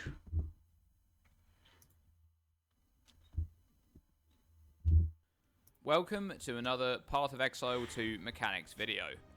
In the lead up to PoE 2's early access launch on December 6th, I'm covering the game's mechanics, how they work and how they differ from the same mechanics in Path of Exile 1 to create a resource that's useful for new players and veterans alike. I would assume it makes it so bleed poison doesn't bypass ES. But poison does bypass ES in Path of Exile 2. Oh, are you talking about like if Shavs is in Path of Exile 2? Probably. You can check out the written guide, including the playlist for all of the Path of Exile 2 mechanics videos by following the link at the top of the video description below. Yeah, This but Shavs and video is coruscating all would about basically be a leech. band-aid. Let's get into it. I see.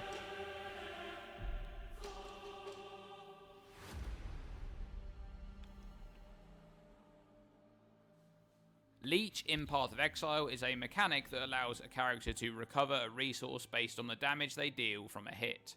But Leech does not interact with damage over time in any way. You can only leech based on the damage from a hit. The recovery from Leech is recovered over time by default. Now, the most common type of leech is Life Leech, which recovers life over time based on damage dealt, but there are also modifiers which exist to allow a character to leech mana or energy shield. Unlike in other videos in this series, I'm not going to fully explain how leech functions in PoE 1 because it's possibly the most overcomplicated mechanic I've ever seen in any game. True! Coming from someone who enjoys complex mechanics, even I can agree that Leech in PoE 1 is completely overcooked, and to explain it in this video would go against the concept of concise mechanic introductions that this series is supposed to present. Instead, if you wish to learn exactly how Leech works in PoE 1, I'll direct you to check out this very good 68-minute breakdown by Sergeant Minor right here. 68. The TLDR of Leech in PoE 1 is that it's based on the damage taken by a monster after mitigation, and this number is multiplied by the sum of percentage damage Leech a character has. Each hit creates its own Leech instance, and Leech instances stack and apply their recovery simultaneously, and there's no cap on the amount of instances a character can have at any one time. Instances are capped at a default maximum of 10% of the resource, and each can recover up to a default maximum of 2% of the resource per second. Leech has an overall cap for recovery per second based on the resource. By default, that's 20% of maximum life, 20% of maximum mana, or 10% of maximum energy shield per second. Now, that's Path of Exile 1, but you may be happy to hear that in Path of Exile 2, Leech is being significantly simplified. Let's to the point fucking that there is go. now only two relevant Yes. stats: the percentage of damage a character will leech, and a new mechanic in PoE 2, leech resistance on monsters. The amount of resource a character leeches is based on the damage a monster takes from a hit after mitigation, multiplied by the sum of percentage of damage dealt leeched as X resource that the character has. That total is then multiplied against the monster's leech resistance modifier to provide a final total amount of recovery that will recover the resource over time. No, it only needs a For example, 58-minute video to describe. True. True. Has 2% of physical attack damage leeched as life and hits a monster with an attack ability. The monster takes 2,000 physical damage from this hit, so the total leech amount is 40 life. The monster has 30% leech resistance, so the character recovers 28 life over time. Monster leech resistance is based on monster level and will generally increase the further you progress in the game. This system is not designed to make leech ineffective against some monsters or bosses, and is instead intended to counter exponential damage increases that a character will ultimately experience over the course of progression, to present a somewhat balanced amount of leech at any one point of game progression. For example, comparing leech recovery in Act 1 to Act 6 should present a somewhat equal amount of leech relative to the character's total resource pool. The only information that we don't have just yet is exactly how long a leech instance will last for by default, but based on the interview Zizaran did with Rishi and Jonathan, their answers about leech may suggest that a single leech instance will recover the amount of resource over 1 second. Didn't they say something about 4 seconds there? I'll link the timestamp Oh no, to no, the no, video never in the mind. description That was below something if else. you're interested. We also know that instant leech will exist in Path of Exile 2, based on the existence of the Vaal Pact Keystone, which makes all recovery from Life Leech instant, at the cost of preventing a character from using life flasks.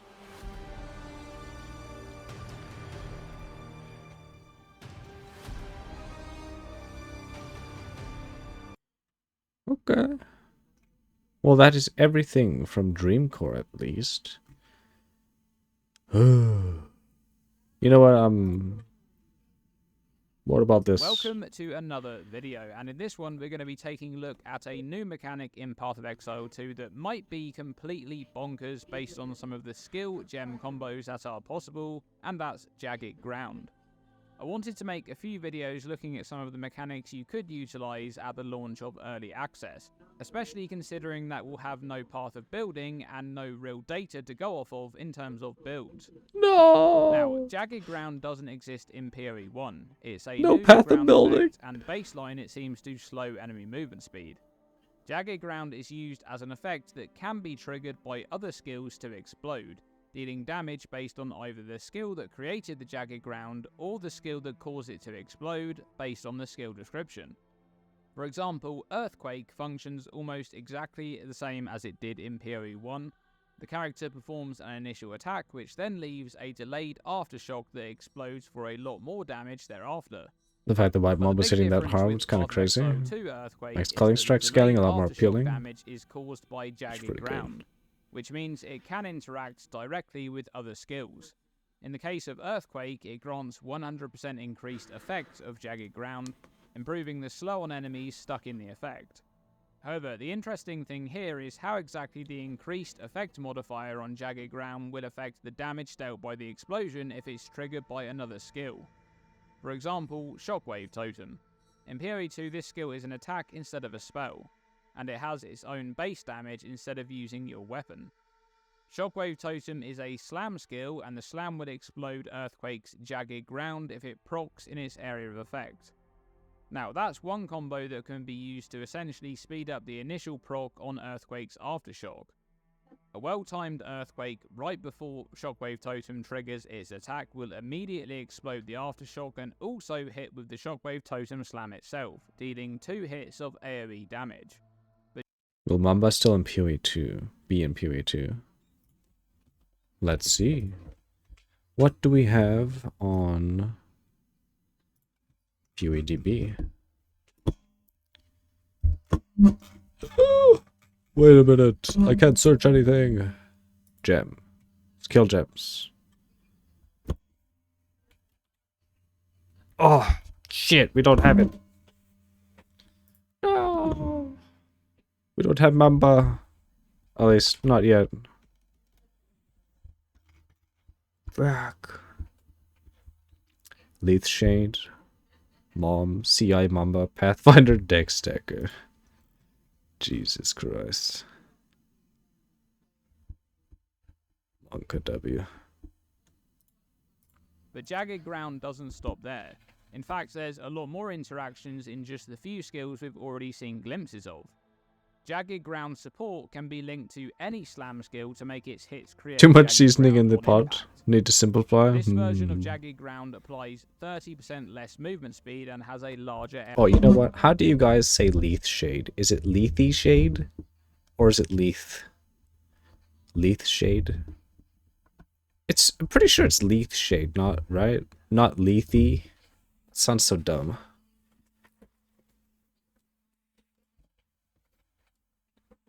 Area of effect. I agree with you. This Hell is where yeah, things let's start to fucking get go. quite interesting because you can use any slam skill to create Jagged Ground. Lethe. Meanwhile, Stampede, another slam skill, not only creates more Jagged Ground as it moves forward during the animation, but it also explodes all patches of Jagged Ground at the end of the slam.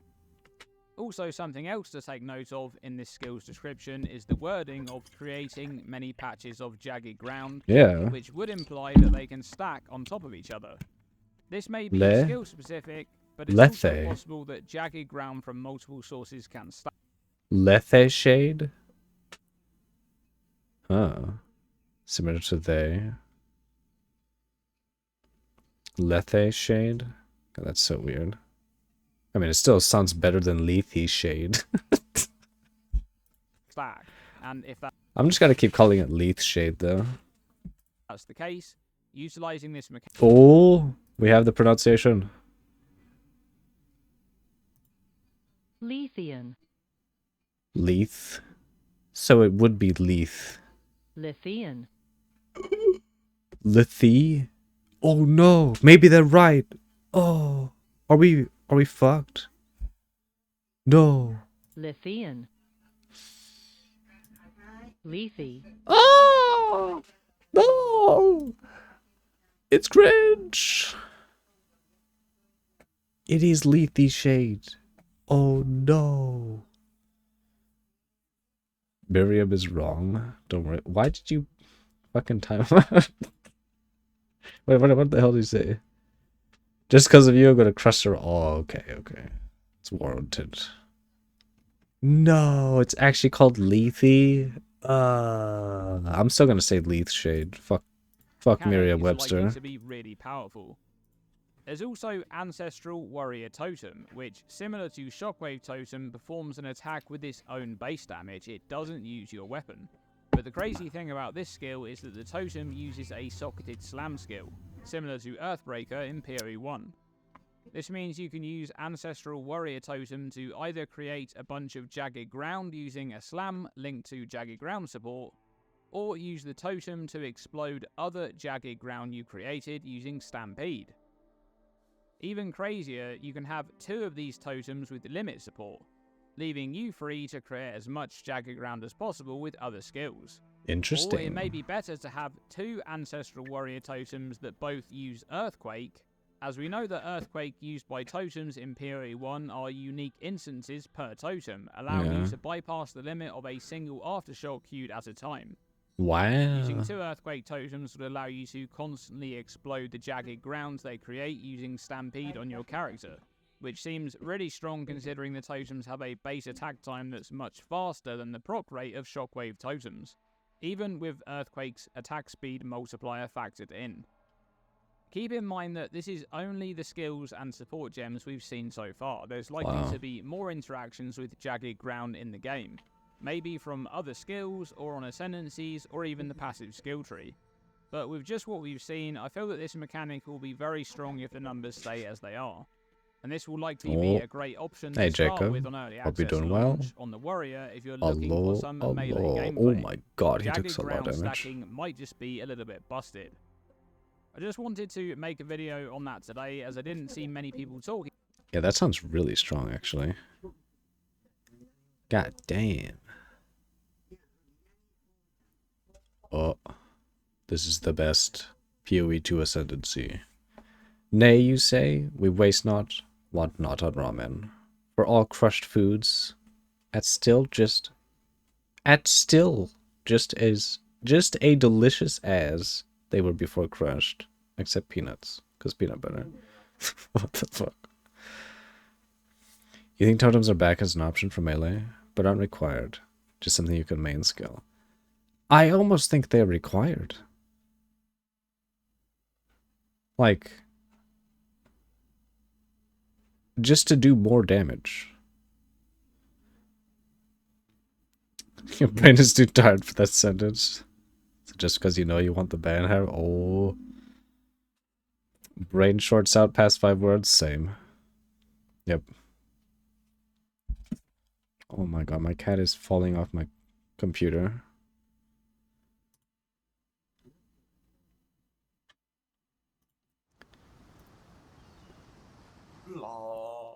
What's the best ascendancy? PvT stuff, the tree talk made me come and look at this because I was just, I was curious about what the tree was like pre-Scion. And parts of it I remember, but also this was like fucking 12 years ago. This is And my God, pre-Scion? there was no fucking rules at all when they made this tree. There was like, they were just like, yep, so do what you want. Just fucking, sure. Put it there, why not? Look at this shit. +5 max all-res. +5! What the fuck? The synth, like, notables aren't in every single wheel. There's just like randomly just small nodes and stuff back here that do random shit. This gets worse the deeper you go into it. Are you It gets guys in a worse as private you can tell. call? But What? at one point, notables No? exist randomly. There's extra bad points. Or does after Rain have special notables. Discord access? What? There was just, like, what is this shit? There's just life nodes behind this No, we're watching a video. What are you talking about? strength node. 8% not. Blockbuster behind that node. Yeah, I mean, it was just like the most random shit. You need to call Like right here, hypothetically. it a night. Hmm. Let's say you're chilling. You come right here, and then you see this tower and this tower, and you're like, fuck yeah, I'm gonna go down here. You go down, you die in this map. You can never re-enter this map ever again. So if you want to get over here, you need to like backtrack up to the right and come around, or like left. But then if you were to hypothetically break this one as well, and break both of these, your ass is like, you're going off screen. Like you're going so far over here. You might as well just like abandon this tower altogether as soon as you fuck up like that. Yeah. This seems super punishing, which is kind of good, but also really bad. You soft lock your Atlas. That's one thing I'm kind of curious about.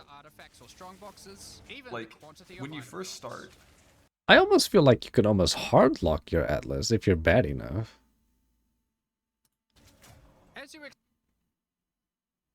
what if you brick your first 6 maps that surround your starting area? Are you done? Is it go next league? True! Are you done? Are you actually done?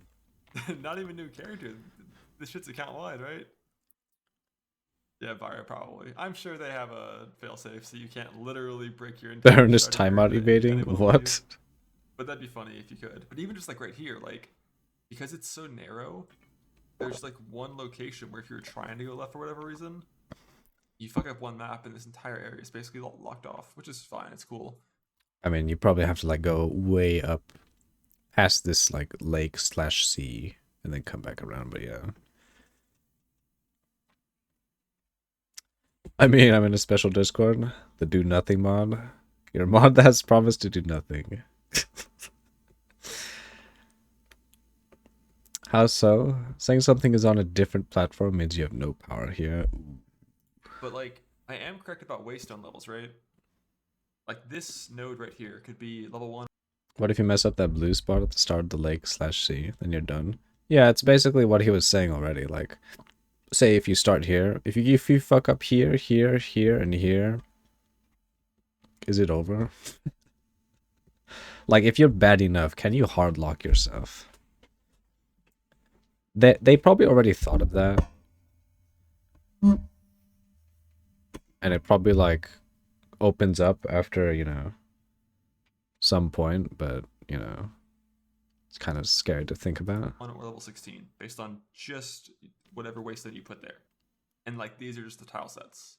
So like this could be dunes, for example. Actually, this down here is dunes.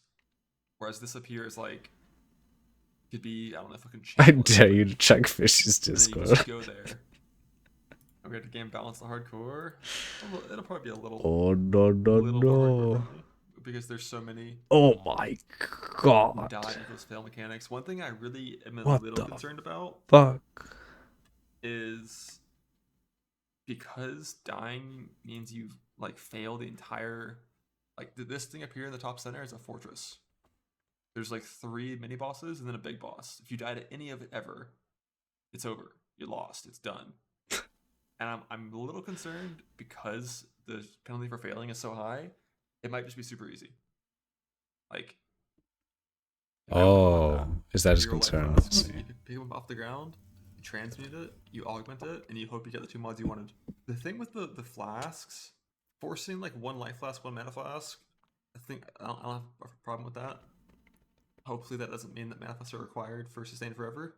But the way utility flasks work, I kind of hate. a lot.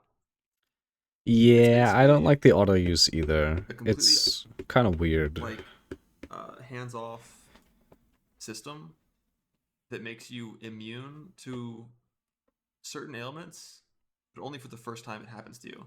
So it's like a really shitty band-aid, and if you're relying on it for freeze, you'll kind of just go like the majority of your time playing the game never getting frozen, because whenever you get frozen, it auto removes it with no input from you.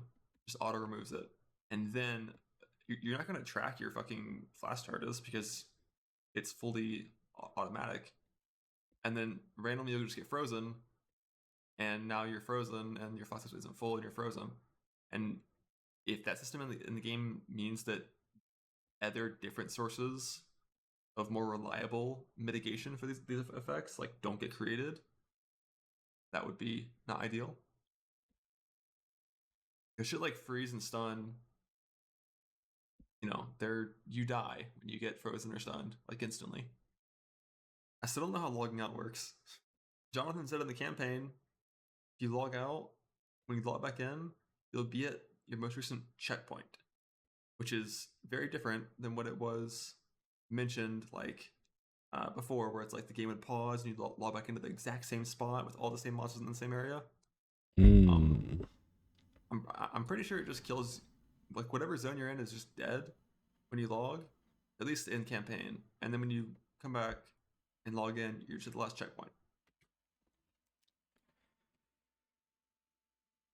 It also makes it immune to your effect, though, for all elemental ailment cleanses. Yeah, but like imagine killing a mob that froze you, so it set your charges. Then you walk up to a chest 10 seconds later and freezes as you open. Yeah. It is kind of concerning. You see what he's saying about being frozen randomly at some point? That's basically death. Yeah. I mean, for hardcore players, that is a big, big concern because obviously getting frozen means death. Getting stunned means death, as he was saying. So that is a massive concern for them. If they don't have control over that, because it's fully automated and you can't not automate it. So sometimes, it'll be fine to get frozen in some instances, but it's automated, so you can't like outskill it. So I guess, I know what he means by that, I guess. Not even just hardcore, with the new map system, it applies to softcore as well. Kind of, yeah. Which means That is logging out true. is safe. If you log out at 10 HP with a fucking like slam hitting you in the head like 1 second later, like you'll come back into a checkpoint. Checkpoint and game state or waypoint. Well, those two things can do the same thing sometimes. So when you walk up to a boss, you pass a little like pylon that literally says checkpoint. Yeah. So then, like, that's your most recent checkpoint. If you log out and come back the next day, you'll spawn right by that checkpoint. If you die to the boss and hit respawn checkpoint, you'll spawn at the checkpoint right there.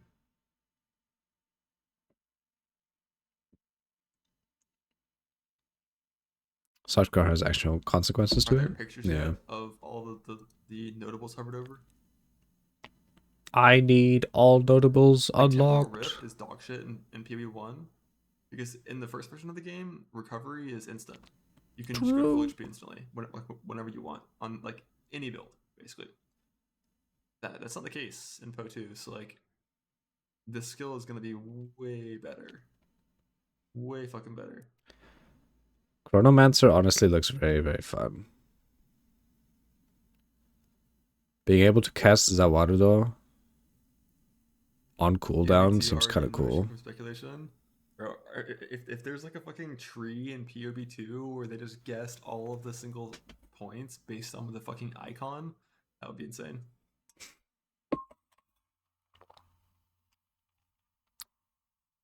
You could probably do that with AI, actually. If you trained it enough with the PoE 1 massive tree. Does he say anything else? Thank you for this. Ooh. And get flashbanged. Ah, I make this my eyes. like full screen.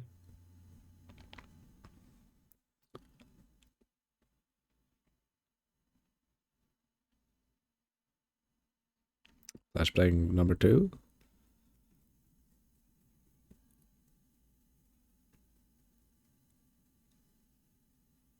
Eh. I found a way for it to be dark. So we've seen this. Maximum 10% max chaos res. Chaos res is doubled. That Chayula's gift thing seems kind of insane. Spend 6 portals and breaks last rumble map. Well, if it isn't the consequences of my actions. Yeah. When will you learn?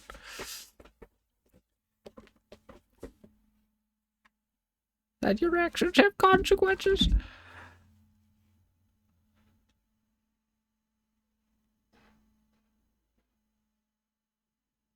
Honestly, this seems kind of lackluster, but I guess it depends on the buffs and shit.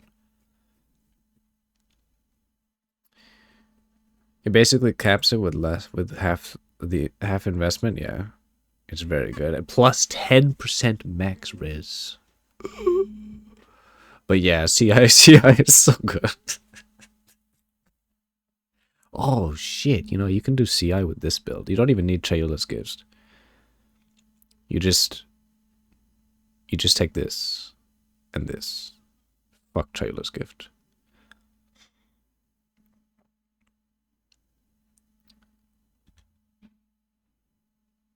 You never said it was the best, just that it covers it. Yeah, you know, yeah.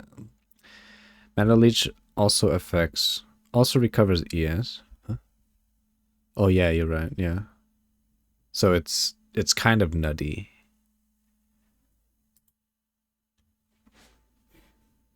It's kind of good. Yeah. Monk, Acolyte of Chalupa.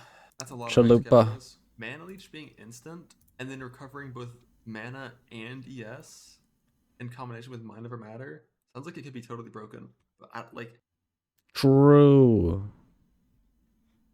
have they talked about how Leech works in PO2 yet? Because who fucking knows? But the possibilities for recovery here, if Leech is strong, is like kind of insane.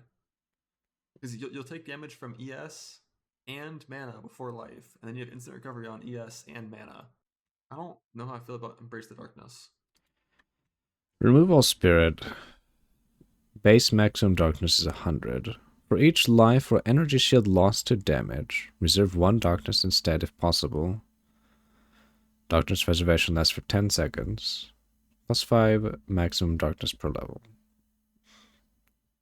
So I'm assuming we'll be at a POE 1 like level 100 max level. So 500 darkness.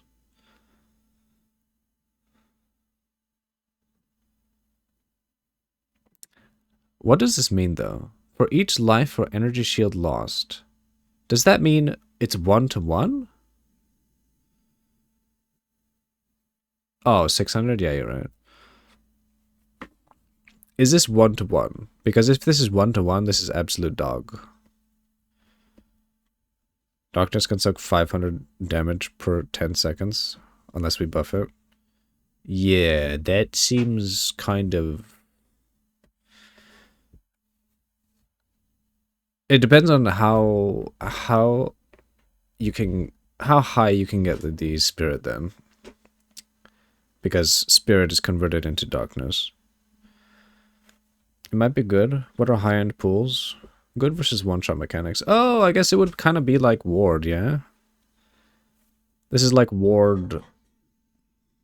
Yeah, this is basically like Ward then.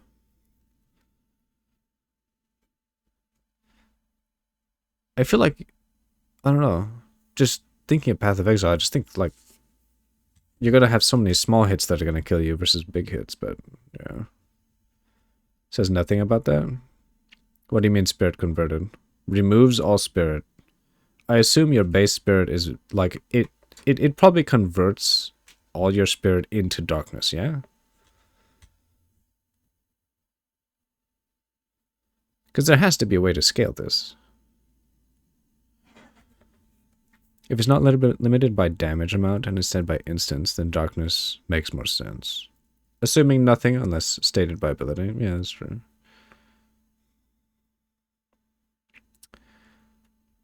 Assume nothing. Yeah, that is true.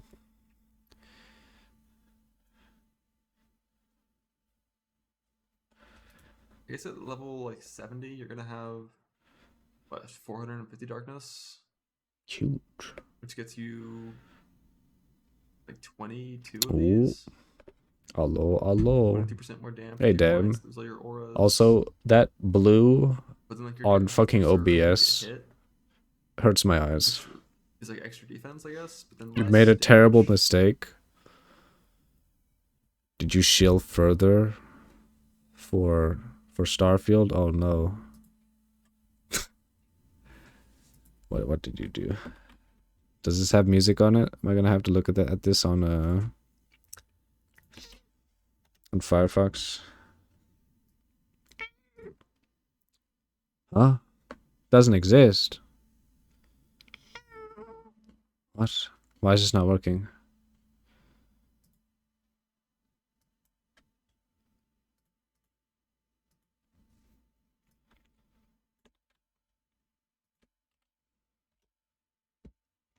X-Links are so broken these days. Bruh.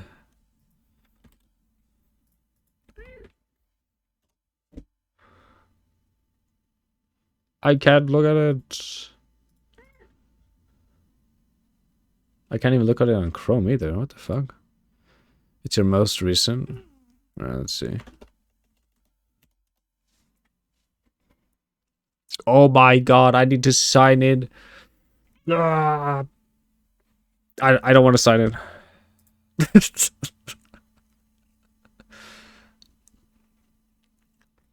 Right there, yeah.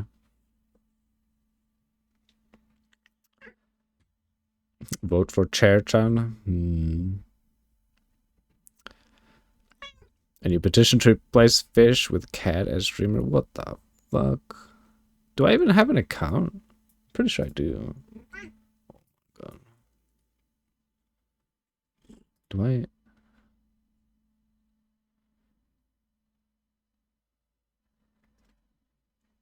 Do I? Do I even have a Twitter account? Wait a minute.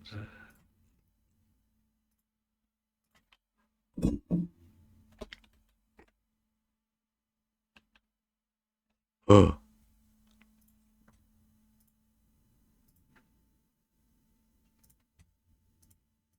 Oh.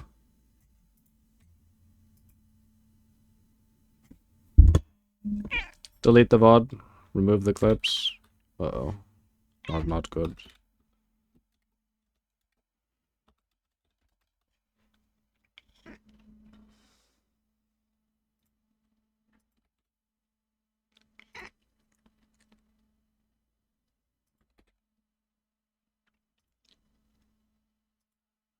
I give up. I can't log in. I know I have an account, but...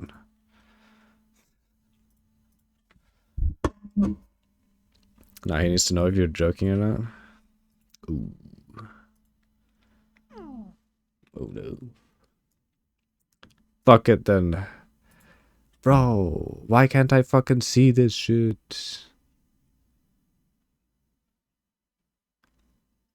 You gave everyone in Fallout 3 a fat man. Oh no. Oh. It's going exactly how you think it would. Oof.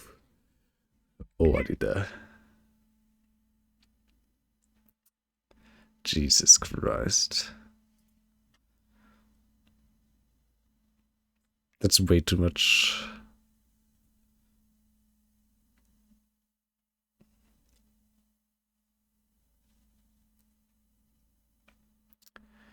You gave the super mutants rocket launchers. God damn. I mean, he didn't give them all a little boy. Because they can't... Oh, they actually can't use the fat man? Oh. Interesting. We have DD. Oh no. Oh, did I close? God damn it. Oh no. Wait, was I actually... Oh, the... darkness. which gets you like They can't. 22 of The these. rocket launcher, no problem. Fat man, no go. 22% more damage for 2 And points. Rizal kills is the all your same. auras. But then like your darkness gets reserved when you get hit, which is like extra defense, I guess, but then less damage. I don't even know how many nodes we get for lab. The thing with casters being doubled, assuming you still have minus res from like the campaign, it's not as good as you'd think. Like to get to 85 KS res, you need to be at positive 43 KS res. So if you start with minus 60, you still need 106 instead of 146. So it's not really that useful, like the doubling part, assuming there is the minus res stuff still. I still think it's useful as fuck, but I guess he's Minus right. 120 It's is kind of the harder to get chaos res in for double campaign. value. Well, it just depends on how it works. Like this text is also in POE1, and if you have negative 20, it makes you negative 40. Even though Also, you hope have you're doing positive fine, 40 KS Dad. res on your gear, Staying it'd still be healthy. negative 40 because it would multiply Unlike your me. negative 20 by 2. But like just this mana leech plus ES leech shit, this Doing your seems best. extremely broken Nice. if leech works even close to how it currently works. I just Yeah. I'm trying to think of a way where leech can be useful and this isn't broken, and I'm struggling. I have Trying no to idea how raise much money life for leech St. is. Jude. Slow going. Oh, too. While It working seems full super time. low. In the betas we saw, because there's no life in the tree. it was Busy seeing how period much at life. work. What was time snap? Oh yeah. Cooldown reset. There are skills in this game with longer. Wow. Wait. Oh, this could be a very... I wouldn't say high skill ceiling, but it does add an interesting... Huh. Wait, so you can time freeze them and then time snap and then fucking freeze them again once it's off? Once they're unfrozen to freeze them again? Oh, wait. And then you can tempor... What the fuck? Can you time snap twice? Which means you can... You can time freeze 3 times? Is that cooldowns, possible? Like 20-second and like 30-second cooldown skills. Not sure how many there are, but we'll see. But this is all pretty neat. Rough few weeks. Oof. Sad egg. You wonder if chaos res is doubled from your sheet value. Or if the plus number percent chaos res each instance is doubled. So plus 20 is plus 40. I think that's what it is, regardless of what actual chaos res is. So what I would think is that if you have, like, say you get a boot that has plus 20 chaos res, that boot is effectively plus 40 chaos res to you. If you have that ascendancy, I assume, is what I'm assuming. In theory, 4 times, no? Time freeze, reset, time snap, repeat, freeze, reset. Oh. Maybe. I'd have to think about that a bit more. Deadeye. I don't give a fuck about Deadeye. Like this is like a PO1 ascendancy almost. True. Where it doesn't have all this like cool new shit. It's just like yeah, like have fun. Like your numbers are higher. And then these other things, I got an Infernal Hound demon form. Infernal Hound honestly looks mid as fuck. Demon form could be interesting. It depends on like how much damage it gives you and how much degen it gives you as well. And how much cast speed it also gives you. Because apparently it gives you more cast speed. That's what you assume as well. It could be what he mentioned. What he was mentioning of sheet value being doubled. Oh, so are you talking about like the negative as well? So negative would be like what? Minus fucking 160? No fucking way, right? That would actually be dumb. I don't think so. That would make the ascendancy like actually useless. Well, 10% max rounds is kind of good, but... And like, what was all this shit? Mana is replaced by flame. Gain flame instead of spending mana. So when you spend mana, you gain flame. Whenever you cap out your fire, it drains all your fire, and then you take damage. It's like a weird version of life tap, basically, or like blood magic. Like everything is now effectively free. But if you spend too much and you get your flame to fill up too fast, you kill yourself. Yeah, that's basically what it sounds like. He was mentioning negative being doubled. You're guessing it's the stat saves? This is the stat values added that are doubled. Yeah, that's what I think. Pyromantic Pact. This. It is fire damage though. It's not losing life. It's a hit. There's gonna be some shit with this that's super broken, based on self hitting, where you. Oh shit. Self-damage loop. That is what Dan's talking about right now. I mean Ben, not Dan. That is the ascendancy notable you were thinking of for fire degen. So max fire res with that and self-inflict burn.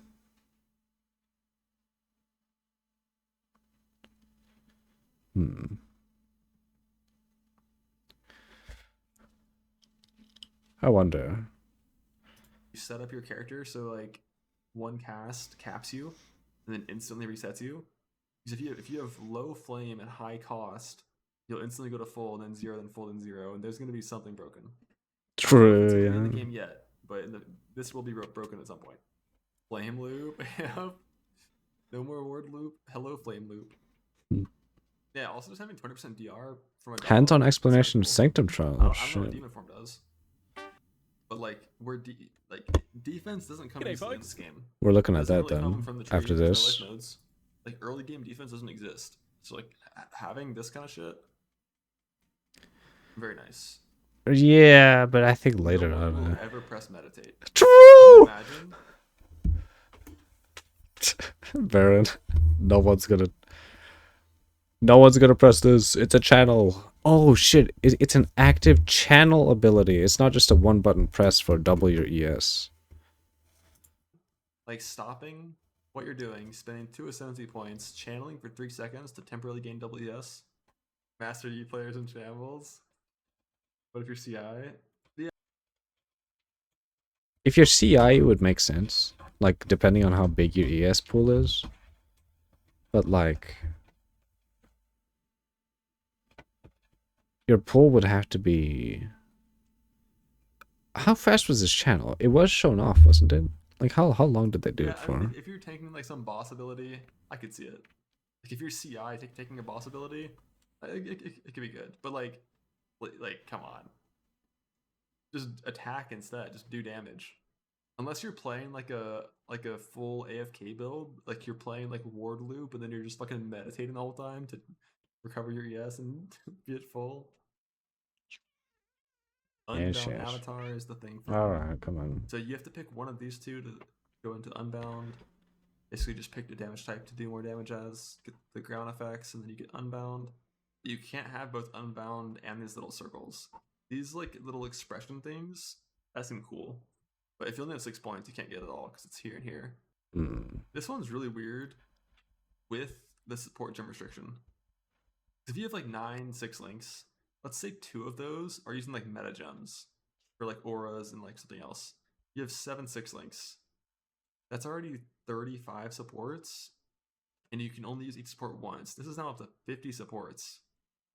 Like that's a lot of gems. I like it. I feel like at some point you're just going to be putting in gems of a certain color just for the max res and not even care. True. 50 support gems?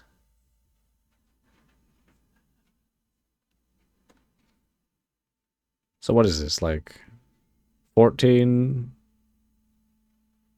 At least 13 max res if you're maxing out each one. Caring about the actual gem itself. Like, that's a lot of fucking gems when they're unique. How much max res can you get here? I said 50 supports. Yeah, I mean this is actually kind of disgusting. If you're like, if boss fights are very thematic, where you have like, you know, shapers like all cold damage and like a little bit of fire lightning, elders all cold damage, exarchs all fire damage.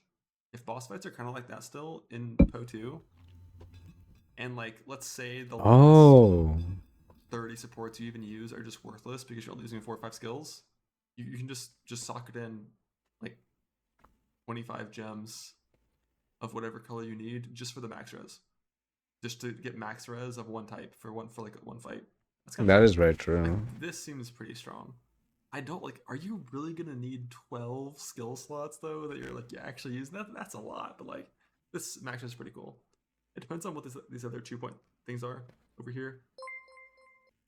30% less penalty when using skills while moving. That's gonna feel good. Pathfinder. Concoction stuff. Oh, so Cock. It's one thing right here for the concoction. There's 5 types. You better have good recovery. And you only have 1 poison on the target. They said you can't stack at all. It's just capped at 1. And if it's capped at 1, this is like just double damage for poisons. I don't know if poison is gonna be at like kind of the same thing where it is in PO1, where like a poison build in most cases, this isn't true for minions, but like a poison spell build, very often like 90% of your Meditate is what you do before entering the boss fight or while waiting between phases. Can't you get it all though? You just can't get meditate. It was 4 nodes to each of the 2, Unbound and Ground Thing. Well, we don't know. We don't know how many ascendancy points we're getting though. If it's the same as POE 1, then you know. I wonder. your damage, or even like 95% of your damage is from poison. Like the vast majority is poison only. Working out POE 1 numbers. Elemental Storm, which just procs when you crit with spells. That's really cool. I don't know how much damage it'll do. I mean, all these things that grant skills, you can just add supports to these skills, right? So they're always going to be like real skills, not just random little gimmick. Oh shit! Are you gonna actually get these so you can six socket them? No way, right? If you could 6 socket this and the Elemental Storm, you could just make one big fat AoE on the floor each time you crit a trash mob. That could be pretty big. Uranium fishy. Hey Sinbad. Hello. Hope you're doing well. Wait, so you take like increased AoE. Just make this thing, this Elemental Storm fucking massive. And make sure they overlap. Oh man. Oh my god. With this, if they add that flask that lets you poop out worms. Oh my god. That could be really interesting. You just poop out some worms, crit them, and get a bajillion damage maybe. If they overlap. I wonder. You do a single target high crit skill, then Elemental Storm Giant AoE. Yeah. That could be fun. And shock is fixed at 30%. At least it was when I played. And like the more damage you do, it affects the chance to shock, but it's always 30%. So this just brings that 30 to 60. You maintain 2 of them. I don't really know if there's 60. effect scaling, but just like having these little storms proccing and then having double shock, pretty cool. Who knows what the rest are? Somewhere gem levels. There's gem levels for skills, not for supports. I assume skills like this are just gonna have damage per level. They might be different in PO2, but every source of increased damage taken adds together. So like, you know, intimidate, shock. Since you only have one random support other of each things support that after all. exist, Yeah. They all just add together and then multiply your damage. That could be a really 20% way more to damage. that could be a really good way to get your clear. Like if you can 6-link this, like if it becomes a gem in your skill list, Kopke, then yeah, just to have this as your clear, you just have big damage, big damage single projectile, and then boom the map with that.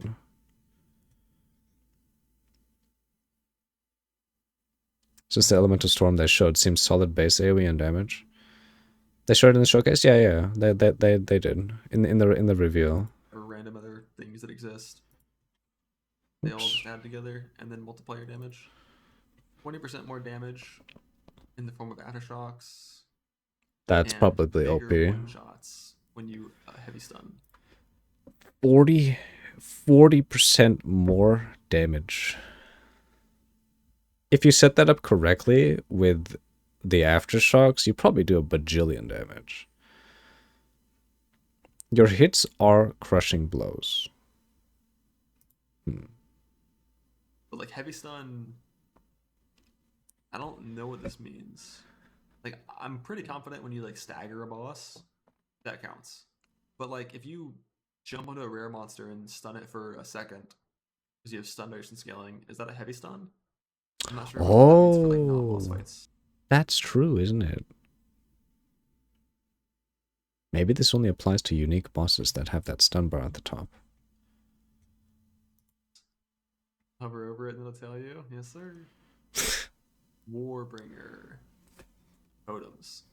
Yeah, this encased in jade shit, by the way, if you didn't notice, it petrifies you. Like, Yeah, when you it's press it, you're cringe. stunned. You're self-stunned. Like, until you've been hit enough. Who the hell's gonna take that? With the movement being like the biggest thing in POE. For it to stop stunning you. Like, you're like immune to everything or some shit, and then you just can't move. Like, fuck that. Yeah, it's Val Arctic Armor, basically. You can disable it, hopefully. When they talked about Decimating Strike, they said, if you're lucky. What I wonder is, like, does it do randomly between 1 and 30% of their life on the first? Yeah, that is true. That is good pickup from Ben. Cause it does a percent based on like the first attack you do. With you being able to use two-handed weapons, in theory you can alternate skill usage between the two weapons. If dual wielding attacks functions similarly to PoE 1, you can potentially make some interesting effects. Well, what do you mean? Alternate skill usage between two weapons. But that's the thing, like, skills aren't going to be socketed into weapons or armor. If some uniques have interesting effects, could make single target web. And offhand being an AoE web. Yeah. So it would be your weapon swap, not your offhand.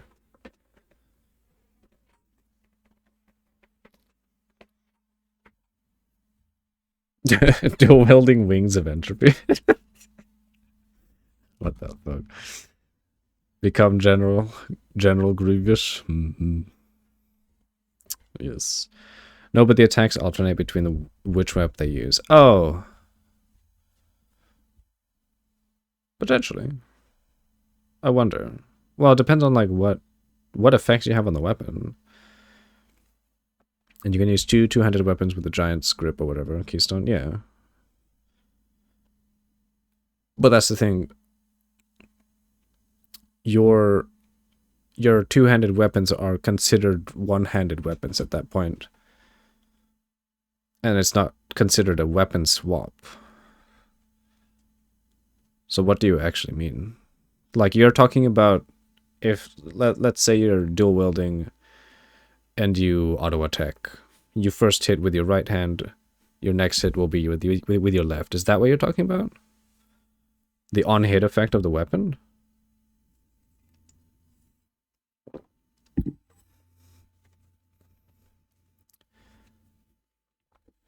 Different weapon effects based on hit this weapon does. On hit of web.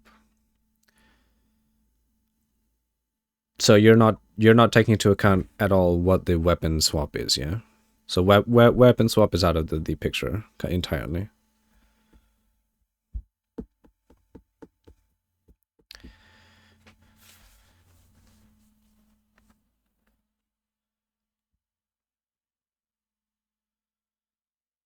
Weapon swap doesn't matter in this. Okay, so what are you getting at then? I don't understand. Interesting effects could make a single target web and an offhanded web be an AoE web. I don't really get it. What you're talking about. PoE2, you okay. Ban him. Get him out of here. If you rotate manually between the two socketed skills. What? What do you mean? Like, you do know that socketed skills by doing 1-2, 1-2 setup of hits. What? Wait, tell me what you think the skill gems are going to be doing when you're attacking with the skill. Londa is just an old man and can't focus on more than 2 fingers at a time. But he also wants to have the ADHD movement of no slower gameplay. Your mama told me different. Ooh. Ooh. How are you going to retaliate? First hit? Or is it a chance to do 30% of their life? If it's the first one, very good. If it's the second one, fuck that. Like, if it always does damn, but just like the value is random, that's good. A chance to do 1 to 30? Okay. You know what? First hit chunks the enemy. Does this apply to every single enemy? Even, like, obviously it applies to uniques because that's what they were showcasing it on. But does it apply to everything?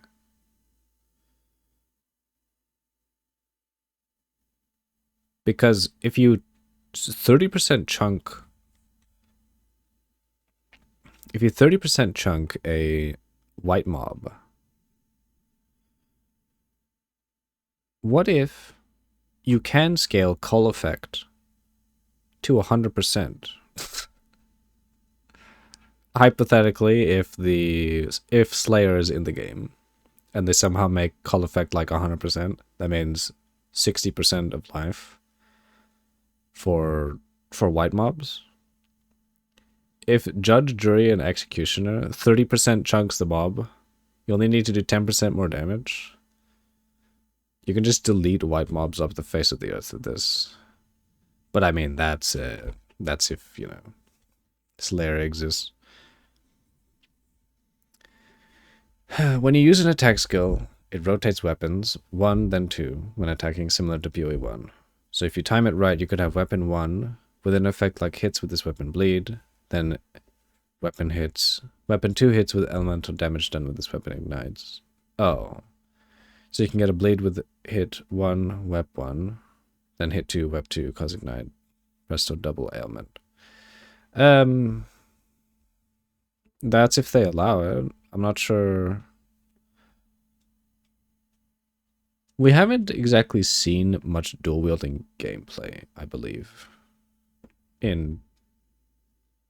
Or I just don't remember it. Oh, wait, no. They showed it specifically on that,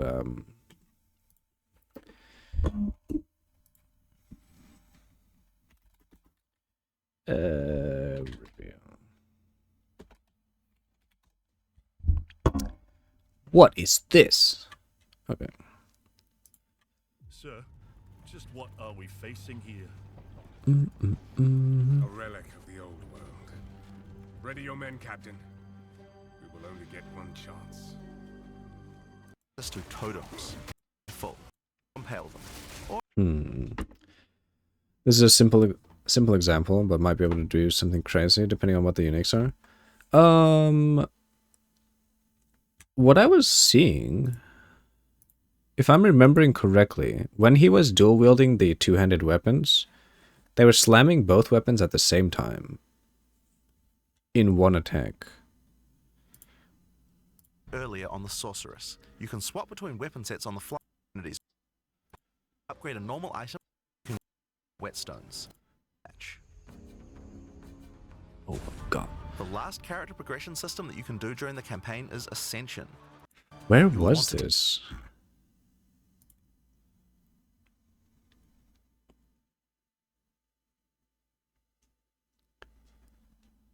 That could be interesting. It might have been because of the skill and use. Yeah, it probably was the skill and use, potentially. I could also be remembering it wrong. On the Warrior, you can choose between the Warbringer or the Slam as a chance to create an Aftershock. With Crushing Impacts, testing all those patterns can be infected by. With Pyromantic Pact, you can turn I don't know. It's a notable on the trade, not class specific. Yeah, I'm trying to like find.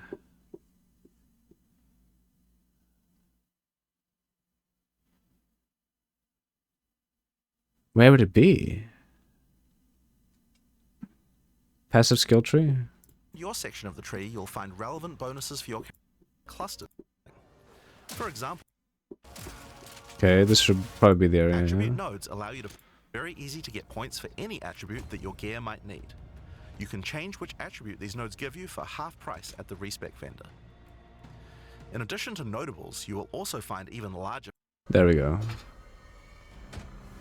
Or how about Mind Over Matter? Ah! Against Blood, which allows you to wield two-hand weapons in a single hand, but doubles the attribute requirements of them.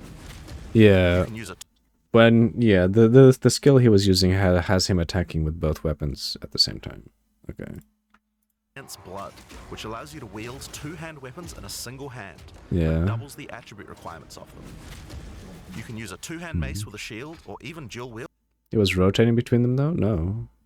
He's just slamming both of them. Yeah. So getting two-handed weapons, both applying unique on-hit effects might be crazy. Hits with this weapon stun, hits overpowers a simple example of the two. The dual-wielding attack could be good with stuns, to be honest. It could be probably the best with stuns, to be honest, because it's literally two-handed weapons. It seems insane. Reduce enemy stun thresholds. Dual wielding attack could be good with stuns. I mean, it's probably the best. It looks insane. Like, if you have the attributes to do this, why the fuck not? You're hoping for stun with ignite for some unique thing or something? Yeah, it affects bosses, yeah. Sorcery Ward might be insane. Just based on numbers. Is it 10% though? explode. 10% explode for 100% damage explosion. Pack size in maps seem pretty decent. Depends on the radius. Love pops. I think the radius of this was actually indicated on the stream. I could be wrong, but it had like a silver circular effect. Look at that.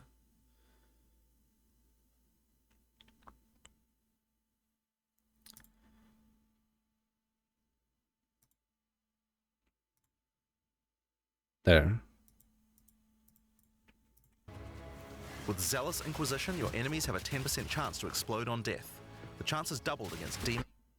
This pop effect, or at least the circular effect on the ground, that may be it. I could be wrong. And undead. With Judge, Jury, and Executioner, your enemies have a 10% chance to explode on death. The chance is doubled against demons and undead. With Judge, Jury, and Executioner, your initial hit against enemies can deal up to 30% of their life and damage. Oh, he literally says it can deal up to 30, so it's not 30%. Oh my god, that's so garbage. What? What is the range? Is it like fucking 20 to 30, or is it like 1% to 30? If you're lucky. This is... Look, you can see how much health this thing possibly has. If he did 30% here, which is not. He probably did like, what, 20%? Reverse call, yeah, basically. But it could be a bad one, because we don't know, as Ben was saying, we don't know if it's... No, actually, well, we do know it's not 30% all the time. You have to get lucky to hit 30%. But we don't know the lowest roll of it. It could be like fucking 1%, and you just do 1% damage on the first hit, which is absolute dog. Or, I mean, it as an ascendancy, I think they have to hard cap it at least 10%, and then maybe 30%. But it's probably going to be like 20%, 30%. Within the range. Something like that, maybe. Strength stacking double slammer with AoE stuns and damage buff due to stun. Or just go fire spell. Spell spammer demon lady. Still gonna be OP as fuck. Yeah, I mean we have to know the ranges for it to be OP. This can occur multiple times during the fight? No. Only once. Yeah, I think it has to be on 100%. Choose to become a witch load on death. The chances doubled against demons and undead. With judge, jury, and executioner, your initial hit against enemies can deal. Yeah, your initial hit. So yeah, you're right. Reverse call. Ain't too bad then. I mean, it depends. Can deal up to 30%. Like, what is the lowest roll you can have on this? Imagine the hit not triggering. Oh my god, if they made it like that, that's so bad. Holy fuck. So just does 0 damage, yeah. Fuck. So what's stopping a group of 6 of them just killing a boss instantly? Oh, you're right. You're right. Up to 30%. There's no qualifier for it being a 100% HP. It's just your initial hit. Oh. But I assume they'll, you know, as Muradman said, in theory, it would only be the first person who hits. Yeah, that's what I'm thinking. Like, to balance it, obviously, they would have to do that. Or else just 6 people go in and one-shot the boss because it's their initial hit. Oof. I need to take a piss. We'll be right back.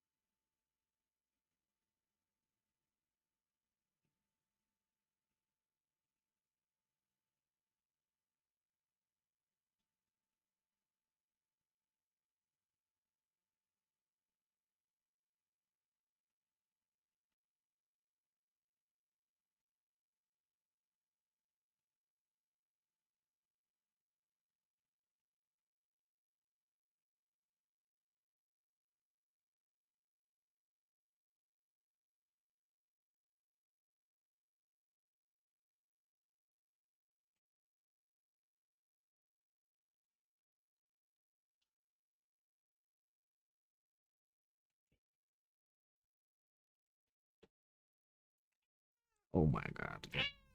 Get off here.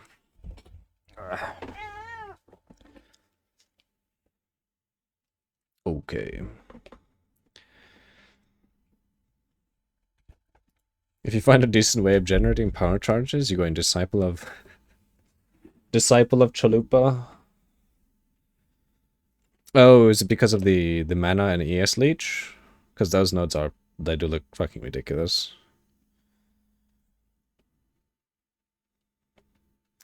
Taking turns with hit first. In theory, you would only be the first person, yeah. And assuming this is the case, you got to get lucky and not hit 0%. There's no way. There's no way they're allowing 0% to happen. Or else that would be the worst ascendancy ever. It would be so fucking bad. Needs to be first person, otherwise you could easily abuse it. Likely clouded as anything under HP and it won't apply, which could screw over passive dot damage minion builds. What do you mean? Of their life and That weren't here yesterday. We were looking at gems. There's a gem that simply says like skills that apply poisons also add plague based on the poison DPS, and then when they die they explode. So like it's 100% explode if they're poisoned, and the value of the explode scales between 0 and 30% of their life based on how big the plague is. So like That sounds completely insane. Yeah. That sounds like you're just gonna pop one shot everything. And like any rare that's in a pack of monsters will just get blown up by all the small guys exploding. It sounds super OP. I'm pretty sure if you actually want to play hardcore, Yeah, you're talking about this, right, Baron? Mana Leech being instant. And Mana Leech affects Energy Shield. Insane. Passive dot minion builds would make the boss not be 100%. Oh, if you're using that ascendancy, yeah. That would be kind of weird. like, and intentionally stay alive, I don't think you want to play monk or warrior. Consuming questions is amazing. It is insane. Because you don't need any form of ES Leech. You only need to spec into Mana Leech, which is fucking ridiculous. And then you just use Mind Over Matter as well. And even potentially CI. Ooh. Hey, Grey Ram. Thanks for the follow, mate. I appreciate it. Chaos Res, and not 100% sure what Into the Breach does. Oh, this thing? Apparently it gives you, like, damage buffs, HP, like, HP globs. They talk about it in the in the reveal. In life, mana, and damage. Yeah, so it's Applies just their energy shield buffs. as well. Another node you can take is Waking Dream, which allows you to see into the domain of the Breach Demons. There you will see the Flames of Chayula that can be taken to gain life, mana, and damage. So it's life globs, mana globs, and just damage buffs. That seems so mid, unless the damage buffs are like insane. Who knows?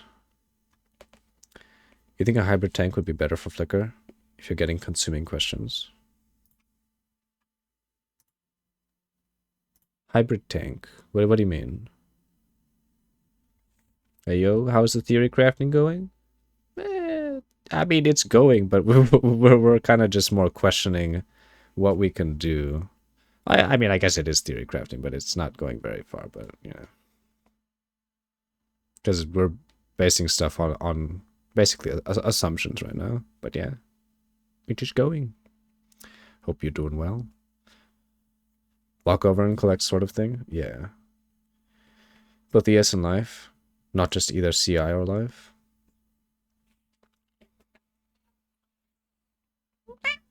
Oh, you mean like all life, ES, and mana? Are you looking at the game database available or avoiding spoilers? Oh, no. Like, I'll definitely be looking at the DB. I already have it up here. Just to see what we can.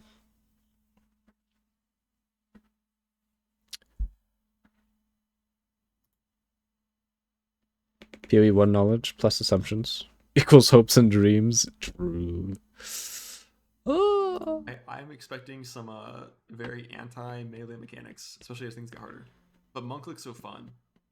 Mind over matter monk might be insane. Like I hope we kind of, I don't know, like are they gonna answer? I feel like Mind Over Matter and CI are gonna get nerfed, or because I feel like they have to do something about not getting bled. Can you turn the vid up a bit? Shit, my bad. This is actually full. Can I turn this up more? Maybe I have it turned down.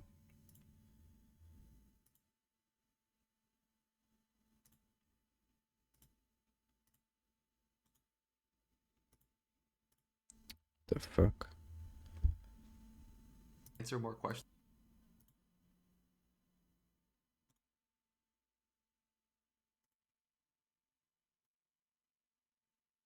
Oh. Prepare. Questions about how mechanics work before it comes out. I feel like they're not going to. But like, if Leech is strong, yeah, this is gonna be so broken. As long as you don't get one shot, you'll just like recover so. You cannot gain power charges while using this skill. Ooh. So you can't flicker forever?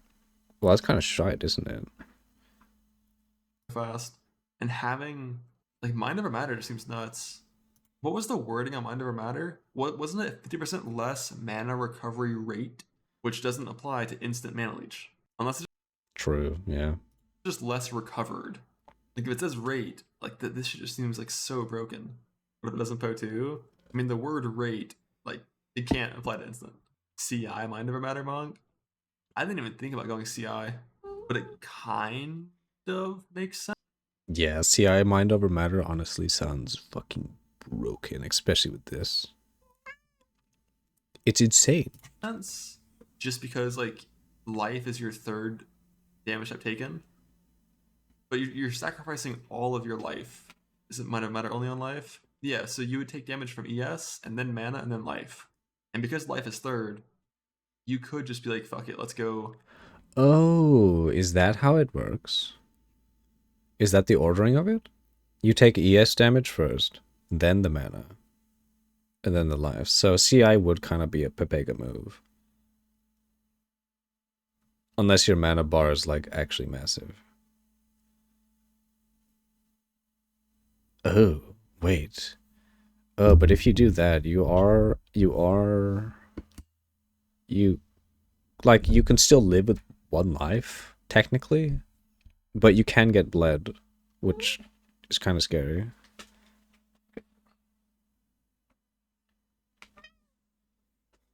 Ash is still gonna fuck you up. You're bleed, poison, chaos immune. You're not poison immune. Well, I mean, if you take Mom, then yeah, you are poison immune as well. Or Triula. Can't remember the chaos one. I think it was Triula. Triula's chaos? Me. Or at least I thought you were bleed, poison, immune with CI and Mom. So you are poison chaos damage will still go through CI, apparently. But since you're CI, you're immune to chaos, which means you are immune to poison. Technically, yeah. There's literally a known named Triula's Gift with chaos theming. In frame, nah. This is fire. It's pink. Let's just go CI. But like I just don't know the benefit of CI. Like how much chaos damage is there really? Well, I'm kind of hoping that that this node right here is good. If not, you can just go Cheeto's Gift. If you actually have Chaos Risk Cap, then it's good. But yeah, like if I play Monk, it's probably gonna be because I think I can do some dumb stuff with Cheetah abusing. Aside from that, I just don't know if Witch is good. Like Witch was so like Caster Witch was so bad in the beta that I played. Even though it's like some of the stuff seems neat, but you're pretty much forced. It's bad in the to go, beta like, he Vitality played. Siphon. It's like this is gain base life cost equal to base mana cost. It's not replacing it. It's just both. So like this honestly sucks, but it enables like a bunch of leech and like maybe this is all 6 points to get this, and you wouldn't even get the leech. Wait, you have to take this.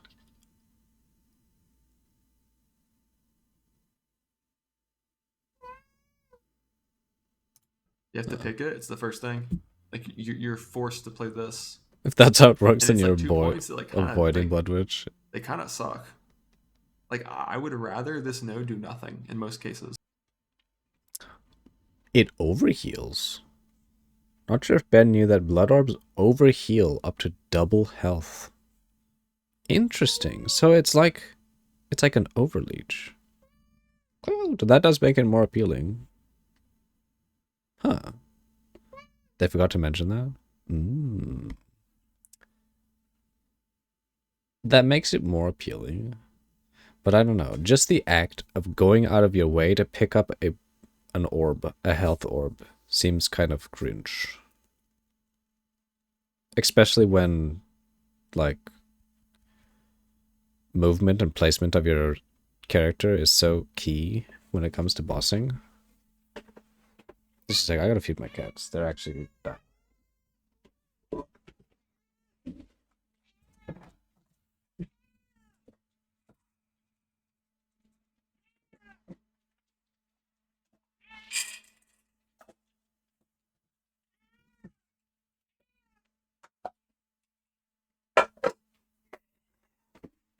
Okay.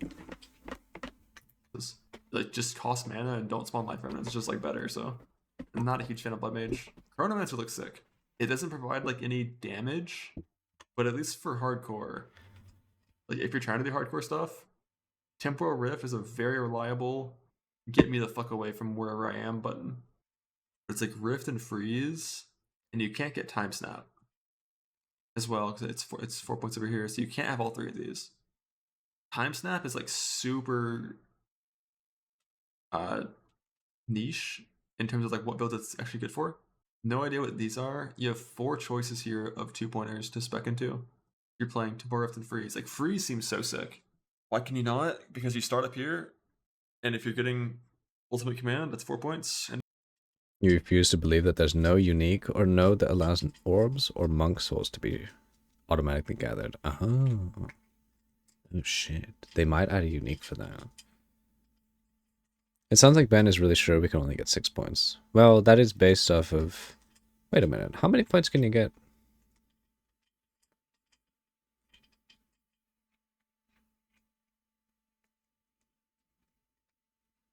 Oh. Which would honestly be kind of low.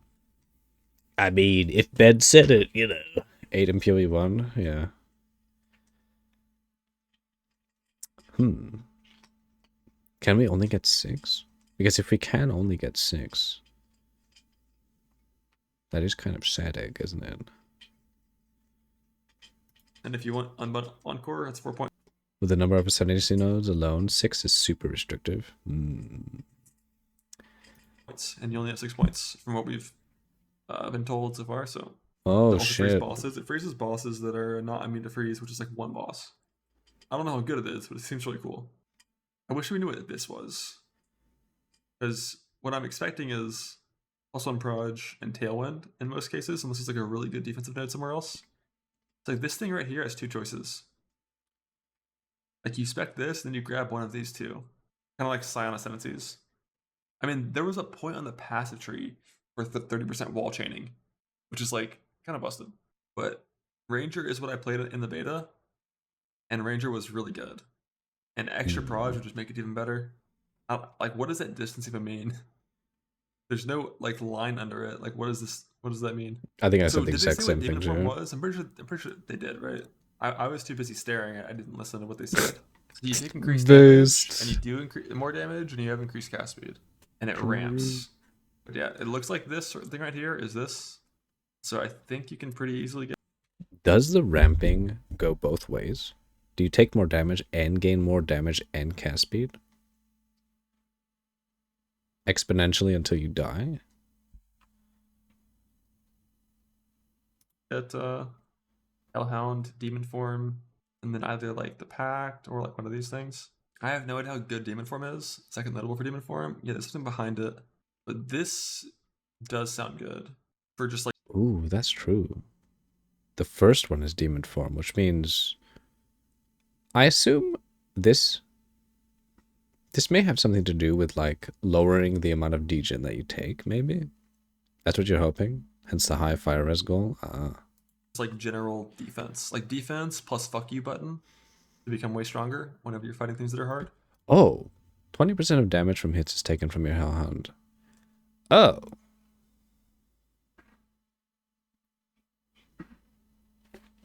That's actually a lot of damage mitigation. 20% is kind of big. To be honest, I didn't even, like, I looked at the Hound and I was like, that's cringe. I don't want a minion like that. But thinking about it, that is kind of big. Like, if I'm playing a caster, it's likely Infernalist, but it could be the Chronomancer as well. It just depends on what the other 2 points are. Not a huge fan of Invoker. Pretty sure it'd be Chilupa Monk. This one's really strong too if you're playing lightning spells.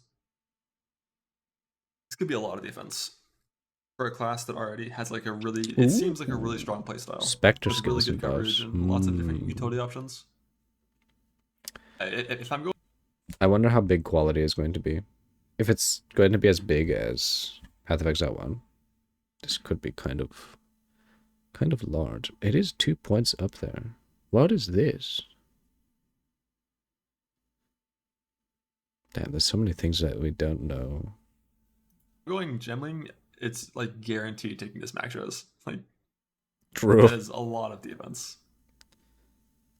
It's like 30% less damage taken of all 3 types. We don't know. But there's not that much like raw This is power why 6 on points it. is so little. If you only have 75 fire res, you're losing 1/4 of your life and ES some every single time this procs. Infinite mana could be nice. It really just depends. Like, if you already have a forced mana pot Ow. and you kill everything fast, maybe you just always have infinite mana already. Like, what I'm looking at here is the dog, which I'm pretty sure is right here, because that's the same icon as this. Looking at dog, demon form, and this. Or maybe just things different altogether. Like the whole Pyromantic Pact thing, unless you're playing a build that has like insane mana cost and good life recovery, not sure about that one. Maybe this Ignite thing is good. I hope we get full Ascendancy info before the thing starts. I don't really want a full passage tree. I mean, if they release it, I'd be okay with that. But I want to know full Ascendancy info, passage just 'cause, tree. like, that's such an important choice of like what you play is just your Ascendancy. Like that's what you choose when you make a new character. You're choosing your Ascendancy. Yeah. Damn. All right. Next video from the Ziggies. If it's only 6, then you're hard forced to pick only one master level ascendancy node. And I think some ascendancies require all 6 points for a grandmaster sort of ascendancy node.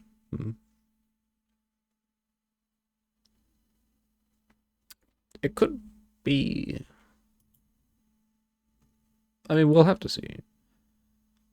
This one showed something new regarding ascendancies. Oh, shit. Well, let's fucking go. Ziggity here. In Path of Exile 2, you will actually have 3 choices for trials to get your Ascendancy class. The first one to become available is the trial. Wait. G'day folks, Ziggity here. In Path of Exile 2, you will actually have 3 choices for trials to get your Ascendancy class. Yeah. The first one to become available is the Trial of the Sekimas, part of the way through Act 2. And I was able to get some hands-on experience with this trial on a mercenary on my recent trip to Grinding Gear Games Studios. Now, for the new exiles joining us, Ascendancies are your subclass, or a prestige class, if you will, and each character, like the mercenary, monk, or witch, has a choice of 3 Ascendancy classes unique to that character. There'll be 2 at the beginning of the beta for each, with a 3rd one being added later on. Ascendancies open up an extra passive tree, inside your passive tree, with impactful nodes that you can spend 8 points in. These Ascendancies provide a lot. He said 8 points. We have 8. 8 points in. These Ascendancies provide a lot He of said power, 8, yeah. but also a major way to flavor and change how your build plays. Like, for example, empowering your witch with blood magic as a blood mage, or, alternatively, demonic fire as an infernalist. But whichever route you go, to unlock your Ascendancy and to gain the additional passive points to spend in its tree, you must first. What made you think 6? It was based on Ben's video. He said like the info that we had was 6, and he thought like based on the info that we had or said from the past was 6, but according to Ziggy D on this one it's 8, so that's pretty cool. Complete your choice of Trials of Ascendancy. My like the one I'm video? showcasing What the here, fuck? Trial of the Sekimas in Act 2. I have movement in the dark. Lots of movement. Whilst progressing through another quest in Act 2, you'll find yourself climbing through the spider-infested tunnels of the Traitor's Passage, and you may just come across someone who was supposed to remain locked away. Gotta be something valuable behind those doors. The imprisoning wards burned, the Jin Balbala demands you release them, and this is Path of Exile, so through combat, naturally. Release me! Jingaka! This boss is Jingaka. quite challenging, employing a lot of roguish tricks, Pepega. disappearing in smoke clouds, summoning ethereal daggers, and using high mobility hit and run tactics. This boss has quite a few tricks up their sleeves, such as hiding in plain sight and flooding the arena with toxic gas, which it took me embarrassingly long to realize that it would only recede once you actually found them. They have a few more ways to test your worth as the fight progresses, but I'll leave those for you to discover on your own. Ah, he's spoiling the fight. If you remember correctly, they said it's going to be 4 lots of trials. 4 lots of trials in the QA after the reveal. Oh, so it was already like set in stone that it's going to be 8 passives. So proving yourself worthy here will take some cunning, but if you do so, you'll be given your path to ascension. Yes, a coin. Allow me to repay you for freeing me from my imprisonment. With Balbala's support gained, you're able to take on the trial of the Sekimas, where the Jin's coin can be placed on the relic altar. Balbala will also give you your first relic to get you started, which will provide you with some buffs in the upcoming trial. These are craftable should you have the currency to do so, and with a spare augment I was able to get not only increased life, but also a chance to get double sacred water from enemies, an important resource within the trial. This is Oh, that's actually a lot of life, considering that you get like no life from your passive tree. Forced to do Sanctum though. I wonder what the third one is going to be. You turned it off after getting a drop. This fucking guy. This is a reasonable Also, is the audio volume fine for you guys? starting point, but we can certainly find more Melee relics fucked, inside of the yeah. trials to empower us for future attempts. This better be worth it. What works for you? Okay. So here's how the Trial of the Sekimas works. Each room you choose on the trial map has a special theme to it, something like a trap gauntlet that you have to run and make it to the other side, a challenging fight for you to survive or overcome, or a time trial or something like that. At the end of each room, you'll gain a reward, which you will know ahead of time when selecting that room from the map. So this might be something like a key for treasure at the very end of the trial. It might be restoring lost honor, more about the honor system later, gaining the resource Sacred Water to spend in the future, or even then spending that Sacred Water on boons to make your trial easier. There's a map at the end of each room that lets you select your path forward. So Sacred Water is basically just gold from Sanctum, yeah? Or those coins that you get, like the currency. And you can see a couple of steps ahead as well. You'll be able to see the reward for each path and also the room type. Like for example the Gauntlet trial where you must navigate traps and enemies to just reach the other side, hopefully while avoiding taking too much damage in the process. Another example is the Chalice trials where you must kill all rare monsters in a room to fill a blood chalice. Backward and And then forward there's from one the that arrow I direction. rather enjoyed, the Escape trial, where you touch a death crystal and then have to disable as many crystals as you can before the time runs out, where each crystal you fail to disable will deal a certain amount of damage to you. There is, of course, treasure and enemies to distract you in the process. As you play, you'll be able to learn over time which rooms are more challenging for you or for your build, so that you can make those risk versus reward decisions better. The map can also show you purple afflictions on some of the rooms. These cursed rooms debuff you, making things harder in some way, so you obviously just want to avoid those where you can. Sometimes, however, they may be on a room that has a really good reward, or on a path that leads to really good rewards, in which case you'll have to weigh up those risk versus reward assessments. Light Sure, or double no, damage no, taken on no. low life is pretty deadly, yeah, but what if I just don't get hit? Then it's fine, right? True, it's based. Some rooms will also offer boons as their reward. These are powerful buffs that aid you in the trial. Sometimes these boons can also come as a package deal with other... That is an interesting question, though. Like, what would it actually be? What would be worthy of, like, endgame content, technically? Because these ascendancies are technically endgame content. Like, it's tied to endgame stuff.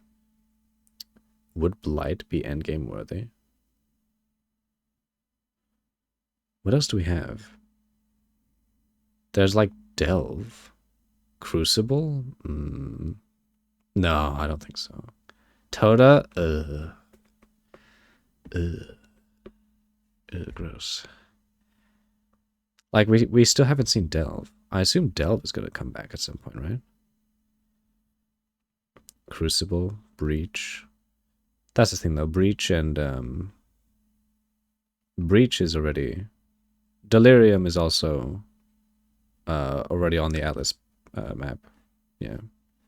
Isn't the Atlas basically Delve now? Oh, that is kind of true. Yeah, the Atlas kind of is Delve. It is like unlimited Delve now. You are correct. Yeah, that's a good point. Other afflictions, like in the Pledge to Kochai reward. These pledges can be hugely run-shaping, like for example trading off all of your armor for a huge buff to movement speed, which could really help with that whole don't get hit strategy for those afflicted with the increased damage taken. Yes, I'm sure that will play out just fine. You can also play the lottery and take a random affliction for a random boon that you don't know what either of those is going to be. Or you can remove a potentially awful affliction from one of your previous poor choices, just like that, at the cost of one of your People boons. who bought the hideout for the... In the merchant reward rooms, you'll the be Atlas Barbara on it? again, Oh. and you can spend larger sums of sacred water that you've acquired via monster kills or from the reward rooms that give you a bunch of sacred water to buy things like boons or even relics, which you can use on all future Trial of the Secama runs. So while a boon might help you right now, you might decide this run's going quite well and to get a relic that will be able to help you in future runs. So in this initial Just trial don't get of the hit, Secamas, to bro. ascend, you need to move simply from the leftmost room on the map to the rightmost room on the map and defeat the final boss of this level without losing all of your honor. The choices you make along the way and the boons or afflictions you receive will You all make have that no either easier honor. or harder, or increase the amount of bonus loot rewards you get at the end. You could do a pretty easy run through, taking very little risks and getting few treasure keys, and thus not much loot at the end to just simply ensure that you safely ascend. Or you could take a bit of a risk and come out with a bunch of jewels and currency. In my run, I aimed to get some... Ugh. Is that Molten Shell? God damn. Manga W. I guess it's kind of like the same as what you see in POE 1, but Jesus Christ. sacred water early on in one of the rooms so that when I met a merchant, I would be prepared to buy anything really good that they had. And indeed, that did pay off. As Molten Shell is huge. Yeah, like, if you had a... I think if you had a monster in POE 1 with, like, Soul Eater and Molten Shell, it's, like, fucking massive. I forget. I was able to get a nice boon to make the enemies slower. And I also went for one of the pledges of Kochai, hoping to get myself an amazing boon with a downside that I could handle, and indeed that also paid off as I did get that huge boon to movement speed. This powerful combo of making the enemies slower and me faster really helped to secure a win on my first attempt. So this first floor is pretty short and forgiving if you take it slow, I think. Your honor only has to make it through 7 rooms and a boss, which took me about 20 minutes at a slow and careful pace. Where's his honor indicated? I don't see it. Oh, it's here. What the fuck? I guess this little effect on his HP is his honor. That's weird. That's a weird location. An interesting one. Could use that molten shell as a cock ring. Oh no. Basically copy pasted most boon and afflictions. True, yeah. It's literally just Sanctum. I guess the knowledge from POE 1 will translate pretty well. Oh yeah, absolutely. It'll probably help greatly. Future higher level trials that you run will have additional floors after the first. Because it's basically just just one to one-to-one. That will make your early choices more meaningful. You'll want to stockpile sacred water to make sure that you have currency to spend at the merchants later on, and some of those afflictions that you maybe take on the first floor that don't really seem like they'll matter might start to cost you a lot more on the third floor. But for initially gaining your 1 to 2? ascendancy Oh here shit. in Act 2, Did things I are say 2? relatively simple and straightforward, and you don't have to live with the consequences of your poor choices for all of that long. You can employ a much more short-term strategy when there's only one floor to contend with. So I'll explain how failing and reattempts works now, but I do want to mention one thing. I said 1-to-1. Oh. No, I mean like Sanctum and this new ascendancy system is 1-to-1. POE 1 to POE 2. Oh my, get out of here. That the UI in this recording is not finished. Jonathan mentioned to me that there would be a special UI, maybe in the center bottom, that will show the trial's special honor resource. Oh, okay, so it's not this. Oh, okay. That's interesting. It's shown on my health globe, but it's really not obvious enough. The amount of honor so it that you is have that. is just the combination of your life and energy shield. And just like your life and energy shield, it's also protected by your armor and evasion, as well as any other defenses you might have. Each time... Wait, so if you have a fat ES pool and a fat life pool, is your honor gonna be fucking fat? Wait, that seems kind of busted. Just a sec. I need to take a piss real bad. Fat with capital P.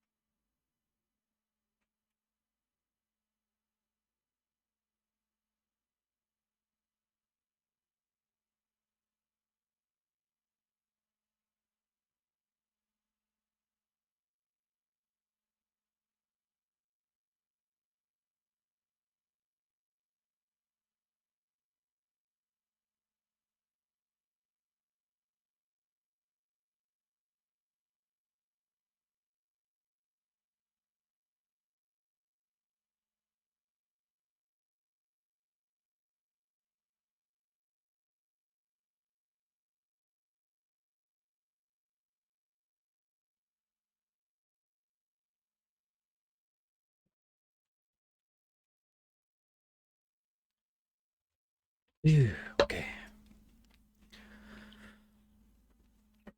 Still a shame they made no UI improvements. UI improvements. Do you mean Sanctum? Hello, Dan. What you got? Time you take damage... Just for you, Mr. No Twit. Oh, shit. Alright, let's see. Just a sec, guys. Welcome to Everybody Gets a Fat Man, where everything explodes and you have no idea why. God damn it!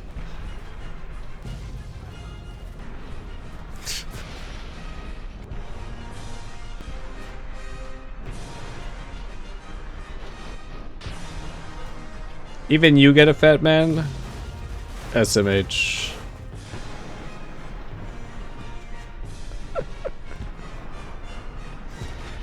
What? What? Wait, is this music gonna get me DMCA'd? It probably is. God damn it. That's so annoying. No? Oh. It won't? Okay. Watch me get fucking DMCA'd.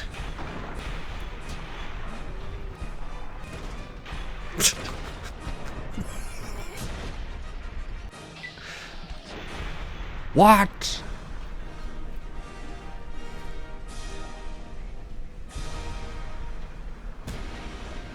Oh.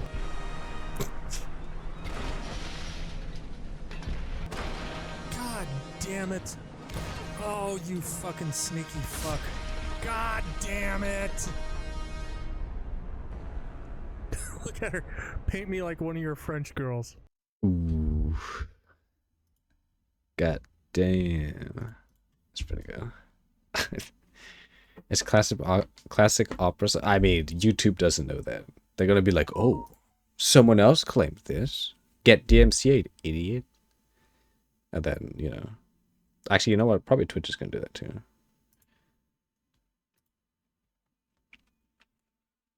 Now we just need Dan DMCAU. Oh my god. That's possible. It's Marine Corps Band. The recordings are all safe. Oh shit. Okay. Spock. God damn it. Isn't Fat Man literally just... If YouTube didn't flag it, Twitch won't? Yeah, that's probably true. You also take some damage to... Twitch is kind of anal, though, sometimes, in the weirdest areas. I guess YouTube is more anal. So, Fat Mans are just... They're just portable nukes, isn't it? If I remember correctly. And you're just getting nuked left and right. Your honor, and lose all of your honor, and you will be ejected from the trial, even if you didn't necessarily die. It's literally just I a guess mini this is one nuke of those launcher. situations Hell where yeah. disgrace is worse than death. The good news is that in this first attempt at the trial of the Sekimas, where you seek those initial 2 points of your ascendancy, and to select that ascendancy class, it's easy to simply try again. Balbala will just let you keep reattempting until you find your success. That first entry token is a quest item and given to you freely. In later, higher level runs in an endgame, it will become more serious as you will likely lose in an endgame.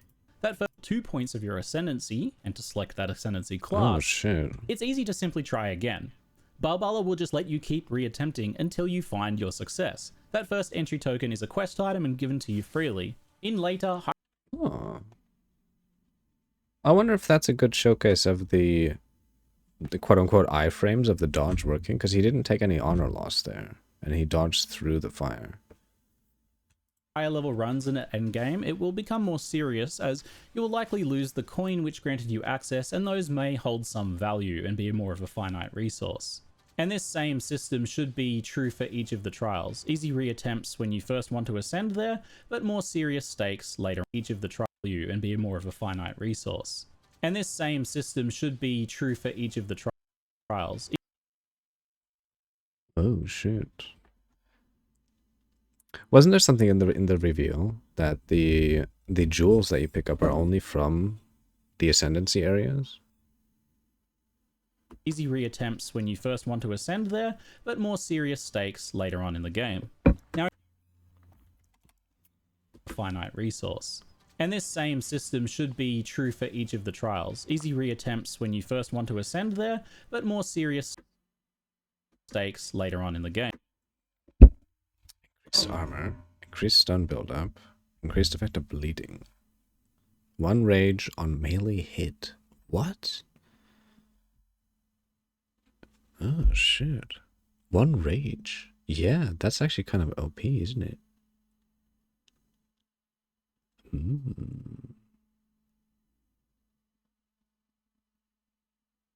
Can that scale higher? Is this like a low roll, or is that the max roll that you can get? And you can have multiple of these jewels too. Oh, you can use comma and period for frame skipping? Okay. Ew, my. Ask Fishy. You do goofy shit like this one on the regular? Yeah. You should follow sub Dan. If you haven't followed or subbed Dan, give him a follow or sub. He does some weird shit. Until you find out he likes Starfield too much, and then you can unsub, you can unfollow, you can, you know. You followed Dan? Nice. Game. Now, if you're wondering why the Trial of the Sekimas has this honor system instead of just using life and energy shield, since they're based on those anyway, then the answer is down to recovery. Life and energy shield are designed to be easily recovered. Flasks, leech, regen, and recharge on the energy shield, for example. These all allow you to get hit by a trap or an enemy and heal before the next one is a problem. Honor, however, is harder to restore. Generally, you'll only get honor back through special encounters, things that specifically heal it, or buffs obtained during the course of the trial. Maybe something that restores honor on killing a boss, for example. Honor is a resource to be more carefully managed as such. Gardens Maybe, for goofy example, shit. if you've taken a lot of damage to your honor and things are looking a little shaky, you might decide to forego that more difficult treasure room and instead take an easier room with a chance to recover some of your honor at the end. You know, just so that you can make it through. This combined with the choice-based map layout gives the Trial of the Sekimas its roguelike gameplay, that more carefully risk versus reward assessed gameplay. So it's offering a different experience to what the rest of the game typically throws at you. It's a gameplay that some of you will love and some of you may not, and that's... You know what? Sanctum in PoE 2 might actually be kind of fun. Like compared to Sanctum in PoE 1. Where it's just, you have to one-shot everything, you know? I mean, you still probably want to one-shot everything in PoE 2 Sanctum, but... Honor is basically life plus ES. Apparently, So, yeah, apparently he was saying, like, let's say you have a fat life and ES pool. Your honor is going to be huge. That's huge, yeah. Which is pretty interesting. And all your defense applies, so armor reduces, evasion lets you evade damage, yeah. It's actually an interesting change to Sanctum. So you can have a huge amount of honor, I assume, at some point. That's why the fact that you can choose another trial instead is a great choice for Path of Exile 2. Don't like honor or traps? The Trial of Chaos has neither of those things in favor of a modifier wager combat system. Now, before we lock ourselves away in the Path of Exile 2 beta for weeks on end with nary a glimpse of sunlight, it's a good final chance to say some goodbyes and spend some good quality social time with friends and loved ones away from our computer. But the outside world is kind of scary. I mean, what do you even do out there with other people? Do you just watch ducks together? Is that a thing people do? Do you try and catch the ducks? Do you battle each other's ducks? Do you create synergistic duck teams with elaborate builds in an ever-evolving meta? But where are you going to keep them, and what do they even eat? Grapes? It's all quite frankly where is this too leading? much. Thankfully, there's my sponsor Magic the Gathering and their newest set, Foundations. It's the perfect time for you and a friend to get into the game with a solid foundation. Known in exotic Germany as Grund. That was it. That was a terrible ad segue. Stein. This set has the beginner's box and starter collection. Magic has gone so weird lately. Has it? Damn. You fire strike the duck for 10 league points. True. That you need. Fantastic options for new or returning players, whether you want to start building your own decks or even just have a box of Magic to learn to play casually from the safety of your own home. You can check out my very own guide video to getting into Magic the Gathering in current year to learn more. And I guarantee you, there are no ducks. Right? Right?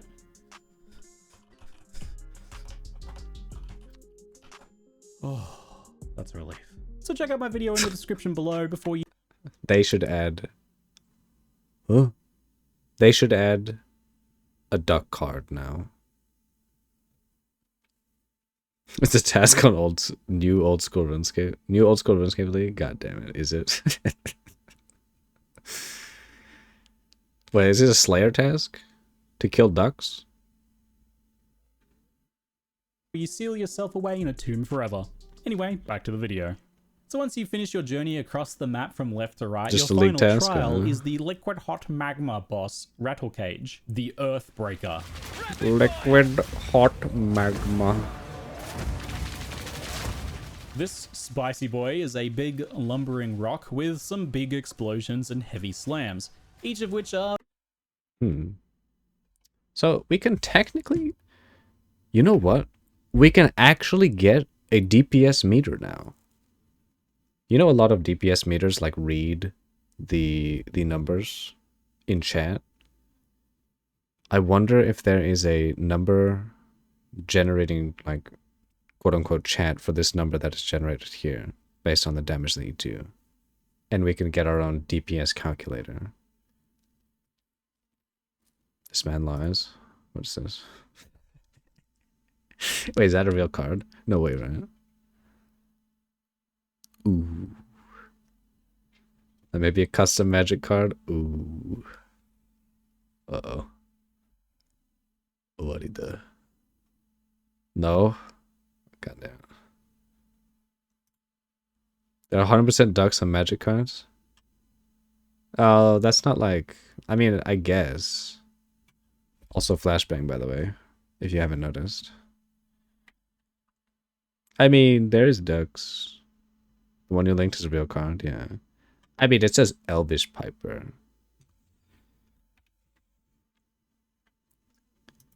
Nah.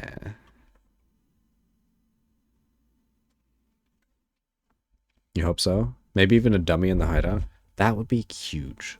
We need dummies in Path of Exile 2. To actually... Well, I mean, you know, but we'll probably get like a POB 2 Kopke. I hope so. Please DPS check dummies. Yeah, that would be cool. You were memeing, but this man actually lies. Oh shit, so it's actually a real card? Damn. Are very avoidable. It's kind of slow. You have plenty of space to move around initially, but Rattlecage does have a few tricks. They have some area denial abilities where slams can place these lava-spewing mini volcanoes that last quite a long time. These will end up around the edges of the arena so that you'll have to move in a bit closer to the boss to avoid them. But a well-timed dodge roll can see you through their embers safely, or slipping around behind Rattles to easily dodge their slams still. As a very large and slow target, freeze, stuns, and slows and other similar crowd control effects are very useful against Rattlecage. They talked about and you it. can potentially chain different types of these control effects together fairly effectively. I use a lot of stun and freeze in this. Rattles has a huge life pool to match their size, and they're pretty heavily armored, as well as being resistant to fire and lightning damage. But it is notable that they are vulnerable to cold damage.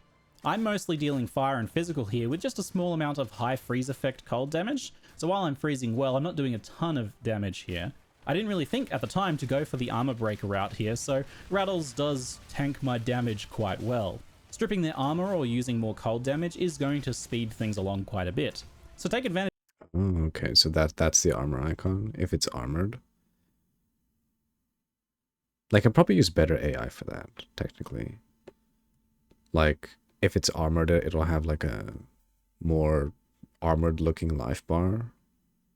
Maybe. Something to indicate it a bit more, perhaps. But that's just me. Advantage of those things where you can to help the pressure of the area denial that builds up over the course of the fight. As long as you get the pacing of avoiding the large, well-telegraphed slams in the early parts of the fight, most of the fight should be pretty straightforward. However, Rattles does get a little bit angry when their health drops low, and will do a big slam that will begin a rain of magma from the ceiling, and these hit pretty hard, so that last 30% of the fight is quite tricky. Ooh. It'll likely be the greatest challenge on the first floor for some of you. You can go for the quick kill here, just to try and get that dangerous portion over with quickly if you've got a nice little buffer of honor. Or you can be a bit more careful and patient, and that's a viable strategy because it doesn't last forever. Eventually, the magma rain will stop.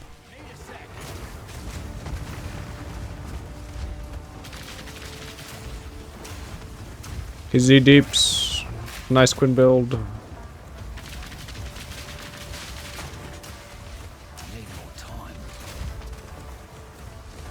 Just have a transparent hex pattern over the health bar. Makes it really more clear its armor. It's possible too. Combined with color coding, it would be good UI design. Yeah, probably.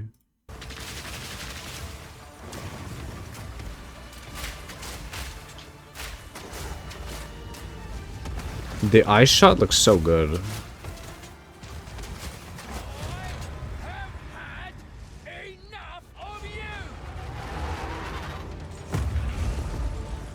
However you decide to manage it, whether you take a more careful and slow approach, or whether you try and rush down the boss, as long as you get through the fight with your honor at least partially intact, even just barely, then you can loot the boss, which may include some relics as well, and then enter the final room to claim your prize.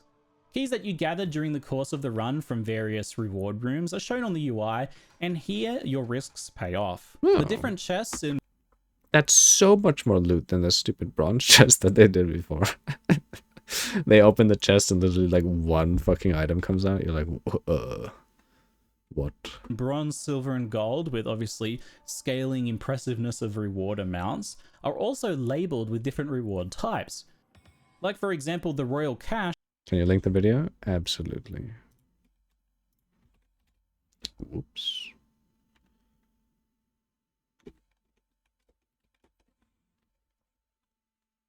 No problem. Hello, 6yen. Whoa. Which contain the Maraketh Trials specialty items, jewels. Wish they showed the gold including reward. The special Yeah, that would time be loss cool. jewels only available here.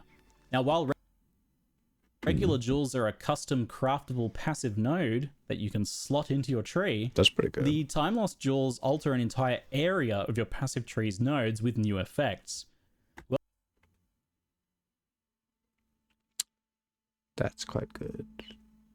Curse effect. Increased effect of small passive skills. Well-crafted jewels of both types are going to be very sought after for just about every build, because most will end up getting at least 1 or 2 of these. What?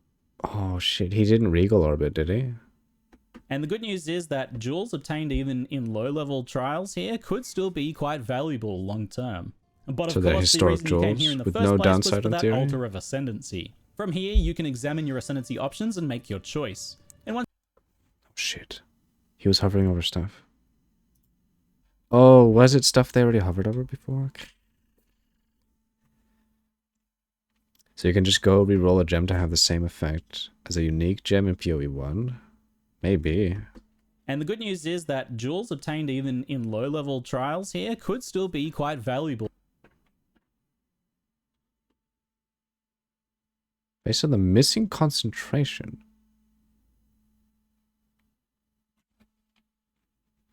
Long-term.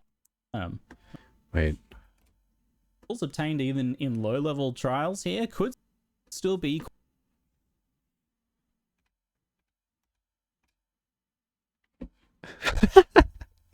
What the fuck?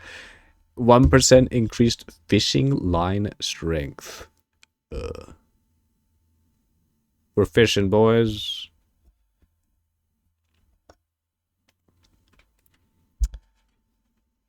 You really want them? Just to make a meme character skill in PoE? Well, that is. We're fishing. Fishing rods are back. Yep. Like, make a skill called Blessed Sword. It's just your character spitting alcohol on his sword. Ah! No, okay, that's the quality one. Ceremonial Ablution. 50% increased effect of Sorcery Ward. Oh. Sorcery Ward recovers 50% faster. quite valuable long-term. But of course, the reason you came here in the first place was for that Altar of Ascendancy. Oh, that's From here, okay. you can examine your Ascendancy options. Grants 20 weapon set skill points.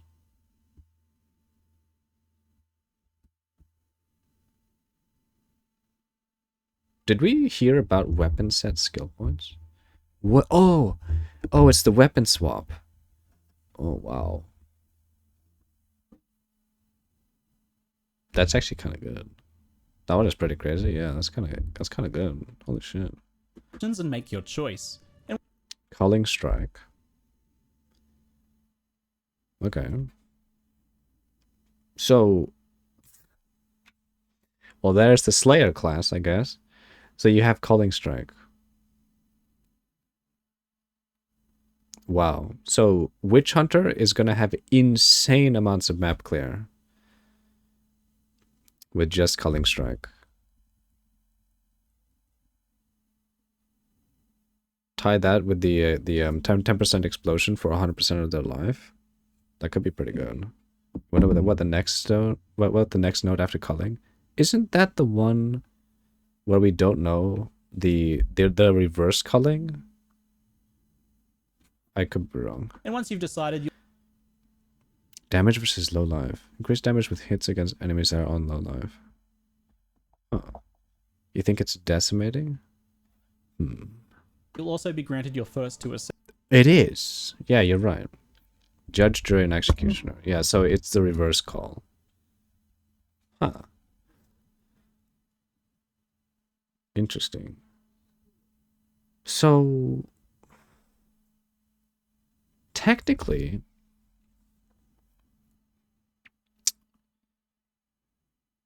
with the decimating and call, yeah, that could be pretty insane clear.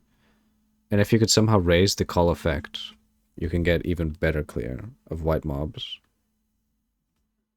That could be pretty damn good. Ascendancy passive points to spend. Oh, shit. Oh, he hovered over it. 5%. Ugh.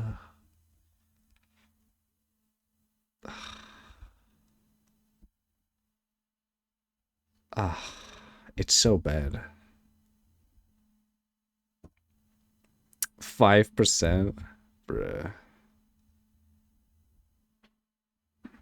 30% at end. Well, if you think of it as unique mobs, yeah, 5 to 30. That's a kind of a big roll.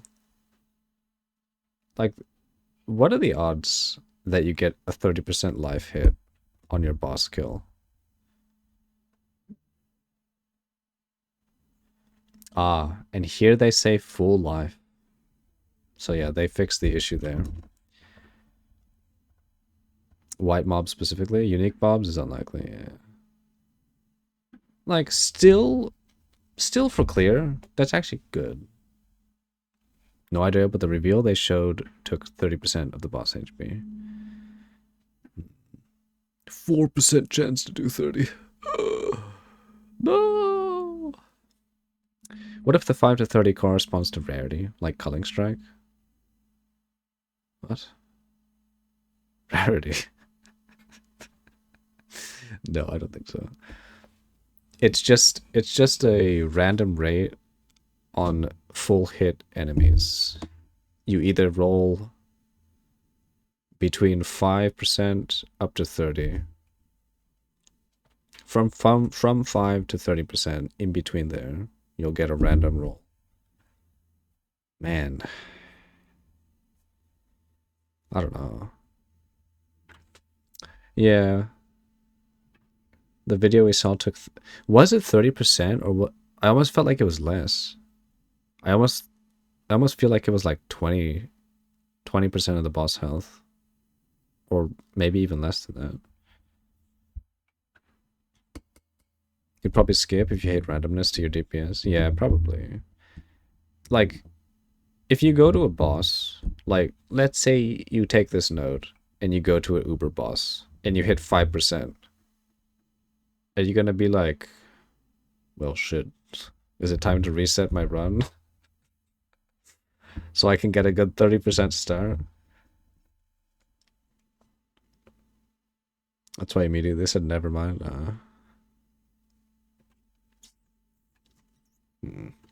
Even if it takes 10%, it's pretty good on bosses.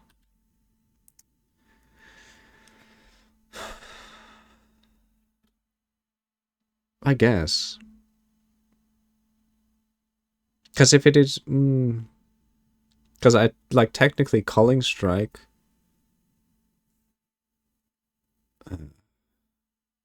what would that be? They listed the percentages before. It was like, so what, 6%? If it's 5, if you hit the lowest, 5%. Because on unique monsters, it's 5% to call. And that's like, what, 6% DPS or something? 6 something or whatever. Right away. That's enough to get one of... Okay, we saw this one.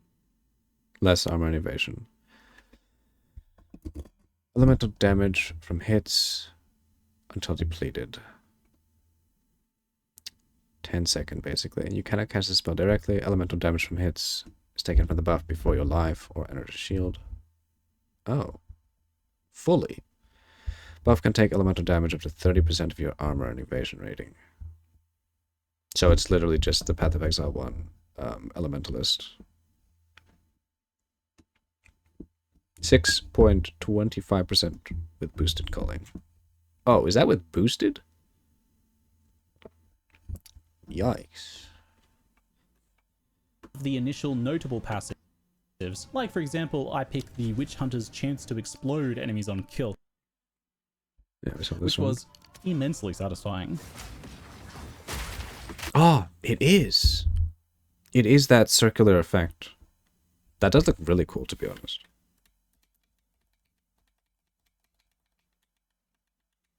So yeah. Wow, that's actually a really big AoE. Holy shit.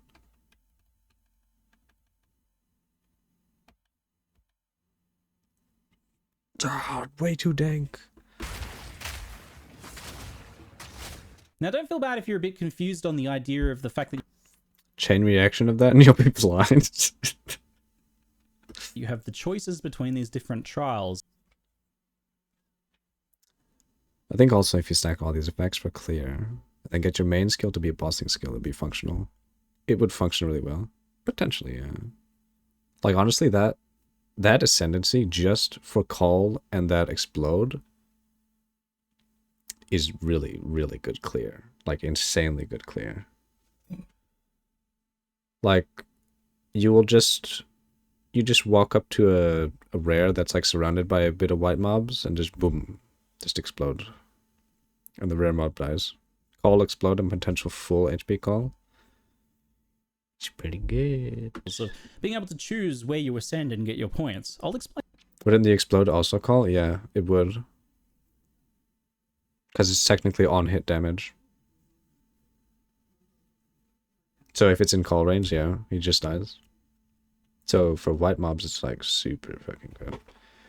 Actually, it doesn't even matter. If it's a white mob, it does 100% of the white mob's HP. Well, of any of the HP if it explodes. So it wouldn't even need to be in call range. But yeah.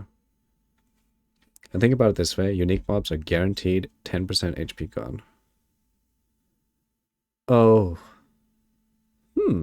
Oh, but that's if you take 2 ascendancy notes. And if you're like, you know, the unluckiest person ever. I mean, it is 10% HP gone. So technically that is like 11% DPS. But that's 2 ascendancy notes. Is that worth it? I don't know. If you're lucky, then you get 35% total calls. Yeah, that's kind of big. What would that be? Like... it would be like 40% DPS?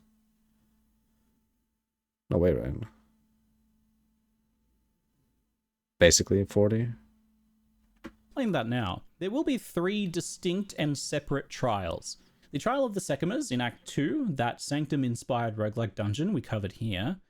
Then there's an Ultimatum-inspired Trial of Chaos in Act 3. This will focus on a more risk-reward combat encounters style with stacking challenge modifiers. Don't go there. And then finally there will be a 3rd trial that is yet to be revealed, available in Act 4.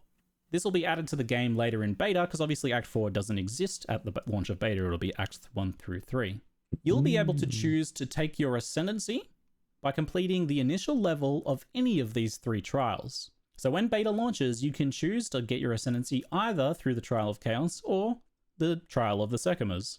So that initial run in any of the 3 to get your Ascendancy is pretty straightforward, so you can just choose which one. But things get a bit more confusing in how... Oh, really? For Slayer Ascendancy, you had to take 2 points to get Culling Strike. It was a higher guaranteed call. Oh. Really?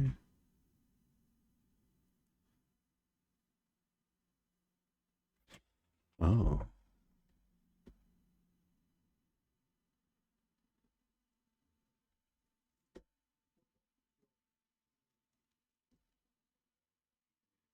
I see. 20% versus the 10. Yeah. Ah. Intriguing.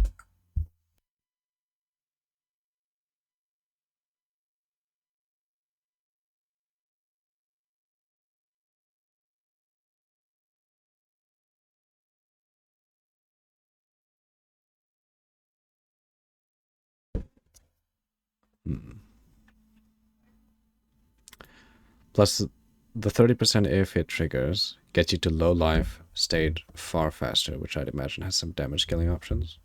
Might also instantly phase some bosses. That is true, if they have like 3 phases.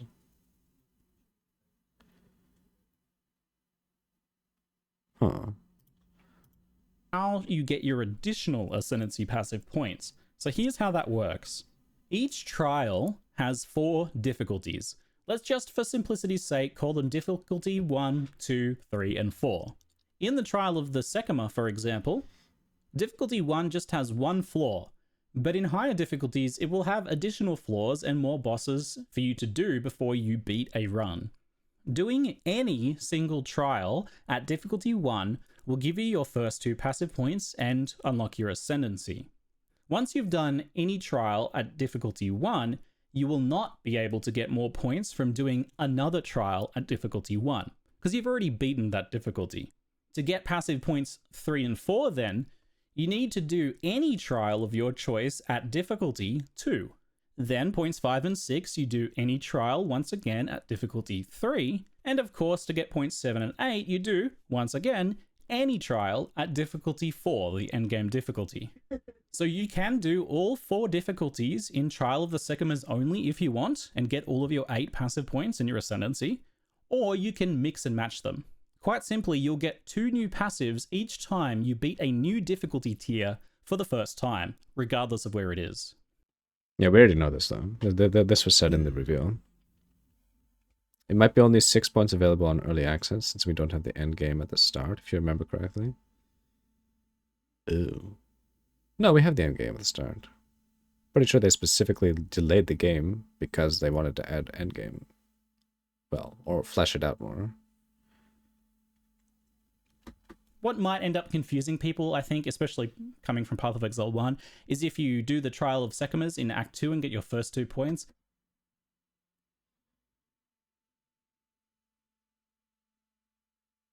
Oh, that is true. You're gonna catch a nap before the morning? Gotta drive a few hours for Thanksgiving? Alright. Thanks for hanging out, Raining. You have a great sleep, mate. GG's. I don't think Ziggy would say 8 if we weren't getting it on EA. Yeah, I think so too. So I think we will get it.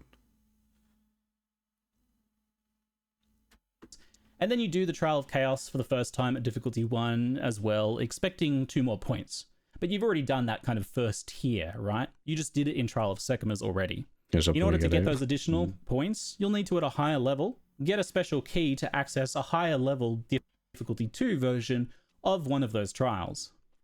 Now, the nuances of how to min-max this progression and what is the best strategy for different builds, etc., is for us to discover when we play. I'm not going to try and guess at that here, but I will suggest this. On your first character, when you play Path of Exile 2 for the first time, just do all of them, all of these things at every difficulty. Try all of that new content and get all of the loot. That way you'll be able to find out what you like, what works well for your characters, but you'll also get to experience all this cool new content. Try not to go in with too many assumptions from Path of Exile 1 about how something worked there versus how it's going to work here, because it's quite a different game in the end.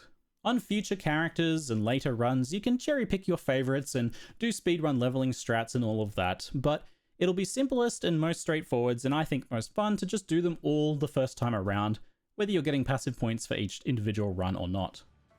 Most builds that are feeling pretty confident mid-Act 2... You'd much rather see that. You recall them saying, the acts wouldn't be all available at the start, so maybe the 8 points will be available once the rest of the acts are available. No, I don't think so. Because they're adding the end game, but they don't have the third final ascendancy thing yet, because Act 4 isn't done. They only have it up to Act 3. Fairly sure we're getting 8 in early access, since we can pick and choose between the 2 kinds of trials. Yeah, we should be fine. No assumptions when all we've done this stream is assume based on POE 1. Well, I mean, Ziggy D did say 8, so that's what you want to see. Just trying to think about how Ben got 6 points from. Well, think of it this way. This is the latest vid, and Ziggity basically has access to, like, most of the stuff, because he's, like, directly involved with GGG a lot of the time for announcing these kind of things. So him saying 8 is, I would say it's pretty definitive that we are going to get 8. And it was literally posted 2 hours ago. And what, Ben's one was... fucking flashbang. God damn it. 16 hours ago. Yeah, so it's just it is the newest info that we have. It is probably the cleanest info. Probably honest. Yeah. Yeah, it's Chris Wilson's personal phone number. I mean, I wouldn't be surprised. The mercenary... Whoa! My ears. Will be pretty capable of handling the challenges offered in the Trial of the Sycamores first floor. especially if you're playing it safe with your risk-reward choices on the map and just trying to get through My it. bad. If you have any form of extra mobility or the ability to stun, slow, electrocute, freeze enemies, and so on, it's going to be a good deal easier. Fund your The air final boss recovery, may you're well be the fine. biggest hurdle for some players with its spicy fire rain, You'll live. but it's also very susceptible to crowd control effects like stun and freeze. And if you do manage to score a boon that slows enemies down or speeds you up, then it'll become a lot easier. The enemies I encountered each had well-signaled attacks, often with big wind-ups or slower projectiles, giving you lots of room to dodge. It seems that they aren't really individually designed to hit you, but rather to pressure you so that you then make a mistake and get hit by a trap or get into a bad position where another enemy does hit you. This is good. I like this idea that the enemies are kind of trying to pressure you more so than individually cheat you out of your honor.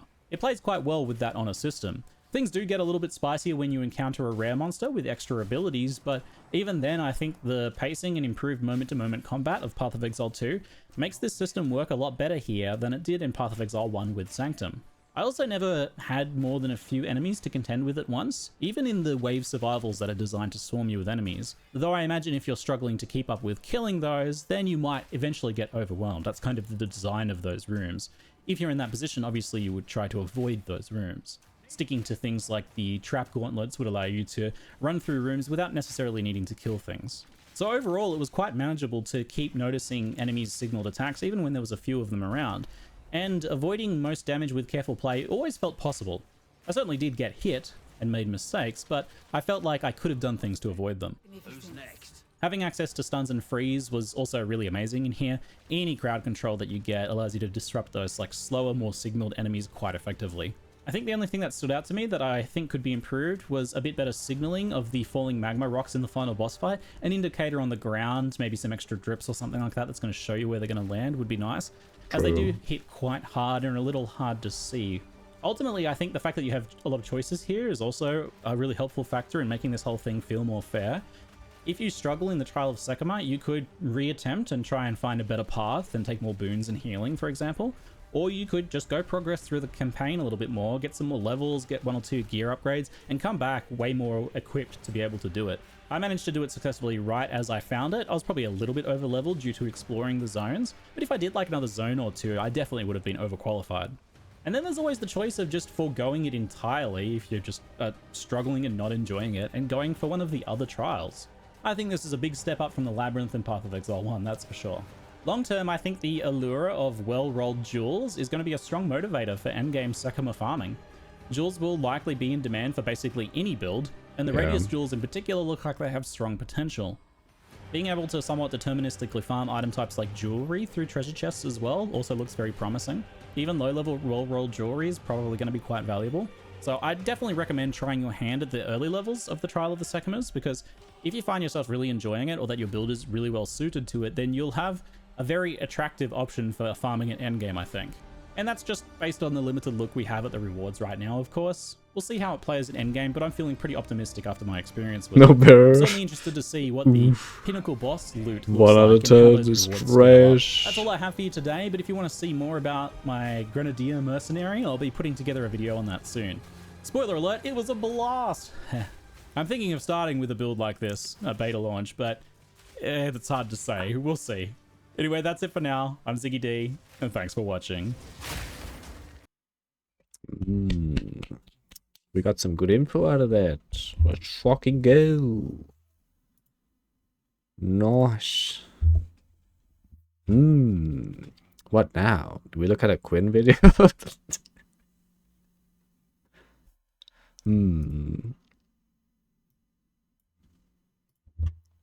I wonder. Get dang.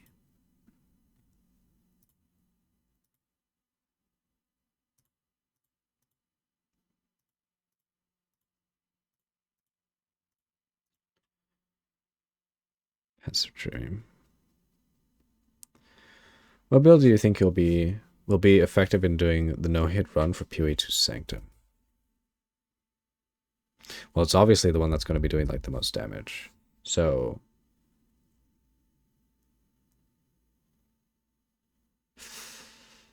I wonder, because I don't know like what skill would be good. They completely changed tornado shot. Apparently it's a dot now.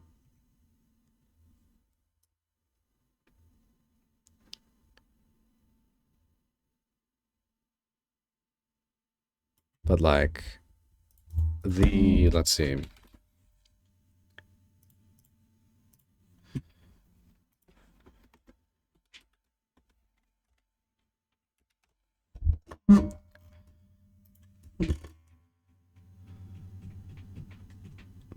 Ah.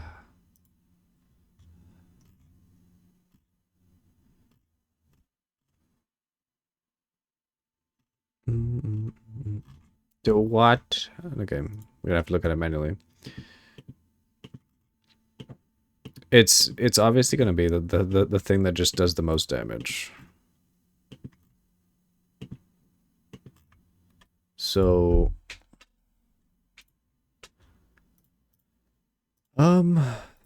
you know what? Unironically, it might be the fucking Deadeye because of this fucking extra projectile. But we'll have to see.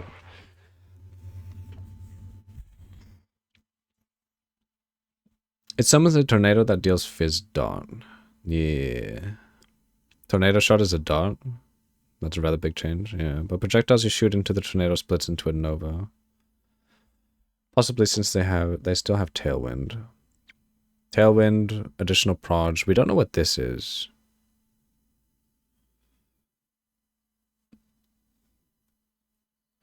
So you can take 1, 2. So you're gonna obviously take an additional projectile. It's too good not to take. So you're gonna be spending 4. We don't know what this is. Ricochet? You know what? Let's see if we can find anything equivalent.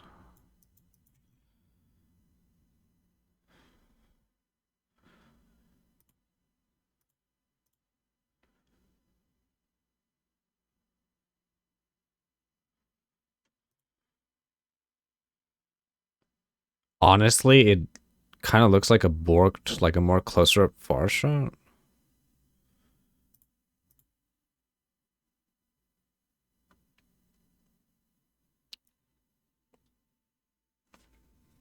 Can we get closer on it? Enhance. This looks like Ricochet. Gonna be close shot. Wait.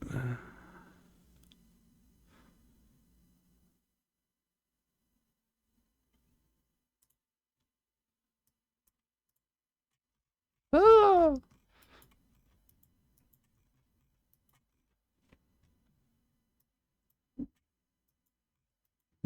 We can't go closer.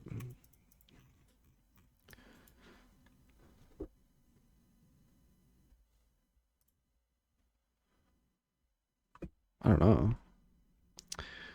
It looks kind of like a familiar node that's not an ascendancy. Oh. Oh. You mean like something like this? Is that a Scion-like node choice? Yeah, it is. Apparently. Oh. Oh. Pierce? Oh god, wouldn't that be fucking terrible? Imagine if they made you choose Pierce. Well, I guess it has 2 choices there, but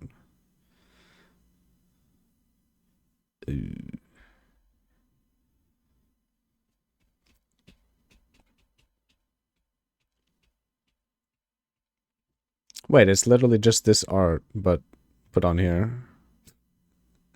God damn it.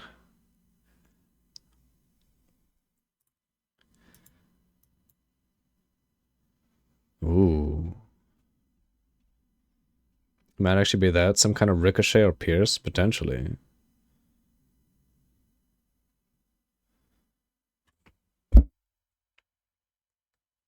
It's possible.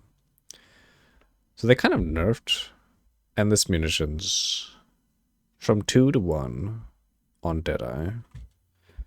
That'd be a painful choice, though.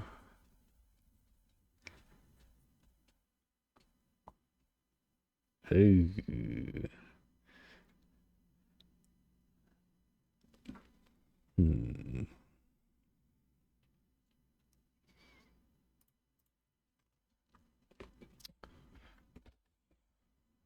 Oh no.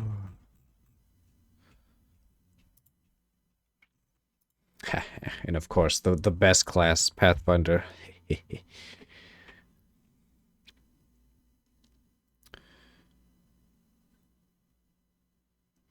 most damaging poison on enemies you kill spread to other enemies. That's pretty good. Wait, there's no... Fuck. They didn't list any notes related to flasks. God damn it. Aside from concoctions. So wait. We have bleeding and what the hell is fulminating? I assume this is poison. Poison cock, bleed cock. I guess fulminating is the shock cock, ignite cock, and then cold cock. No peacock. No, isn't this peacock right here? This one? It looks like they have one for everything. Are you starting as Pathfinder? I mean, I used to like main Pathfinder back in the day, but that was a while ago. Pathfinder's like my go-to in the past. It was OP as fuck. Toxin, toxic something. Oh. Toxic concoction. Toxcock.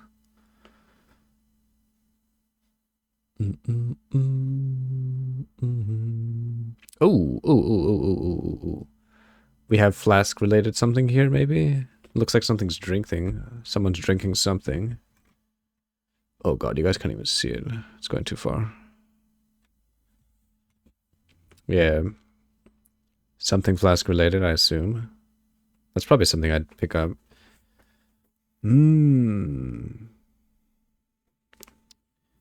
So funny enough, when we were going through all this Path of Exile stuff, Path of Exile 2 stuff, Raining came up with a CI Mom Pathfinder. So you would chug your HP potion to regen your ES, and of course mana. And you would take that, there's like a new node, where your life flask applies to your ES or something, but you can't regen life or something like that. But it doesn't matter because you're CI. So a CI Mom Pathfinder with that other node could be pretty interesting.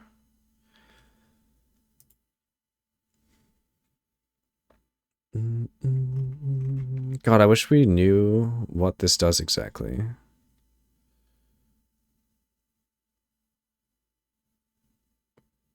Just for 2 points, you get some good shit.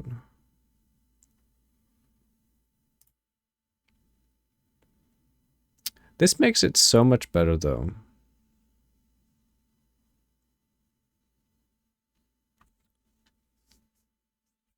Because it's like Overleech.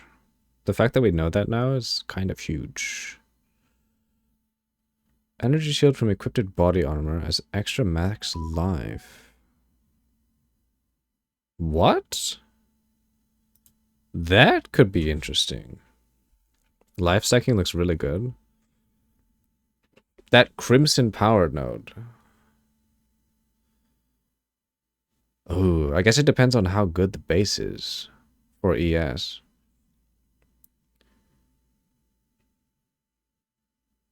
Oh. Maybe you can get really tanky. Maybe. Can you link the Deadeye one?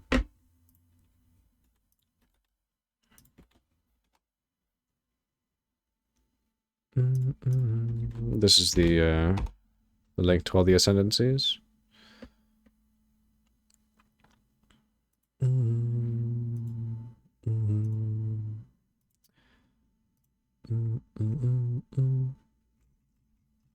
This honestly looks quite strong. Tempest Caller. And this. All damage from hits contribute to shock chance. This does look very good. I wonder what this is.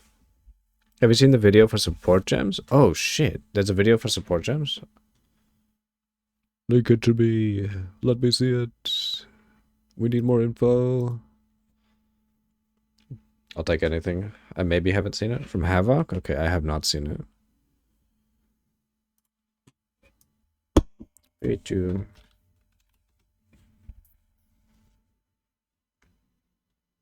Hey.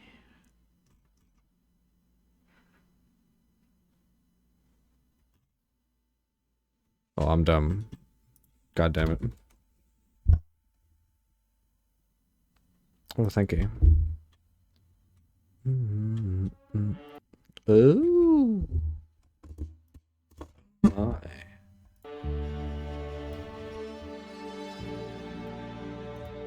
Okay. Oh. Has there been any leaks regarding strength stacking? There was some crazy int stacking ones. Not that I know of. Strength stacking does look pretty nuts though, because you get even more HP than in Path of Exile 1. So you'll end up with like some insane amount of HP, I assume. That pick doesn't show precise technique. Oh, wait. This?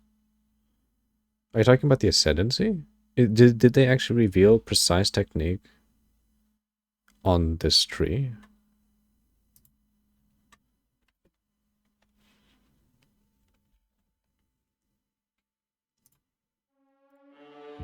Well, let's take a look. Added fire damage.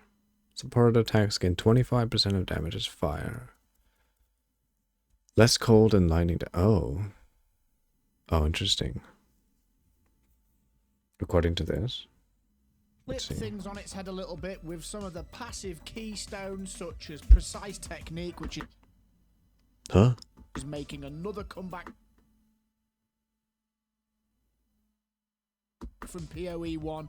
You do 40% more attack damage if your accuracy rating is higher than your maximum life, but you never deal critical strikes. This is really punchy with things like Lightning Arrow. Pathfinder, on the other hand, makes you a master of poison and utility. It excels technique, which is making another hit. Lovely. With that being said, you can flip things on its head a little bit with some of the passive keystones such as precise technique.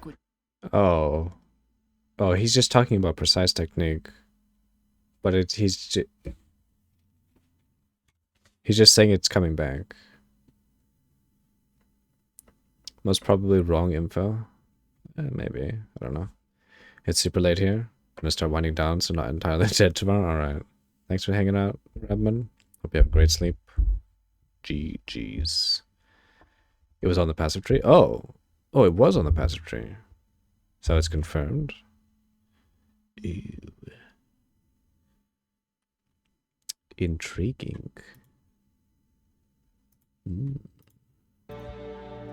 Ah.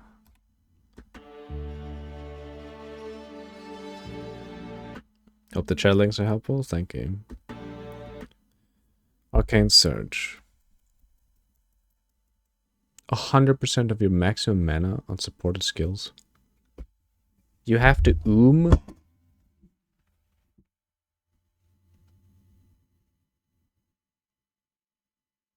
Wow. That's kind of a big nerf for Arcane Surge, isn't it? You have to spend 100%, a total of 100% of your maximum mana.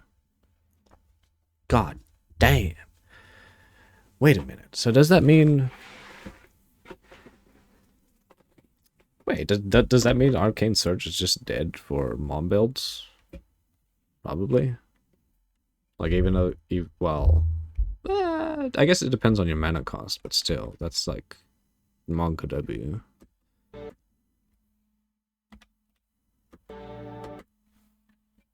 Seems fucking terrible. Yeah, that's not great.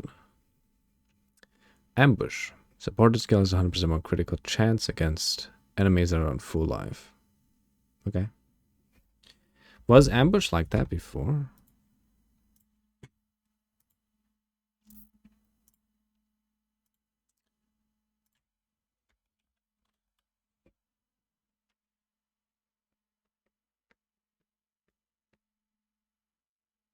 Oh, what? Really? Is that seems like a nerf? Wow, that is a super nerf to ambush. Holy shit. What the fuck? They have to be on full life for it to... What the fuck? That's kind of dog. Doesn't that just remove usability from ambush?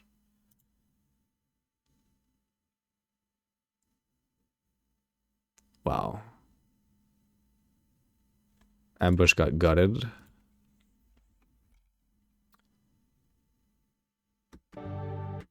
Power charge on crit?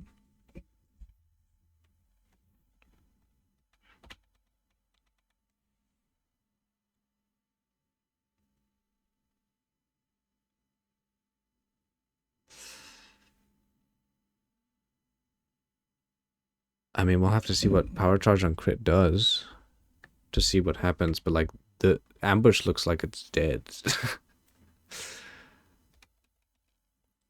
Added cold. Huh. So I assume added cold, added fire, and stuff is now just for pure fizz damage.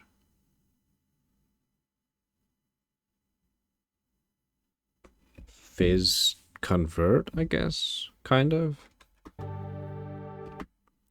Bursting Plague.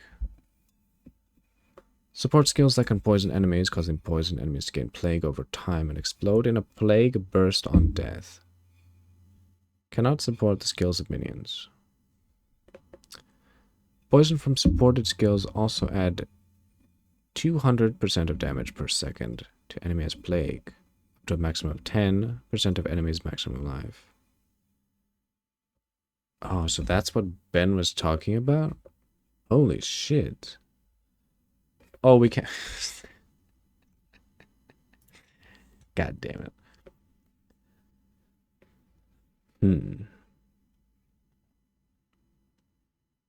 That's kind of OP. It's basically a built-in explosion for poison. Explode in a plague burst on death. So they'll explode for 10% of their maximum HP when they die. That's kind of strong. You poison the whole pack. One of them dies and they all die. I mean, that's pretty good.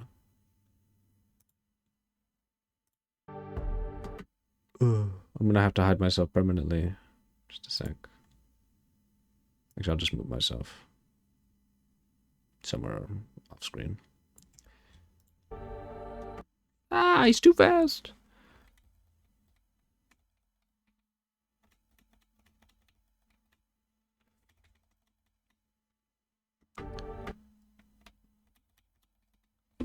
Ammo conservation.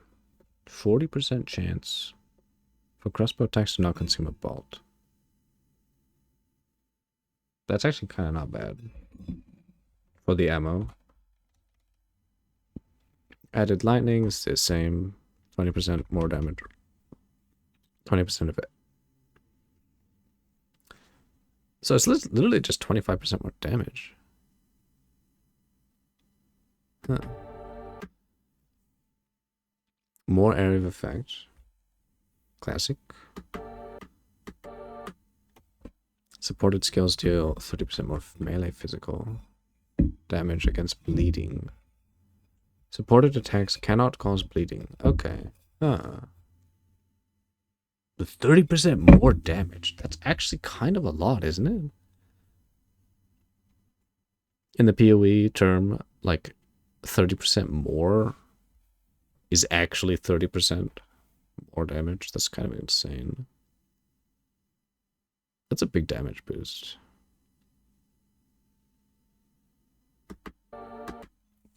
Bleed chance. 60% chance to inflict bleeding. Get bleed on weapon swap? Yeah. And then you just boom boom. Break endurance.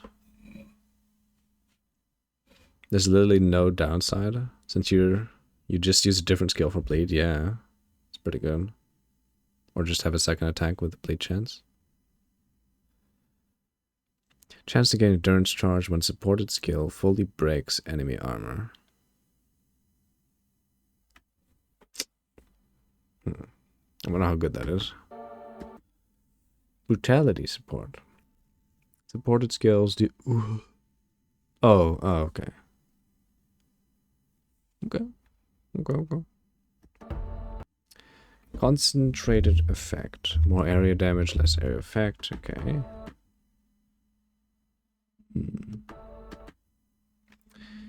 Corrosion. Supports any skill that hits enemies, causing poison it applies to break enemy armor. Cannot support skills that consume fully broken armor. What? Consume fully broken armor. That's gonna be a thing? Okay. That is cool. Chain. Chain one time. Is that a nerf?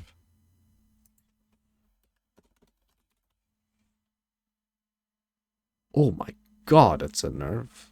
Jesus Christ. Wait a minute. What?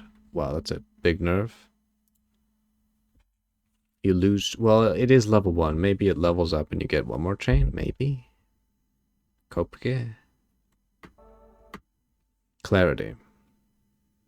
This is a aura persistent buff. Supports persistent buff skills. Wait, it's a support though. Causing you to gain increased mana regeneration while the skill is active. Supports persistent buff skills. So you need to put clarity support onto something else to activate it? That's interesting. 20% increased mana regeneration rate while the supported skill is active. 20%? Why does that sound like absolute dog? No flat mana regen on it? Yeah. Combo finisher. Supports melee attacks you use yourself. Supported skills cannot be used until combo has fully built up, but deal massively more damage.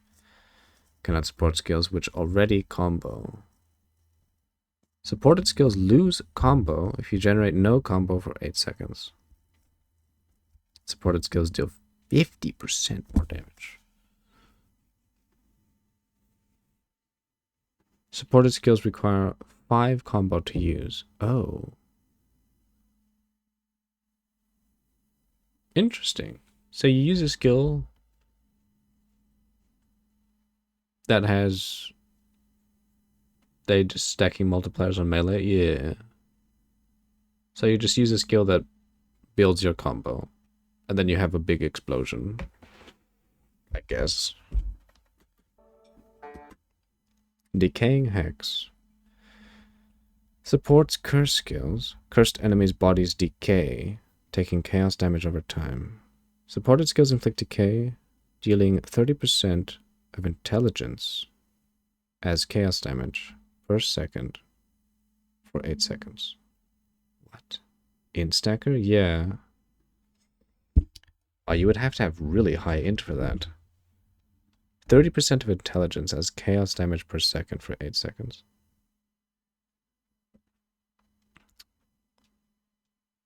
That one has you confused. You can never see 30% of int ever doing enough damage.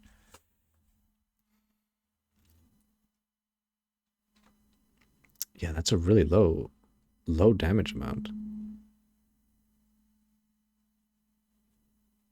It honestly seems like dog shit. But, I mean, it is level 1, so maybe it levels up further. Above 30%. Maybe. Because these are all level 1 support skill gems. Let's keep that in mind, too. Ah!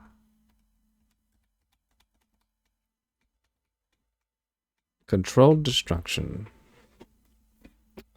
Support gems don't level up. What? They don't level up? Oh fuck, is that confirmed? Are they just set to be like this? Well, shit. Oh. Nope. Yikes. Well, that's shit. 30%. 30% event. Jonathan said you can't level them up. Oh. Oh my. Wait. Oh my. If that's the case, let's say... Because in Path of Exile 1, let's say, like... what's like a good amount of int for an int stacker to have? Like 1,500 about?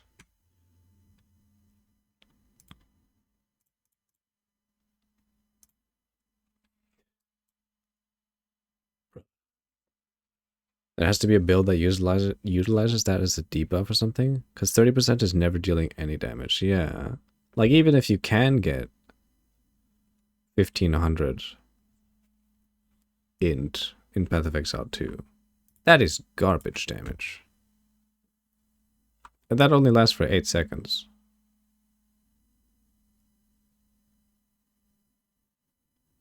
Well, yeah, that's kind of bad. I don't know. Oh shit, god damn it. He's so fast.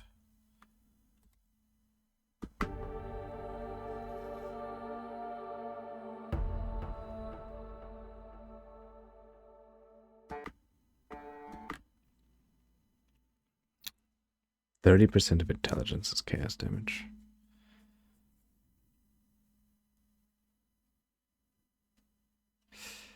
Yeah, I don't know. That is a very, very weird one. More spell damage with hits. Spells cannot critically hit. Conduction. Even a strong endgame int stacker at like 4k int is doing no damage. They can get 4k? Am I cooked? Jesus Christ. 4k int.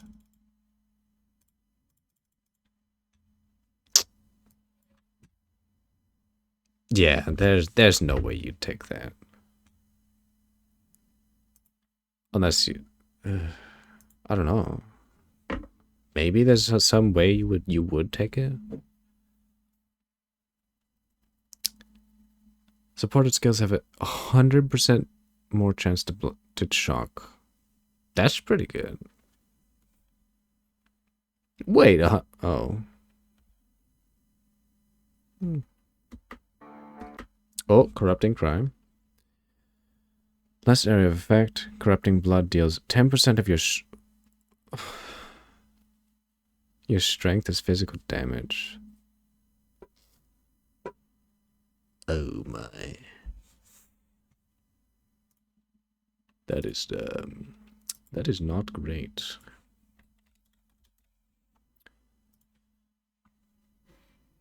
At level, so they don't level up. Let's assume 20. This is a flat base physical damage per second. Go. POE 2 sounded fun. Yeah.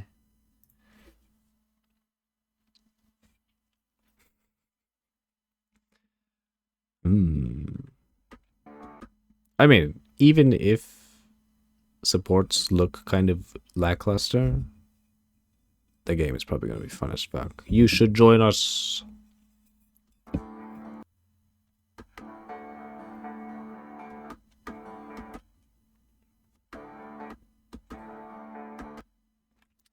Elemental Army.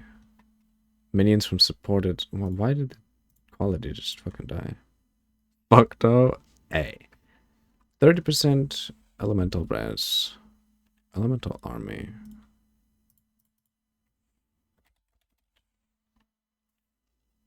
Oh! It's a nerf. They lost the max res.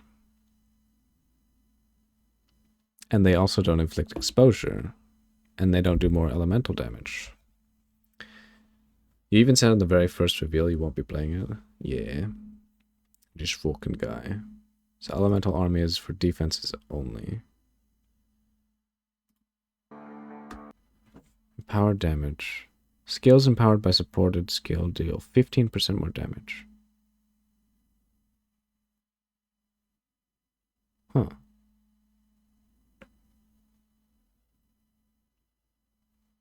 Support skills that can empower skills other than themselves, causing skills they empower to deal more damage. Is that like, do you have to manually press empower to, is it like a skill?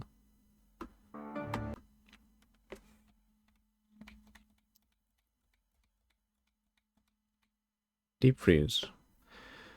Supported skills have a 50% increased freeze duration on enemies. That one could be interesting. Huh. Yeah.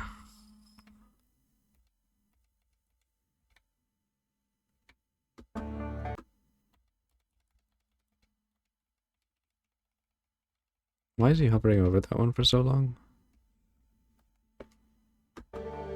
Oh my god.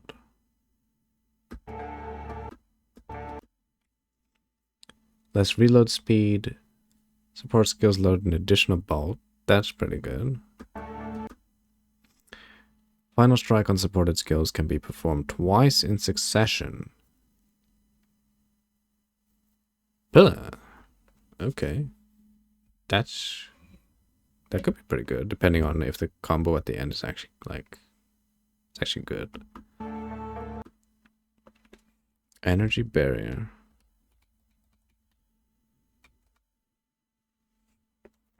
Energy shield recharge begins immediately and is not interrupted by damage for 3 seconds when stunned while using supported skills. Cast when stunned? So I assume this has to be linked to like cast when stunned. Isn't Empower from Warcries? Or maybe that was just Exert. I don't know. The thing that comes to mind is just Exert, to me at least. I'm not sure. Eternal Flame. Supported skills have a 100% increased ignite duration. Less chance to ignite. Huh. Okay. You can probably get around that. 100% increased ignite duration. I think that could be pretty good. Actually, do you want less? Empowered Cull. Skills empowered by supported skills have culling strike. What does that mean? So, is this just...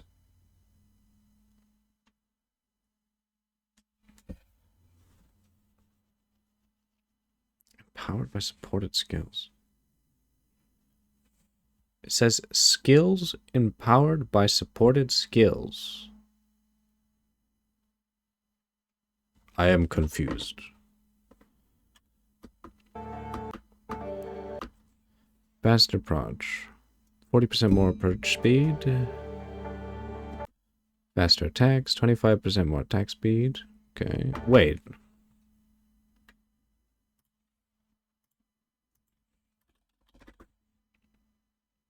Oh my god, the nerfs. 44% down to 25. Wow, it's almost a level 1. What would it be? It's a level 5 faster attacks. Empowered most probably just means if you support it in your skill, it's empowered. Potentially? Encumbrance. Supported skills have a 30% increased effect of slowing debuffs against enemies. What was it? The enfeeble. That could be good. Execute. Ooh. 40% more damage with hits against enemies that are on low life. That could be good. Faster casting is 25%. 25. So we are getting significantly slower.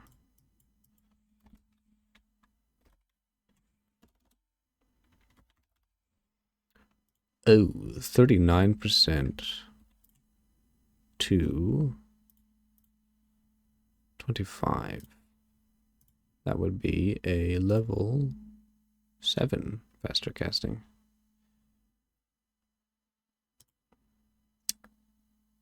Oh, shit.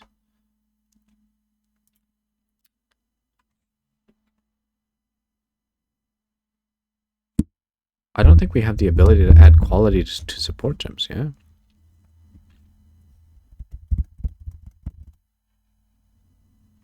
It might only be active skill gems. Maybe? I don't know.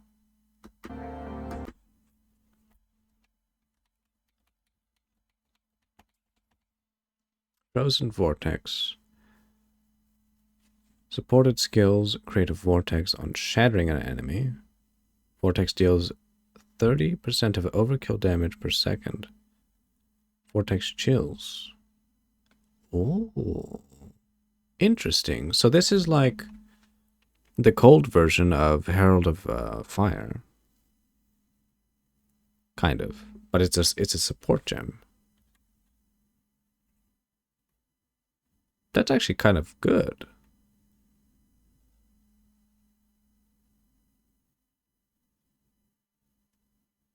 Well, it's not bad. No, if anything, that's actually not bad at all. Frozen Nexus.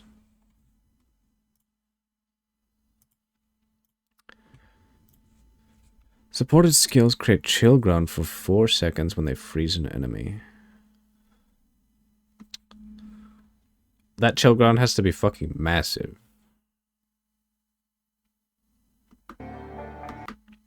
Fist of War.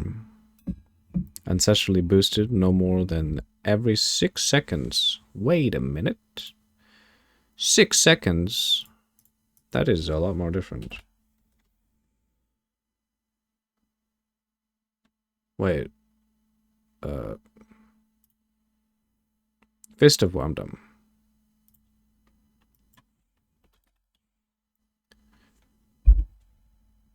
Wow. 6 seconds? Up from 1.8. Holy balls. Ooh, wow. Even a level 0 Fist of War is 2.5. Whoa. That is bad. 6 seconds? This has to hit like way harder. Well, I will have to see. Holy shit. 50% more damage. Supported skills have a plus 8 second to cooldown. Huh. Intriguing. That's actually kind of cool. More effective supported curses. Whoops. Glaciation. Supported skills cause 50% more freeze buildup. Okay. It could be cool. Walls from supported skills are created in a circle instead. Oh, gross. Are you actually trapping yourself? Ugh. Increase limit. What? Supported skills that can have a limit have a limited number of effects active at once, increasing that limit at the cost of duration. Only applies to restrictions that use the word limit. What? Supported skills have 50% less skill effect duration. Supported skills have a +1 to limit. Oh, like totems? Would that work on totems? Oh! Potentially. Yeah, maybe. Wait. Do totems have a limit? Yeah, you're right. Yeah, you're right. This might actually work. That's cool. +1 totem. Inspiration. Skills. Supported skills have 40% less cost. What did we lose from inspiration? Oh. Wow. It's actually a buff to the mana usage. So 34% less mana cost. And we raise that to 40%, but we lose all the extra stuff, like damage. And there's no charges. Intriguing. So you lose critical strike chance and, ooh, more elemental damage. So it's only for mana. Why are mana stackers getting so much? Ice Bite. Attacks gain 35% of damage as cold damage for 3 seconds on freezing an enemy with supported skill. Huh. Wait, attacks? Wait, so...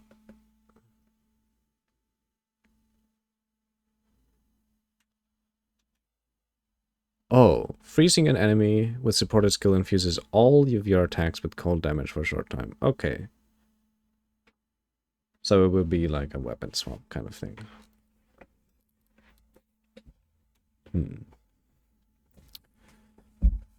Well, you don't really need to weapon swap.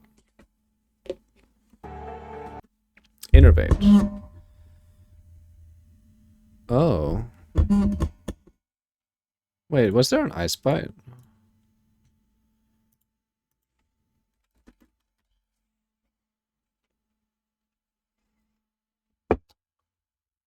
Oh, wow. Okay.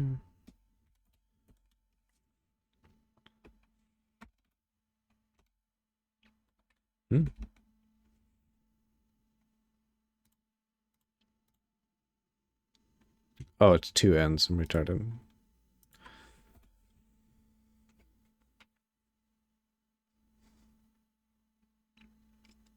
Gain innovation on killing. Innovation grants flat damage.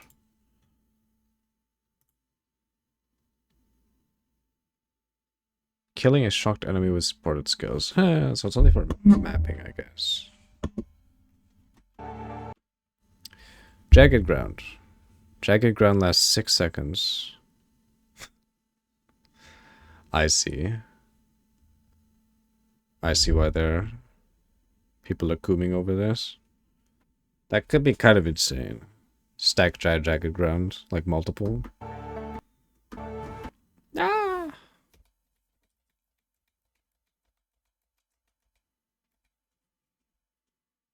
100% more chance to ignite. Oh shit, Impending Doom is back! Trigger Doom Blast when curses from supported skills expire. Oh shit! Ah! I need him to hover over this. Fuck. Oh, I want to do an Impending Doom build. Fuck, man. That could be really fun. Impact Shockwave. Supported skills create an aftershock when they stun an enemy, dealing the same damage to enemies within 1 meter. When the curse expires, yeah. Has it always been like that? I think so.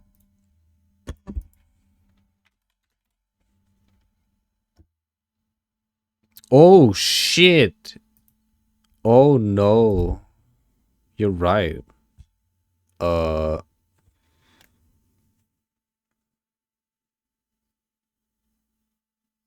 That's not good. The wording is very key. I wonder if they'll still be lenient. Like how it works in PoE 1. Because in PoE 1, obviously, it says ends. That is not good.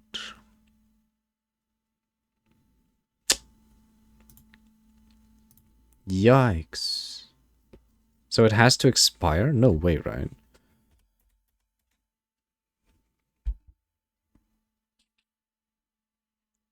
When the curse expires. Fuck. Now, is it considered expired when you overwrite it, like in PoE 1? Damn.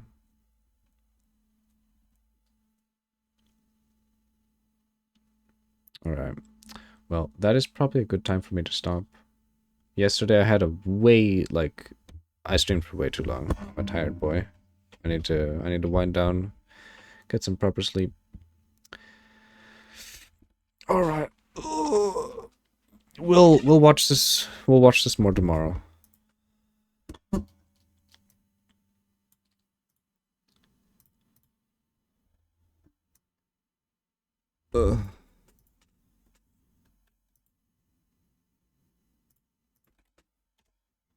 Thank you for stream. No problem. Thank you guys for hanging out. It is always appreciated to have you all here. Anyone watching? Alright. Oh. No raid out.